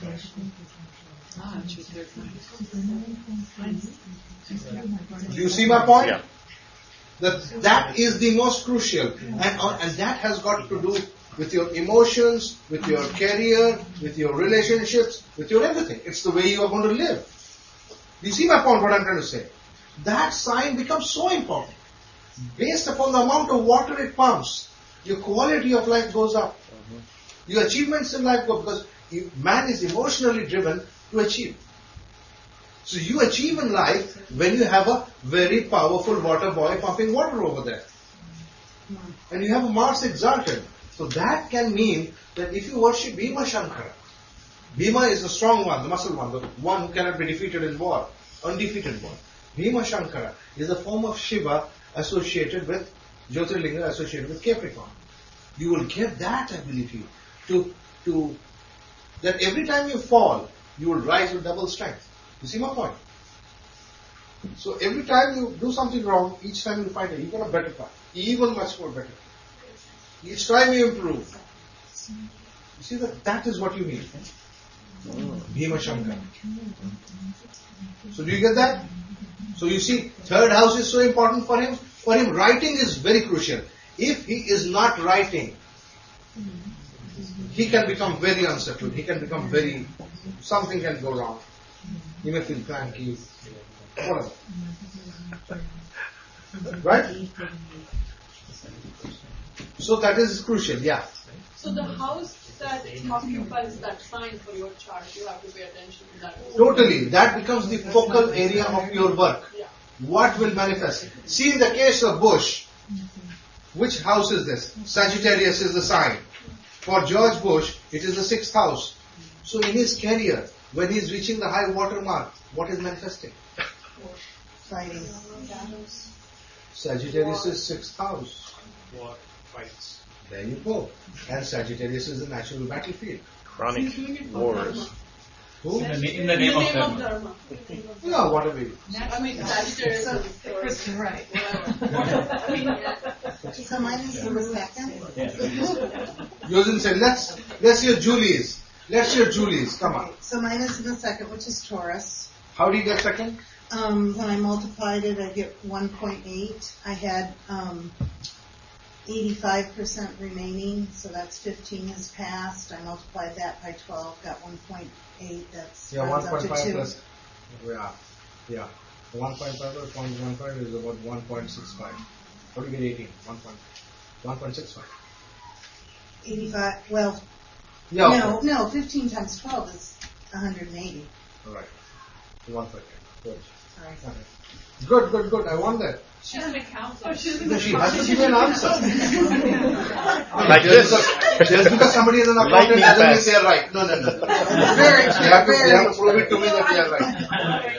I will not listen. There are accountants who are big duffers. Don't give me that. So that's right. 1.8, that's 2. Yeah. So 2 is Taurus. Taurus. So from My Lagna is Vrishika. Vrishika, so Taurus is the 7th house. 7th house. So 7th house is very crucial for you. Right, and my In your 7th relationship Lord, as well as your work. Right, but my 7th Lord is Is what the remedy that you got. Right? Now you understand why it is so important. So, okay. Yeah. Okay. It is very important. Your interpersonal thing is very important. Okay, anybody else wants to check their calculations? Marika, you have not done your calculation, I can see that. I have. You have? I did. Good. Okay, let's go on. So everybody is clear about this. Good, let's go on.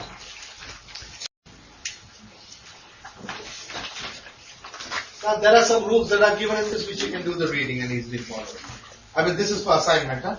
Please study this properly, each one of the rules. Try it out. You don't get it, then you ask me. This is to be tried.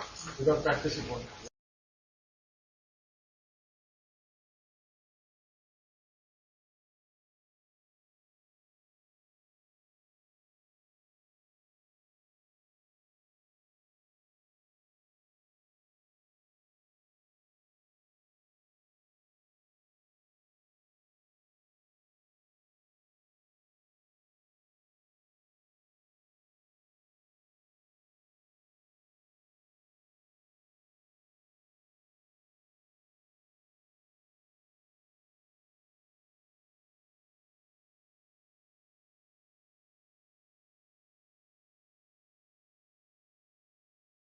And it's a question of number 4. You said there's a danger if the Agni Lord and the Tithi Lord, the Vaar Lord and Tithi Lord are together at the same time.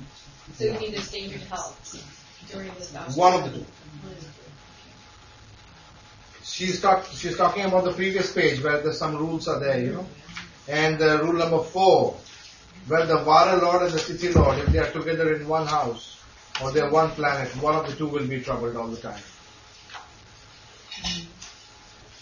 So what happens when you get into a relationship? Your health goes for a 6.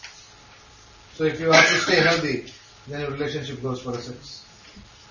What a mess. Goes where? For a 6. For a 6 Goes is down, like- goes down. Oh. Goes down. It's like this, you know, it's like keeping water and fire together. Oh. One will put the other one out. I want you to understand what is happening over there. So then we need to find a way out. We need to find a fiery water boy or a watery. So you see the problem? Right. Okay. Now there was this mail order bride who got murdered. You know about that? Wow. My number is the same as the mail order bride. Yeah. What happened to the My number was the same as the mail order bride. For the time out. 1/12 of the world will have the same. She's just teasing. So the mail order bride, this is this mail order bride, you know, she was mailed from Russia, one of those places, to America, and finally she was murdered by her husband because she ran away with the blockbuster video guy or something like that. Okay. Whatever it is. Here's the chart, here are the calculations. Now you see the Tithi Rashi. Tithi Rashi is a sign which we arrive at by the calculation. Here is Capricorn. The rising sign is, did you do this chart? It's right here. Okay, can we see the next page? Here, I want, now Capricorn is a Tithi Rashi, right? Very good.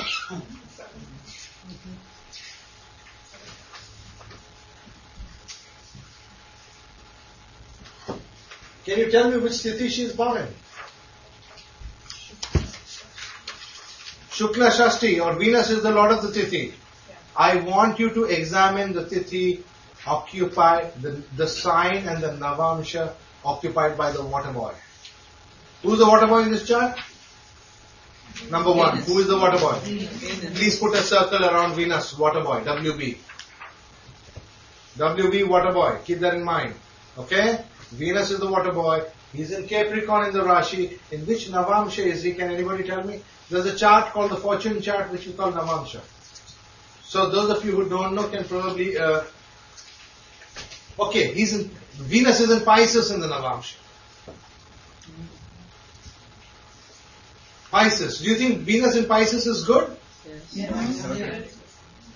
Right. If the water boy is in an exalted Navamsha, you could probably, your whole fortune will change after marriage. Does that sound good? You could marry a billionaire. That you could actually marry a murderer. Murder is not from the exaltation of Navamsha. Okay. No. Just because we cannot attribute everything to one thing. If we do that in Jyotish, we will never be able to learn anything. Okay. We have to find the reason why it happened. So the most important thing in her marriage, in her life, was a marriage by which she could come to America and have a fantastic life. In her country, which lady is going to agree to marry because of money? I mean, you don't even know the person.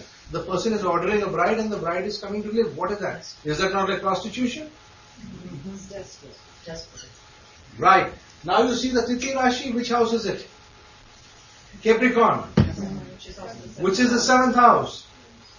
So if the Tithi Rashi is in the 7th house, then you know that 7th house becomes very crucial in her life. Her whole career, her whole life will be changed by that house. That house becomes crucial. That is what will manifest as a major thing in her life. And that Venus, being the lord of being the water boy, is getting exalted Navamsha, which is fantastic. So all those things are promising an excellent marriage. Very great wealth and fortune relative to her birth. In her birthplace, she probably didn't have money to eat food also. Okay? And after marriage, she's got everything. There's an exalted Navamsha of the water boy.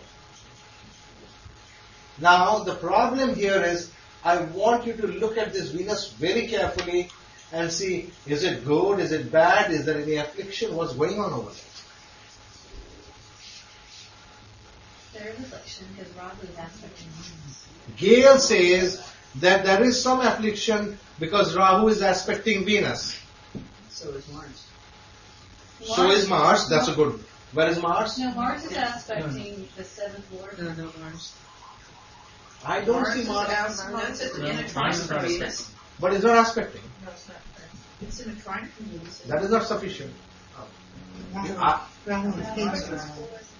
Is it aspecting? Rahu is aspecting. Right? Who else is aspecting or conjoining Venus, which is good or bad for Venus? Right. So we have two malefics, the Sun and Rahu, which are damaging Venus. Do you see that? When the Sun and Rahu damage Venus, the person should stay away from people whose rising sign should be Sun or Venus. Now what happens if she marries a man with Leo rising? Right. She ended up marrying such a person because of money. See, Sun is second lord. He lured her with money. Come, I got money. He lured her with money and finally killed her.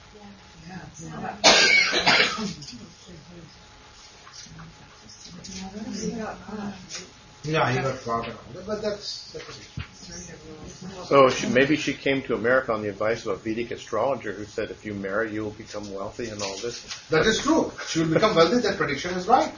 She became wealthy and all that. But she was supposed to stick to her husband. You know, you don't provoke the sun. You provoke the sun, he can be quite a hell of a thing. You don't provoke the sun. Don't challenge the sun. So is there something in her chart that shows that she would do that sort of thing? That her behavior would be promiscuous? Or? You see, the problem in this chart is that, you see, the Venus, if you look at the Venus carefully, it's at 9 degrees of Capricorn, right? Where is the Sun? 25 degrees. It's the Atma Karaka. That is, you see, next to the sun. That is something you will learn in future. But keep in mind, in your horoscope, there will be one planet against whom you will find AK written over there. Somewhere in your chart you will find AK. Put an underline over there. Don't provoke that planet. Never do that. He can ruin your life. This is an example of the Vaar Lord and the Tithi Lord together in the same house. Right. The sun too, and the Right. She's born on which day? Sunday. Right. Did you notice that Gail pointed out a very So important the Lord of the 8th is Surya. The Lord of the day. Who is the Lord of the day? Sun. Who is the Lord of the Tithi? Venus. What happens when Sun and Venus come together? Either Venus will survive or Sun. So you can see what happens then. You can't go through that? It's difficult, very difficult. Oh, and her dark heart was Rahu. Crazy man. Foreign.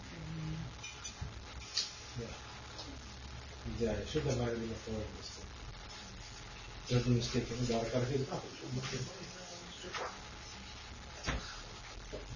But then if he hadn't married, he wasn't a yeah. Well, doesn't help you if you had. Oh, previously. They won't listen, that's what they don't listen. Okay, let's see the next chart.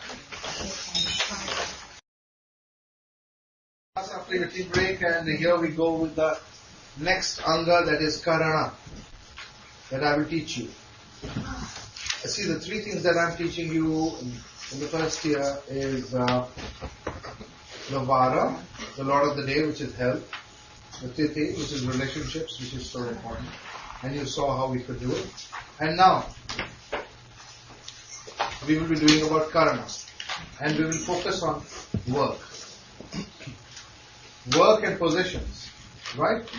What is work and what do we possess?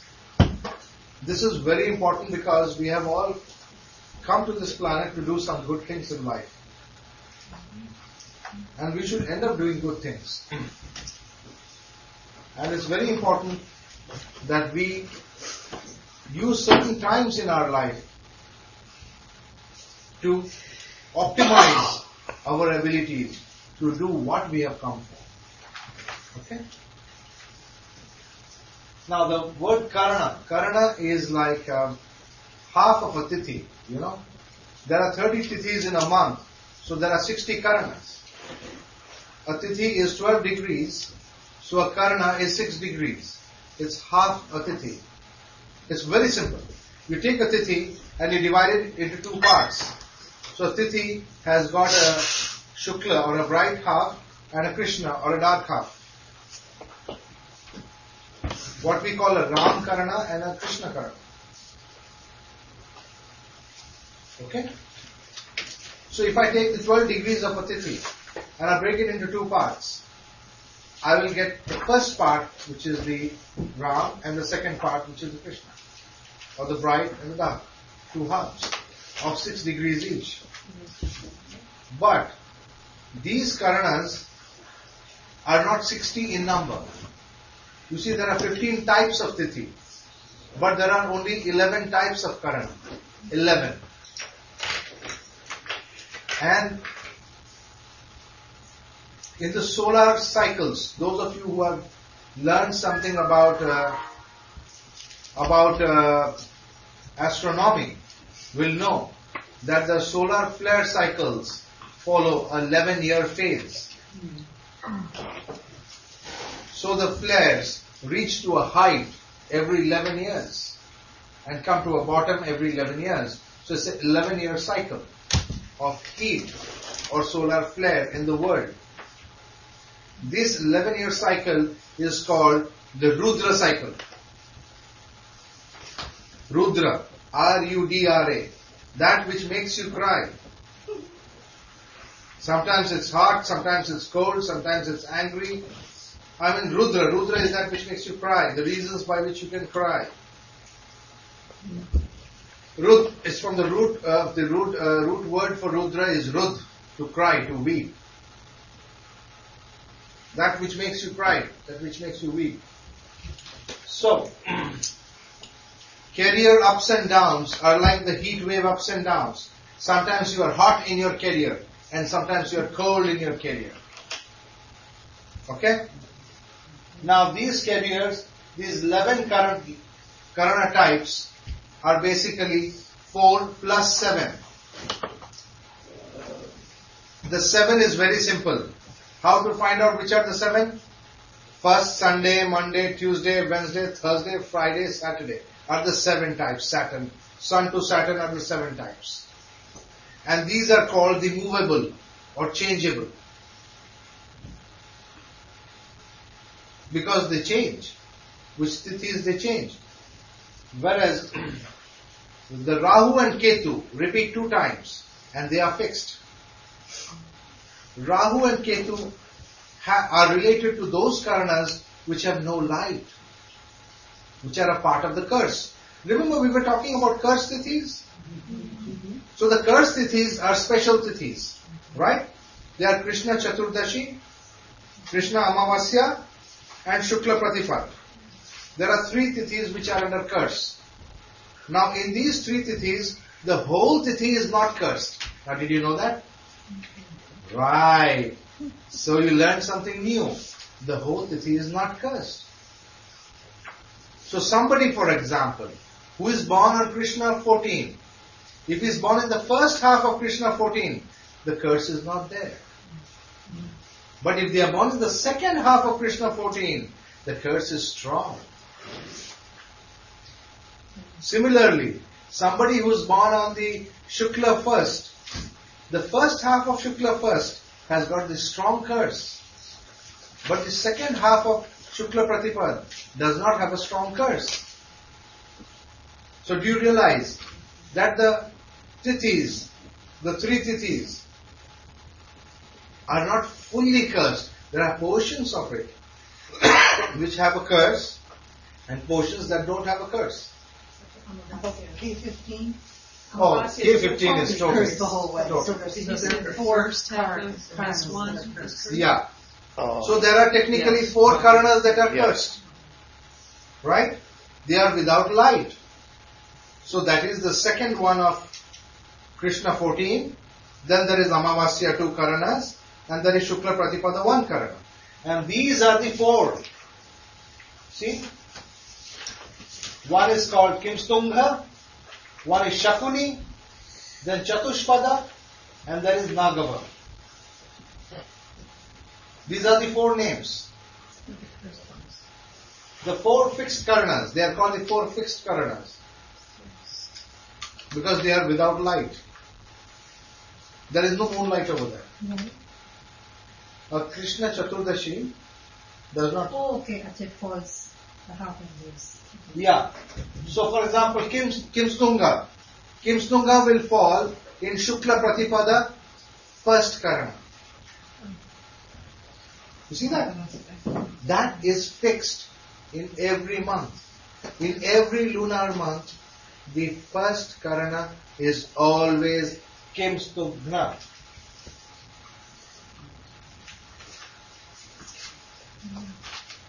And that is the curse, part of the curse. Then the moon passes through the whole month. And when it comes to Krishna Chaturdashi, it finishes the first Karana. And the second Karana, it goes into what is known as Shakuni. So Shakuni is in Krishna Chaturdashi, K14. Near Shakuni, write down K14, so that you remember that. Near Kimstugna, write down S1. Okay? So that you remember. And Chatushpada. Chatushpada means 4-footed. What does 4-footed refer to? Animal. Animal is Amavasya first pada. So K15 first Karana is animal, Chatushpada. And K15 second Karana is Nagava, the snake.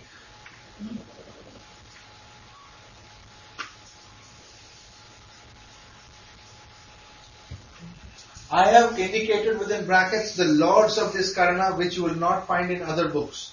So please note these carefully and don't lose your sheets, because you won't find books later where you will find them written.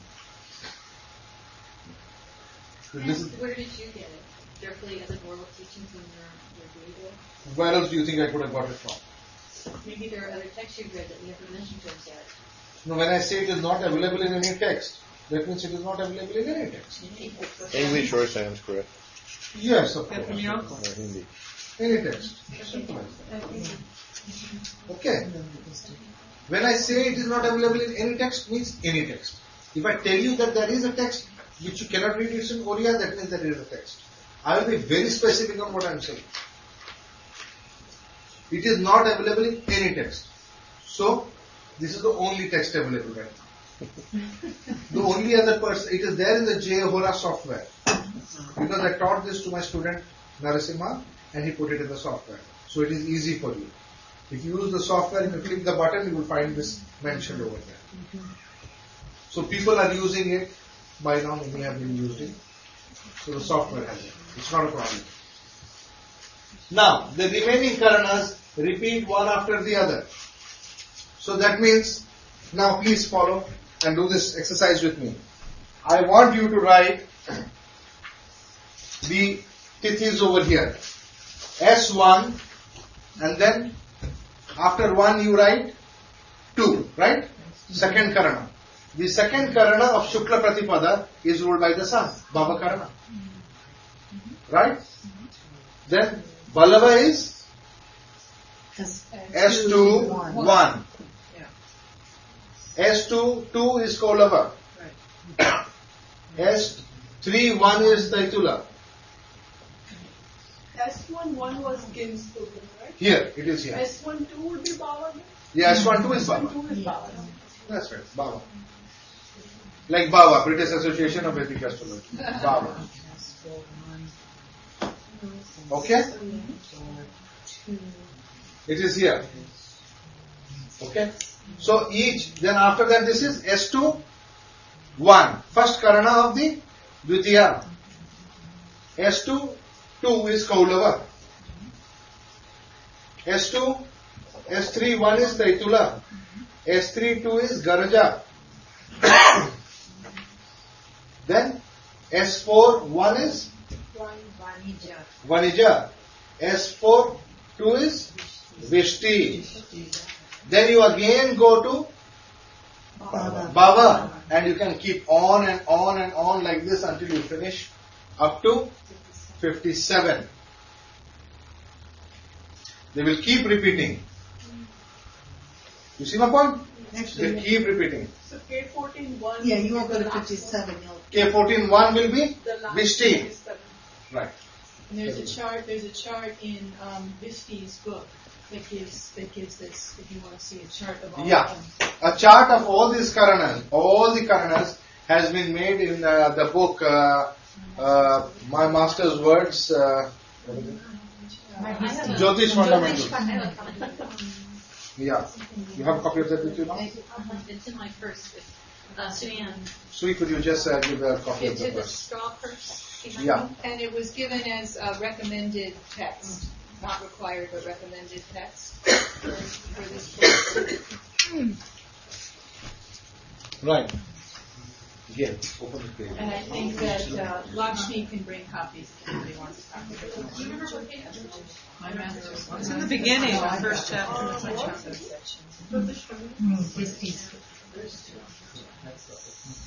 That's okay. Just pass the book around and let people look at it. Maybe. Thanks. It's at page 5. It's at page 5. Okay? Here's a nice table in this book. So you can just have a quick reference from that. Oh yes, I stand corrected. There is now one with this. And that has the fixed karma? Everything. Beautifully shown in a table. Here's done. Yeah, this is Misty has done a good job. Thank you, Sarah, for doing the table. Yeah, I know. You are the one who did all those things and you were jumping and telling this to you. Listen. Good job. I appreciate it. So you see, it is very important to know who is the Lord of your Karana of your birth. You all will be born in some Karana. It is very important to know who is the Lord of your Karana. Because the Lord of your Karana has got the responsibility of teaching you the most important knowledge associated with your Karma Yoga in this life. That is his responsibility. For preparing you for this main karma of your life. Okay? For example, in my chart, I am born in Vanij Karana. Vanij is from here? Venus, right? So Venus is given the responsibility of teaching me whatever knowledge that I need, which is associated for what I am going to do in this life. Venus will always help me in completing that karma yoga which I have to do, the purpose of my life. I am born for some purpose, right? To fulfill my purpose, I need some support. I just cannot make castles in the air. I have to make castles on ground, and for that I need people, and I need material, and I need things. Who's going to help me do it? Venus will help me do it. Would Venus indicate women? So if I do some special mantra of Lakshmi, you think they will help me? Women will help me? Strange. It is always women who are helping me. Lakshmi Kerry was the one who started the first conferences of SJC out here in America. It was a lady. All those others only did high talk. I give credit to ladies. See, why? Second, you see, in India, the person who helped me to organize and started my conference, and the whole thing went going, was a lady called Lakshmi Ramesh. Again Lakshmi. Right? What does Lakshmi do? What is Lakshmi known as? The goddess of corn, the one who feeds. Who is the one who is feeding in Christianity? Mary, right? Mother Mary? Right. The one who helped me later in the mid-America was a lady named Mary Stevenson. And now there is another lady called Mary helping me. Who's sitting right And I've been named Lakshmi by a couple people. And that is beautiful. So you see, that's the Venus. But these are people helping me in my karma yoga. What about Venus helping me to study my Jyotish? So my master waited for this Venus Antardasha in my life. Antardasha is sub-period. In Venus sub-period, he taught me some very, very powerful prayers and practices and things which I had to do to prepare myself for Jyotish. What you call the sadhanas. He taught me hard sadhanas. He would always pick up Venus related timing for picking up sadhanas related to my future. If he does this sadhanas, he would always, Venus would be an important factor for timing. Like Venus sub-period, Venus sub-period. Okay? Venus is the Lord of my 8th house. Do you think I have anything to do with the 8th house in my major direction of life? Yes. There you go. Venus is the Lord of my 3rd house. Writing? You think so? It has some major direction? Yes. So you can see how Venus is playing a crucial role vis-a-vis my career. My main career, not other things that I do. What is it that I am meant to do in this birth? I worked in the government, I did engineering, I went to the, I ran away from that. It has got nothing to, that is not related to Venus. Okay? Clear? Right. Now, can you all take your charts? Because it has to be your charts. If you don't understand your chart, you cannot understand anybody's chart. Because you know your life best.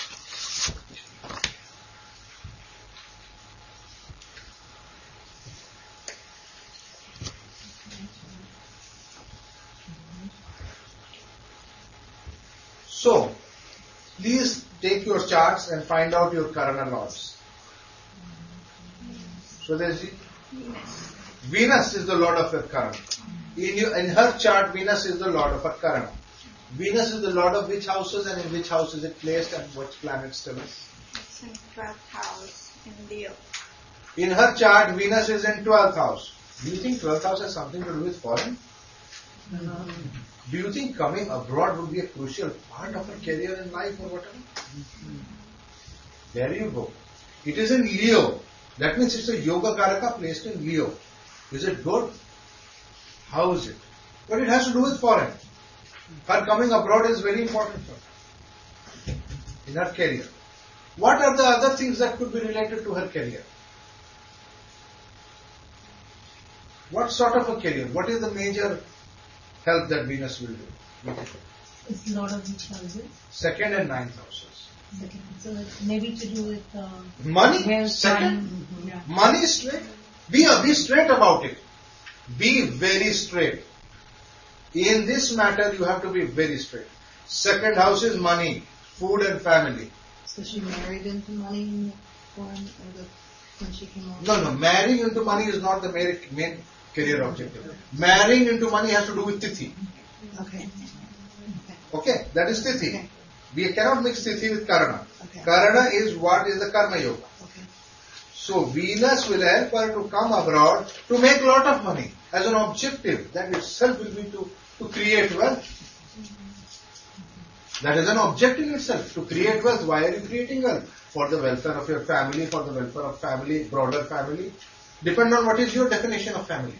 Is your definition of family the whole world? Or is your definition of family just you and your husband? That will depend upon her spiritual mind. Do you see the point? But what about ninth house? Did you make money after coming abroad? Have you done well? Good. Ninth house is long distance travel and maybe fortune change. But work. I want work related. Ninth house is... Give me a focus to work. Related to ninth house? Yes. Teaching or consultancy? Law, justice. No, I was in accounting and I was doing chip layout design. Chip layout design. Chip. What is chip? Computer chips. Achha, computer chips. 386 you are using. 486. No, I'm not. Oh, you were with this company which made all this? No, Intel. Okay. Achha, Intel inside the car. And you helped your husband in all of this. So what does ninth house, please, what does ninth house have to do with it? Please tell me. No, but Venus is to do with design. Right, but what does ninth house have to do? Ninth house also has to do something. Long distance travel? Long distance travel. The 12th house I came abroad to do it. 12th house is very important. The house where Venus is placed is where you have to go to do your work. The Lord of the Karana is placed in the 12th house, no? So she has to come abroad too. And Lord of the Karana gave its own signification. No. The design came from Taurus.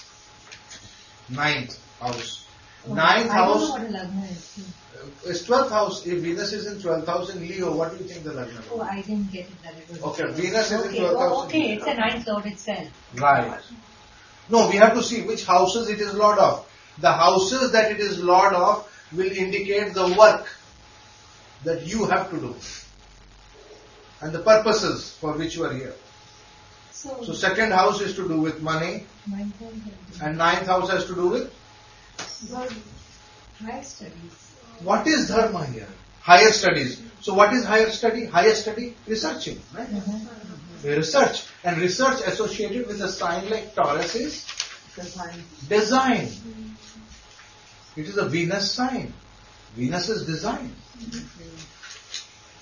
Very innovative design she has to come up with. Is there any aspect of Rahu on that Venus? Where's Rahu? Maybe to show research. Rahu, where is Rahu in your chart? Good point. Sarah's good point. in the 6th house in Aquarius. So Rahu is aspecting. Correct? Brilliant, brilliant. You see the point? Yeah. Look at all the planets influencing that Venus. It will give you an idea of what she has to do. Good, brilliant. But I have other planets also in 12th house. Let us see what they are. It's Mars and Ketu. Ketu is your small thing, small machine. So you are designing for a small machine. Ketu, electronics things and things like that design. Right? And Mars is your technical thing, your electrical thing and all that you will be making inside that. It's also electrical, which is fire. Yeah, Mangal is basically engine, Agni. So that has all that is influencing her work. You see that? It is good. Are you still working? You retired? She's retired. Burned out. But you see, what I am telling is the Lord of the Karana, how the Lord of the Karana is clearly indicating. So if you want to enhance her profession, what will you tell her to wear? Wear diamonds. Wearing diamond is very good to enhance the profession. Because it is the Lord of the Karana. Samjh? I don't think I wore my diamonds. Enhancing. That is if you want to enhance it now. But now she's doing other kinds of research. That's What are you wearing right now? Well, right now I'm wearing, but I bought it long time ago. I did not wear for a long time. Okay, you did not wear. Did you have your husband around all those years? That is enough. He is the biggest diamond. See my point. Spouse is your biggest diamond. Do you understand my point? Venus. It is Venus. Can there be anything better than your spouse as a diamond? What are you looking for diamonds around? He is your biggest diamond. If your spouse is around all the time and you are happy in your marriage, you will go.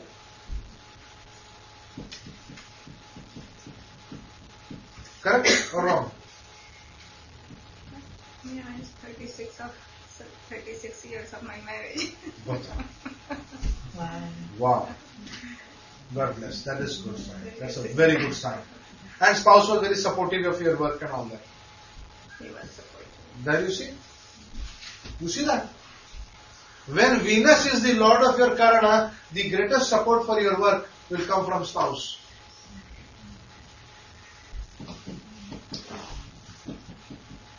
He is not supportive of Jyotish, but I am still coming. So that means that is why you are finding it difficult.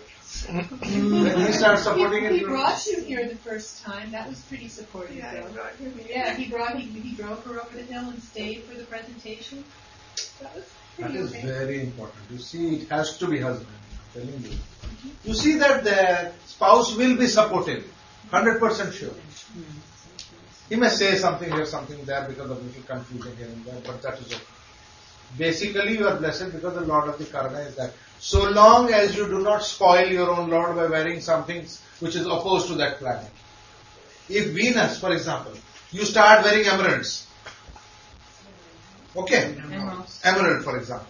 Emerald tends to debilitate Venus. You start wearing emeralds, immediately you will have problems pertaining to your work and career and things like that. Do you see my point? Emeralds, or you start wearing any kind of a green stone, because that tends to debilitate Venus. You cannot afford to make Venus weak. See my point? So that your karma yoga is beautiful. Am I being understood? Okay, Julie is now understanding. So let's see what Julie understood. In her chart, what's your Karana Lord? Mangala. Mars is your Karana Lord. Yeah. Where is Mars? In the 6th in Aries. Your Mars is in 6th house in Aries, which is good. Okay, and is Lord of which houses? It's the Lord of the 1st and the Lord of the 6th. Right. So which are the planets conjoining it or aspecting it or Well, in the signs? 1st I have Mercury and the Sun In Scorpio. So Mercury and the Sun are in Scorpio in the sign of Mars. What else? And then just Mars in the 6th. Mars is in the 6th. So what do you think will be a direction of her career?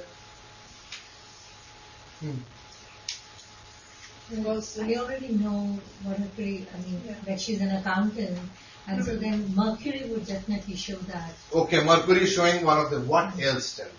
Mercury and Sun.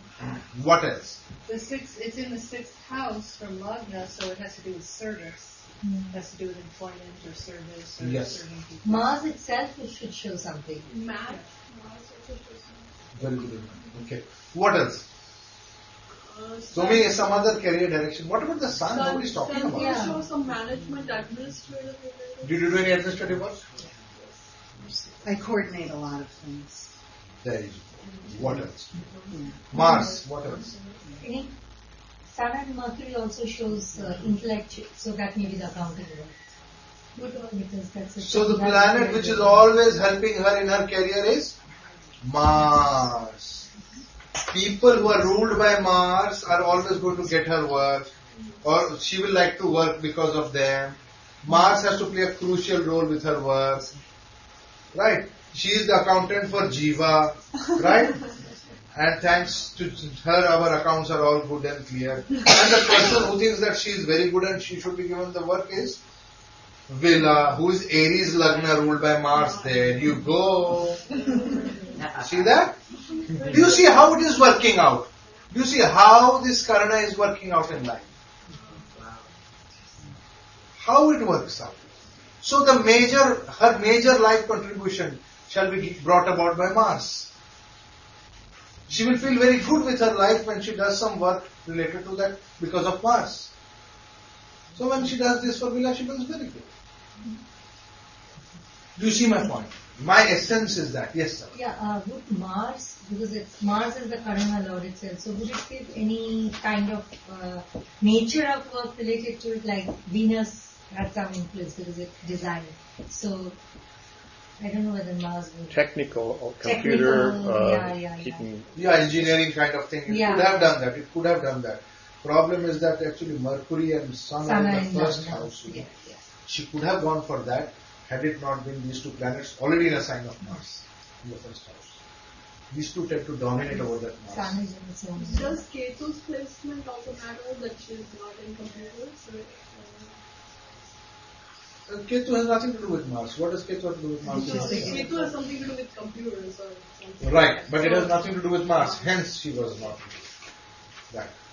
Had Ketu been involved, we could have said computers, like in her case. Ketu is directly with the planet Venus. So she is designing the chipsets for Intel. So that is because of Ketu conjoining that Venus. And the company must be a top company because the sun is there. You see that? That is a very crucial thing. What planets are involved, what is involved. Right? Houses involved. Okay? And the work is more focused on sale. They are making design plans or whatever that she will be doing will be based upon demand. What is the demand? Sales demand. They don't innovate on their own. They innovate on the basis of what kind of a demand. What does the market want? The 12th house is sales. See the point? Okay. Anybody else wants to? Right. Now I want to go to something interesting. Just go to the next chart and see some very interesting things before we break. These are the two Karana. Now I want you to examine two Karana lords of two American presidents. Let's go into some real serious business. Right?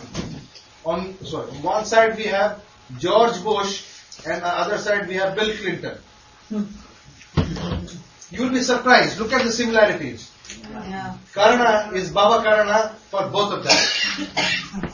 Both of them are born in Karka Lagna, Cancer Lagna. And both of them have got the Karana Lord in Baba Karana. Baba Karana means ruled by the sun. What kind of a career do you think the sun will finally indicate as a final desire for their career? To be leader. To be the king. Right? Good. Now, what is the difference between them? Bill Clinton has the sun in Leo. And George Bush has the sun in Gemini in the 12th house in Maranastha. So he's the reluctant king. reluctant king? House of suffering king, well, or a suffering king. He's forced to be king by the outside. You can make any assumptions. Fact remains that ultimately that sun is in a terrible position. Yeah. And it is in the 12th house. It's in Varnasthana. It's in Gemini, which is a sign of business. It's Mercury's house. So basically, he's a good businessman. Well, he's the first president bought for. I mean, it was bought by a businessman. No, they said he wasn't a good businessman. He was a He had horrible companies that businessman. were really He was horrible. horrible. Yeah, Some in the 12th, I think. But this time they fought the government. He was a businessman. Whether he did well or not is a separate issue. Right. The fact remains that the Lord of the Karana is in the 12th house. What advice will you give to somebody whose Lord of Karana is in the 12th house? Let us assume that the lady Swadesh Singh had, did I get your name right? Yeah. She had come to you with her horoscope maybe 40 years back. What would you tell to the lady? Your Lord of Karana is in the 12th house. Your Yoga Karaka is in the 12th house. You need to go abroad for having a good career. The more you go abroad, the better career it will be. Why don't you go and live abroad? Now, look at this. Right? He has a better career when he goes abroad. Or when he is more focused abroad. He is much better in things focused abroad. Very bad in things focused at home. Because the moment you talk of home, it's Marana Karaka Sun. It's a terrible situation. Now we talk of Bill Clinton.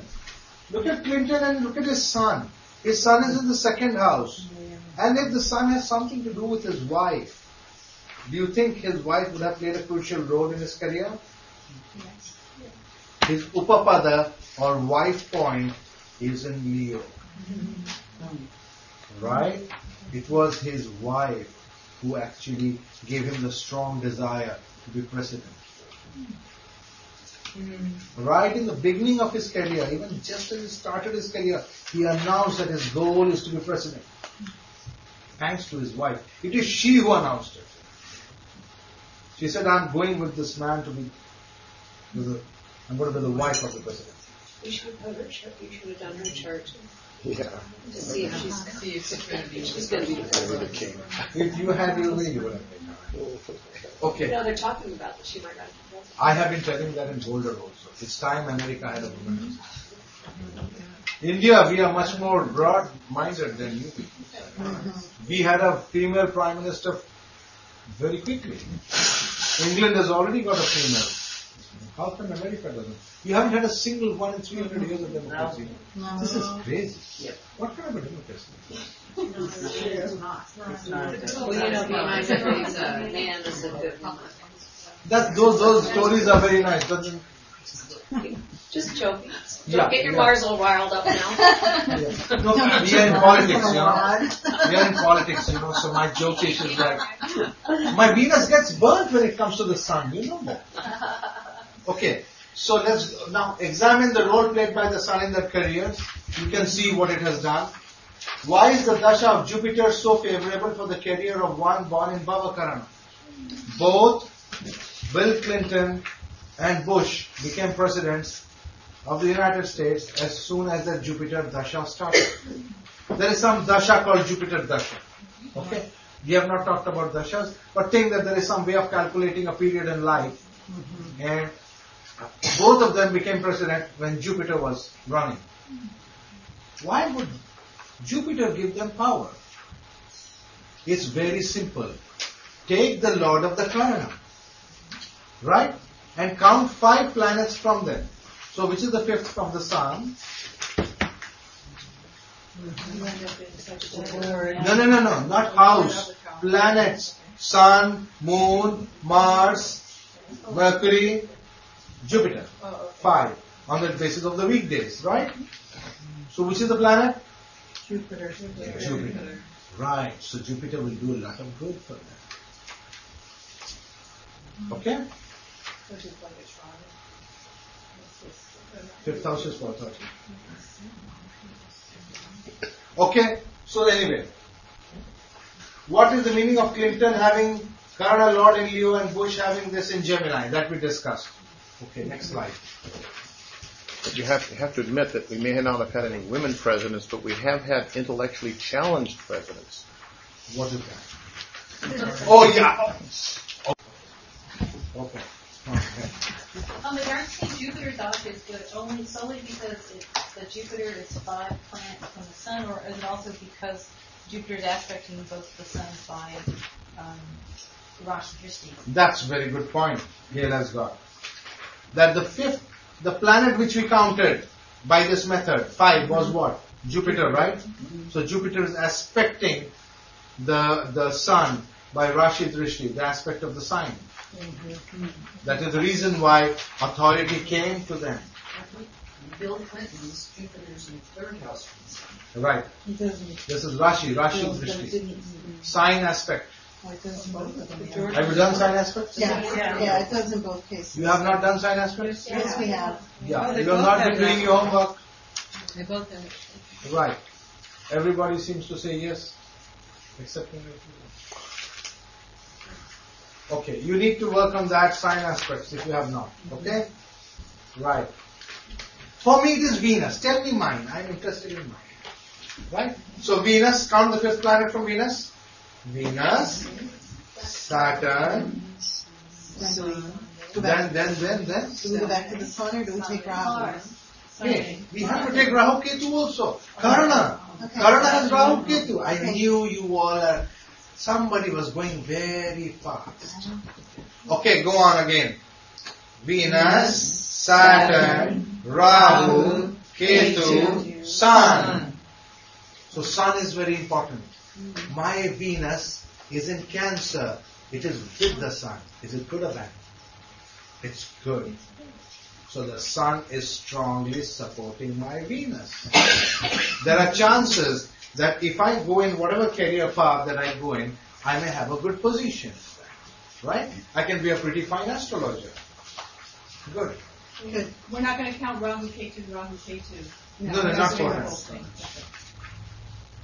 So Swadesh Ji has also got Venus as her Karana Lord. The calculation will give Sun for her also. And she has got the Sun with Venus. You get it? Okay. Yeah.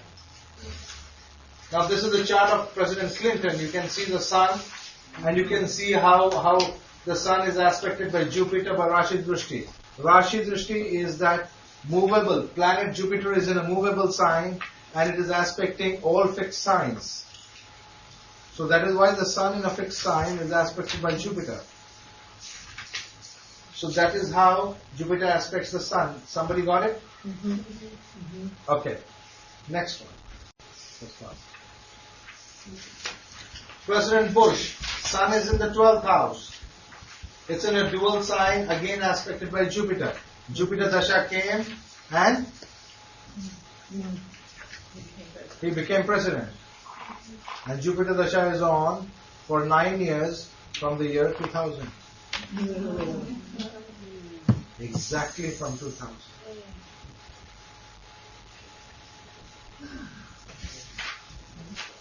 Yeah, Jupiter is also in Marana Karaka.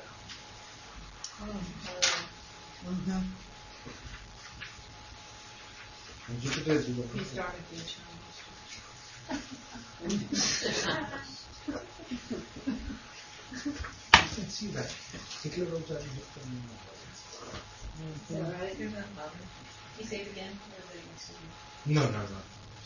Okay, let's go. This is downloaded. Okay, now I want you to see the Karana lords of the two Prime Ministers of India, Indira Gandhi and her father Jawaharlal Nehru. Nehru was born on a Friday and he was born in Vishti Karana. His Karana lord is Saturn. Please make a note of that. Okay? Indira Gandhi was born on 19 November 1917 on a Monday and her Karana lord is Mars, which is the lord of Kaulava Karana. So do we have the Karana lords for both of them? Yes. One is Saturn, one is Mars. Now let's see the charts. Can we see the next one? This is the chart of Indira Gandhi. Look at the Karana Lord Mars. Where is it? It's in Leo. So you see people having Karana Lord in Leo is good for politics. Did you see Bill Clinton? Now you see Indira Gandhi. These are people who are naturally born to rule. If the Karana Lord is alone in Leo, they will be the head. What? The Karana Lord has to be alone in Leo. Is it also There should be no dissipation of energy. In the case of Swadesh Singh, she has Karana Lord in Leo. Should she try for the President of the US? No, because it's Venus. No, it is not. What has to do with that? Well, because wouldn't a fiery planet be more dharmic? and No. better for politics? The point is that Venus is with Ketu and the Sun. It's dissipated. It's overall influence. It's dominating the career, and these two are also having their say. You see the point? Karana Lord in Leo is super for politics. If it is alone, it is the best. You see that Mars alone over there. Can you see that? Yes. Bill Clinton also you saw. Right? Now let us see the next chart. And see. Saturn alone. Again you see Saturn alone in Leo. Get it? All these people had their own moral authority to be there on throne. Because Leo is the throne.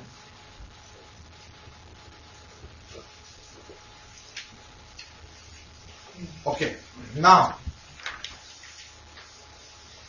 I want you to study charts like this, compare, understand how things change.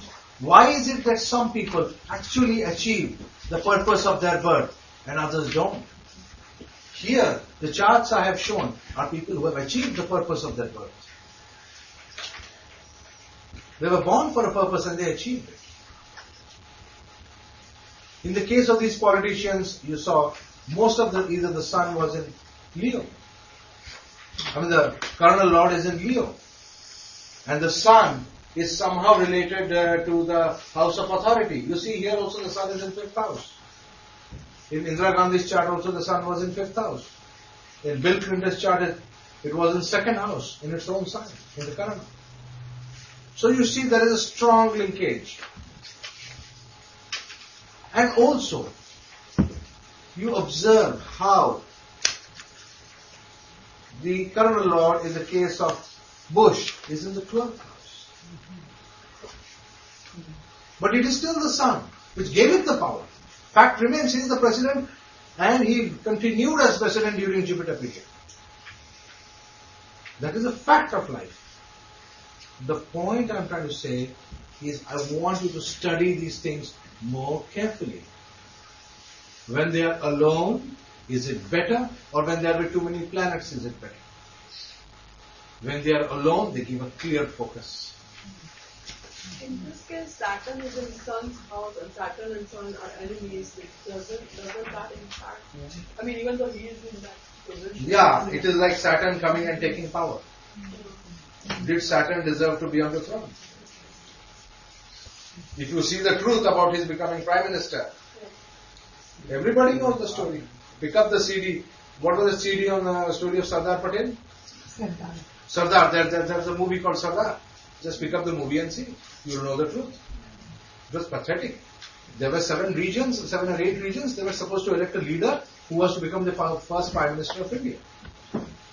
The name of Sardar was given by 6 of the 7. And the name of one person came from Gujarat. Ahmedabad, the Bombay thing. In any case, Nehru's name was not even there in the list. But Gandhi said, The name of the movie is Sardar? Sardar, S-A-R-D-A-R. S-A-R-D-A-R. You will understand what politics is. So the graha in that house. You see, this is what Saturn did. This is what Saturn did. Old man Saturn gave him power. What will you do when you come to power? So can we check out your chart? Your current Lord, Venus in the 5th house? My current Lord Venus is in the 5th house, yes. It's coming up on the slide. Oh, let me see the next slide. No, mine is coming up.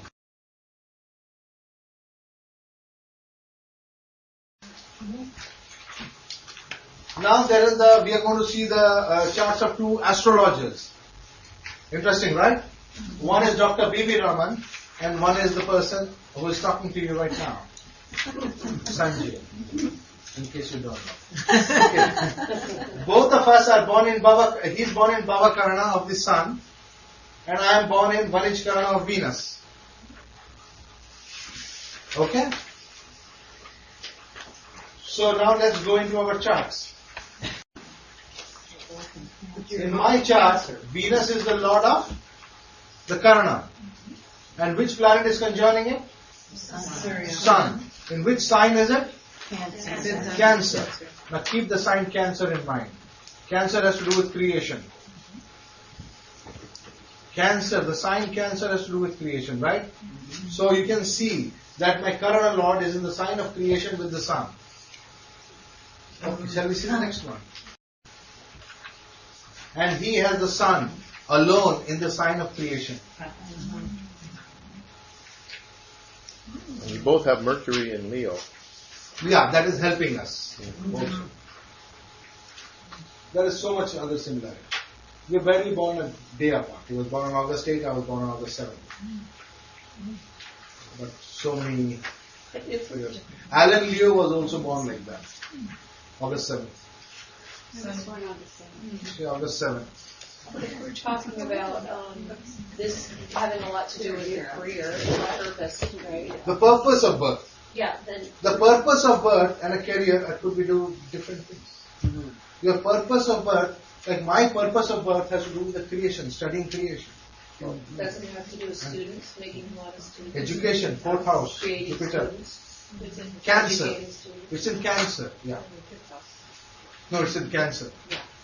Look at Cancer. The way you saw Leo for all those politicians, you have to see Cancer for all the educationists. Right. It is not just teaching a course, like so many others. Creating a whole education system. Creating a whole knowledge base. You see, that's what I am doing. You see what's happening in Europe and with the KKSU University. They're getting degrees out there. Look at what did B.V. Raman do? B.V. Raman created Jyotish. B.V. Raman got Jyotish to the common man. It was all totally hidden. He took it out, got it to the common man, he brought it to America, and took it all over the world. And after B.V. Raman, I took up in it. Because I knew nobody else is going to do it seriously. I thought Kiran was going to do it. He wouldn't mess. So I had to take it up. But the fact that it's his 6th house and your 5th house. Yeah, that's what I'm. That is the difference. For me, it is like a mantra. For him, it is like a service. You know, tell me why it doesn't have to do with having to do with having a lot of students. Who? Or like children. Your Venus. Why is his son? He had lots of students. Everybody does This it. is more like work. It's in the 6th house. Yeah, he has. It's like he treated it like his work, and I treated it like my prayer. That's the difference. It's how you treat it. How do you look at it? When you treat it like work, you will treat it like work. This is my job. I'll put so much time to it. That's it. I can't do more than that. For me, I'm passionate about it. I spend hours with my students. I'm living out here. B.V. Raman don't have lived out. See the difference. You would have to arrange this thing over there. He would come like that. Speak exact time. He will look over. 5 o'clock is over. He will go away. So they are like that. They are very timed. This thing. They are teaching you a course. They are teaching you that. For me, it is very important. Did everybody understand? I'm looking at their faces. Did you get it? Did you get it? Did you understand it? Did everybody in this room get it? It's like I'm passionate about it. That's why I can't take too many. If I take too many, I'll fall sick. When you're not passionate, you give a course. Okay, did you all read it? Have you all done the homework? If you have questions, you can ask me. I'll sit quietly, look at my watch, drink water, and coffee. Achha, let us go. That's what I mean. It's not just that it's being a guru. It's how you, it's not, well, your attitude. It's like, see, Clinton and Bush both have the sun as the same. Exactly the same. Exact same Baba Karana. He has it, one has it in the 12th house, one has it in the second house. Okay. Yours is in the 5th and also aspected by Jupiter. So. Yeah. For me it is like more tradition. Yeah. Totally. And his Jupiter is in the 10th, and yours is in the 1st. Yeah, his is in the 10th, and Jupiter is aspecting the sun in his case also. But for him, the whole thing is 2, 6, 10. For me, it is 1, 5. 9. Yeah. For me, it is like a life. For me, it is jnana. Totally. I encourage research like anything, for example. You see the difference? Okay. If you people are given your charts, can you find out your Karana lords and tell me? Let's do this as an exercise now. Okay. Okay, Lakshmi doesn't understand hers. We'll start with Lakshmi, we'll come to others later. It's Pulava. Because we'll give opportunity to others, everybody who has one. It's Gemini rising. Gemini rising. Pulava is ruled by Mars, and Mars is in the 10th house. Kaulava with Mars in the 10th. Yeah. God bless, yeah. And planets aspecting? Jupiter by Rahu Drishti, by Rashi Drishti, if you want to consider that, Rahu and Ketu. This Rahu and Ketu by Rashi Drishti. Yeah, and by Graha Drishti it is? Mars is the Lord of the 6th and the 11th. Yeah. Rahu Drishti is Jupiter. Right. So can you tell me what Mars in the 10th will give us the capability of? Rashi Drishti of which planets, Lakshmi? Rahu Ketu. Rahu Ketu and Graha Drishti of Jupiter. Right.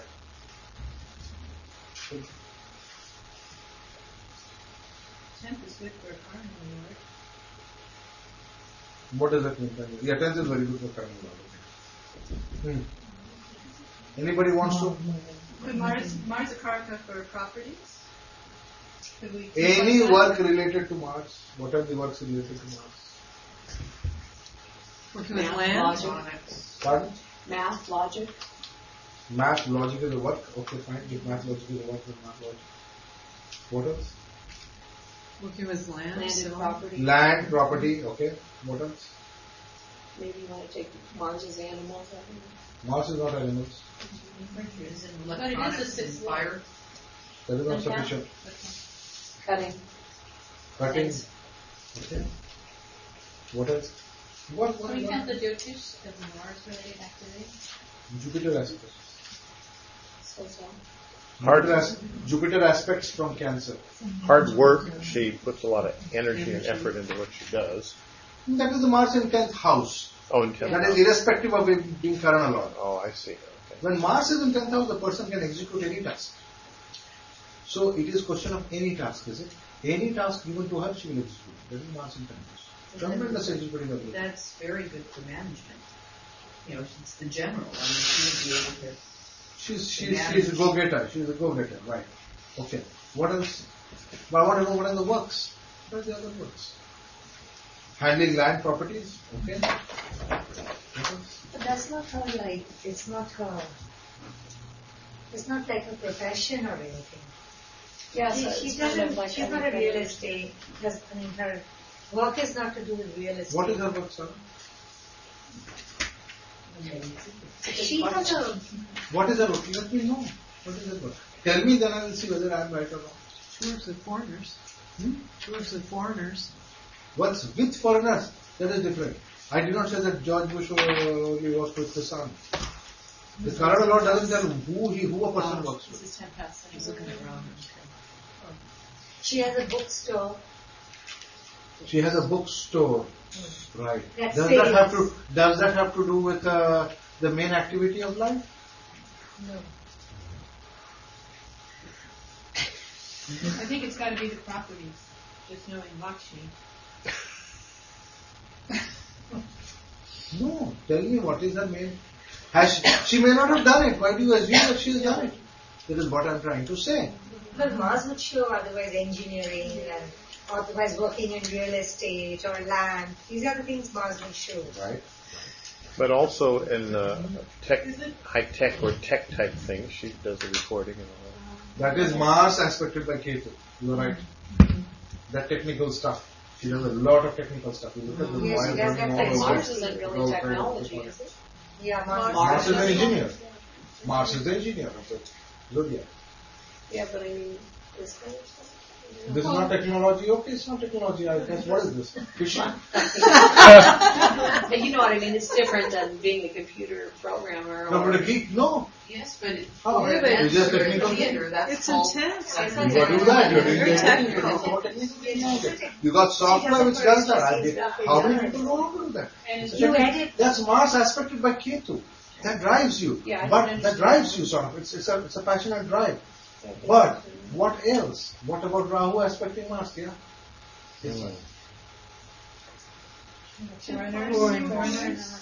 And she's organized a lot of events. That is also Mars in 10th house. Right. Mars in 10th house. But aspected by Jupiter. Without Jupiter's aspect, people don't come. Jupiter's aspect causes people to come. People comes from Jupiter. Jupiter attracts people, the magnetic power, which brings people together. Okay? I think we got to end here because it is 6:30 and in half an hour people will be coming and we have to clear up the room. Oh, yeah. What happened about the Karana? But Karan, what? She has not achieved what to do. We'll have to make her an engineer to make her a student. I just want to say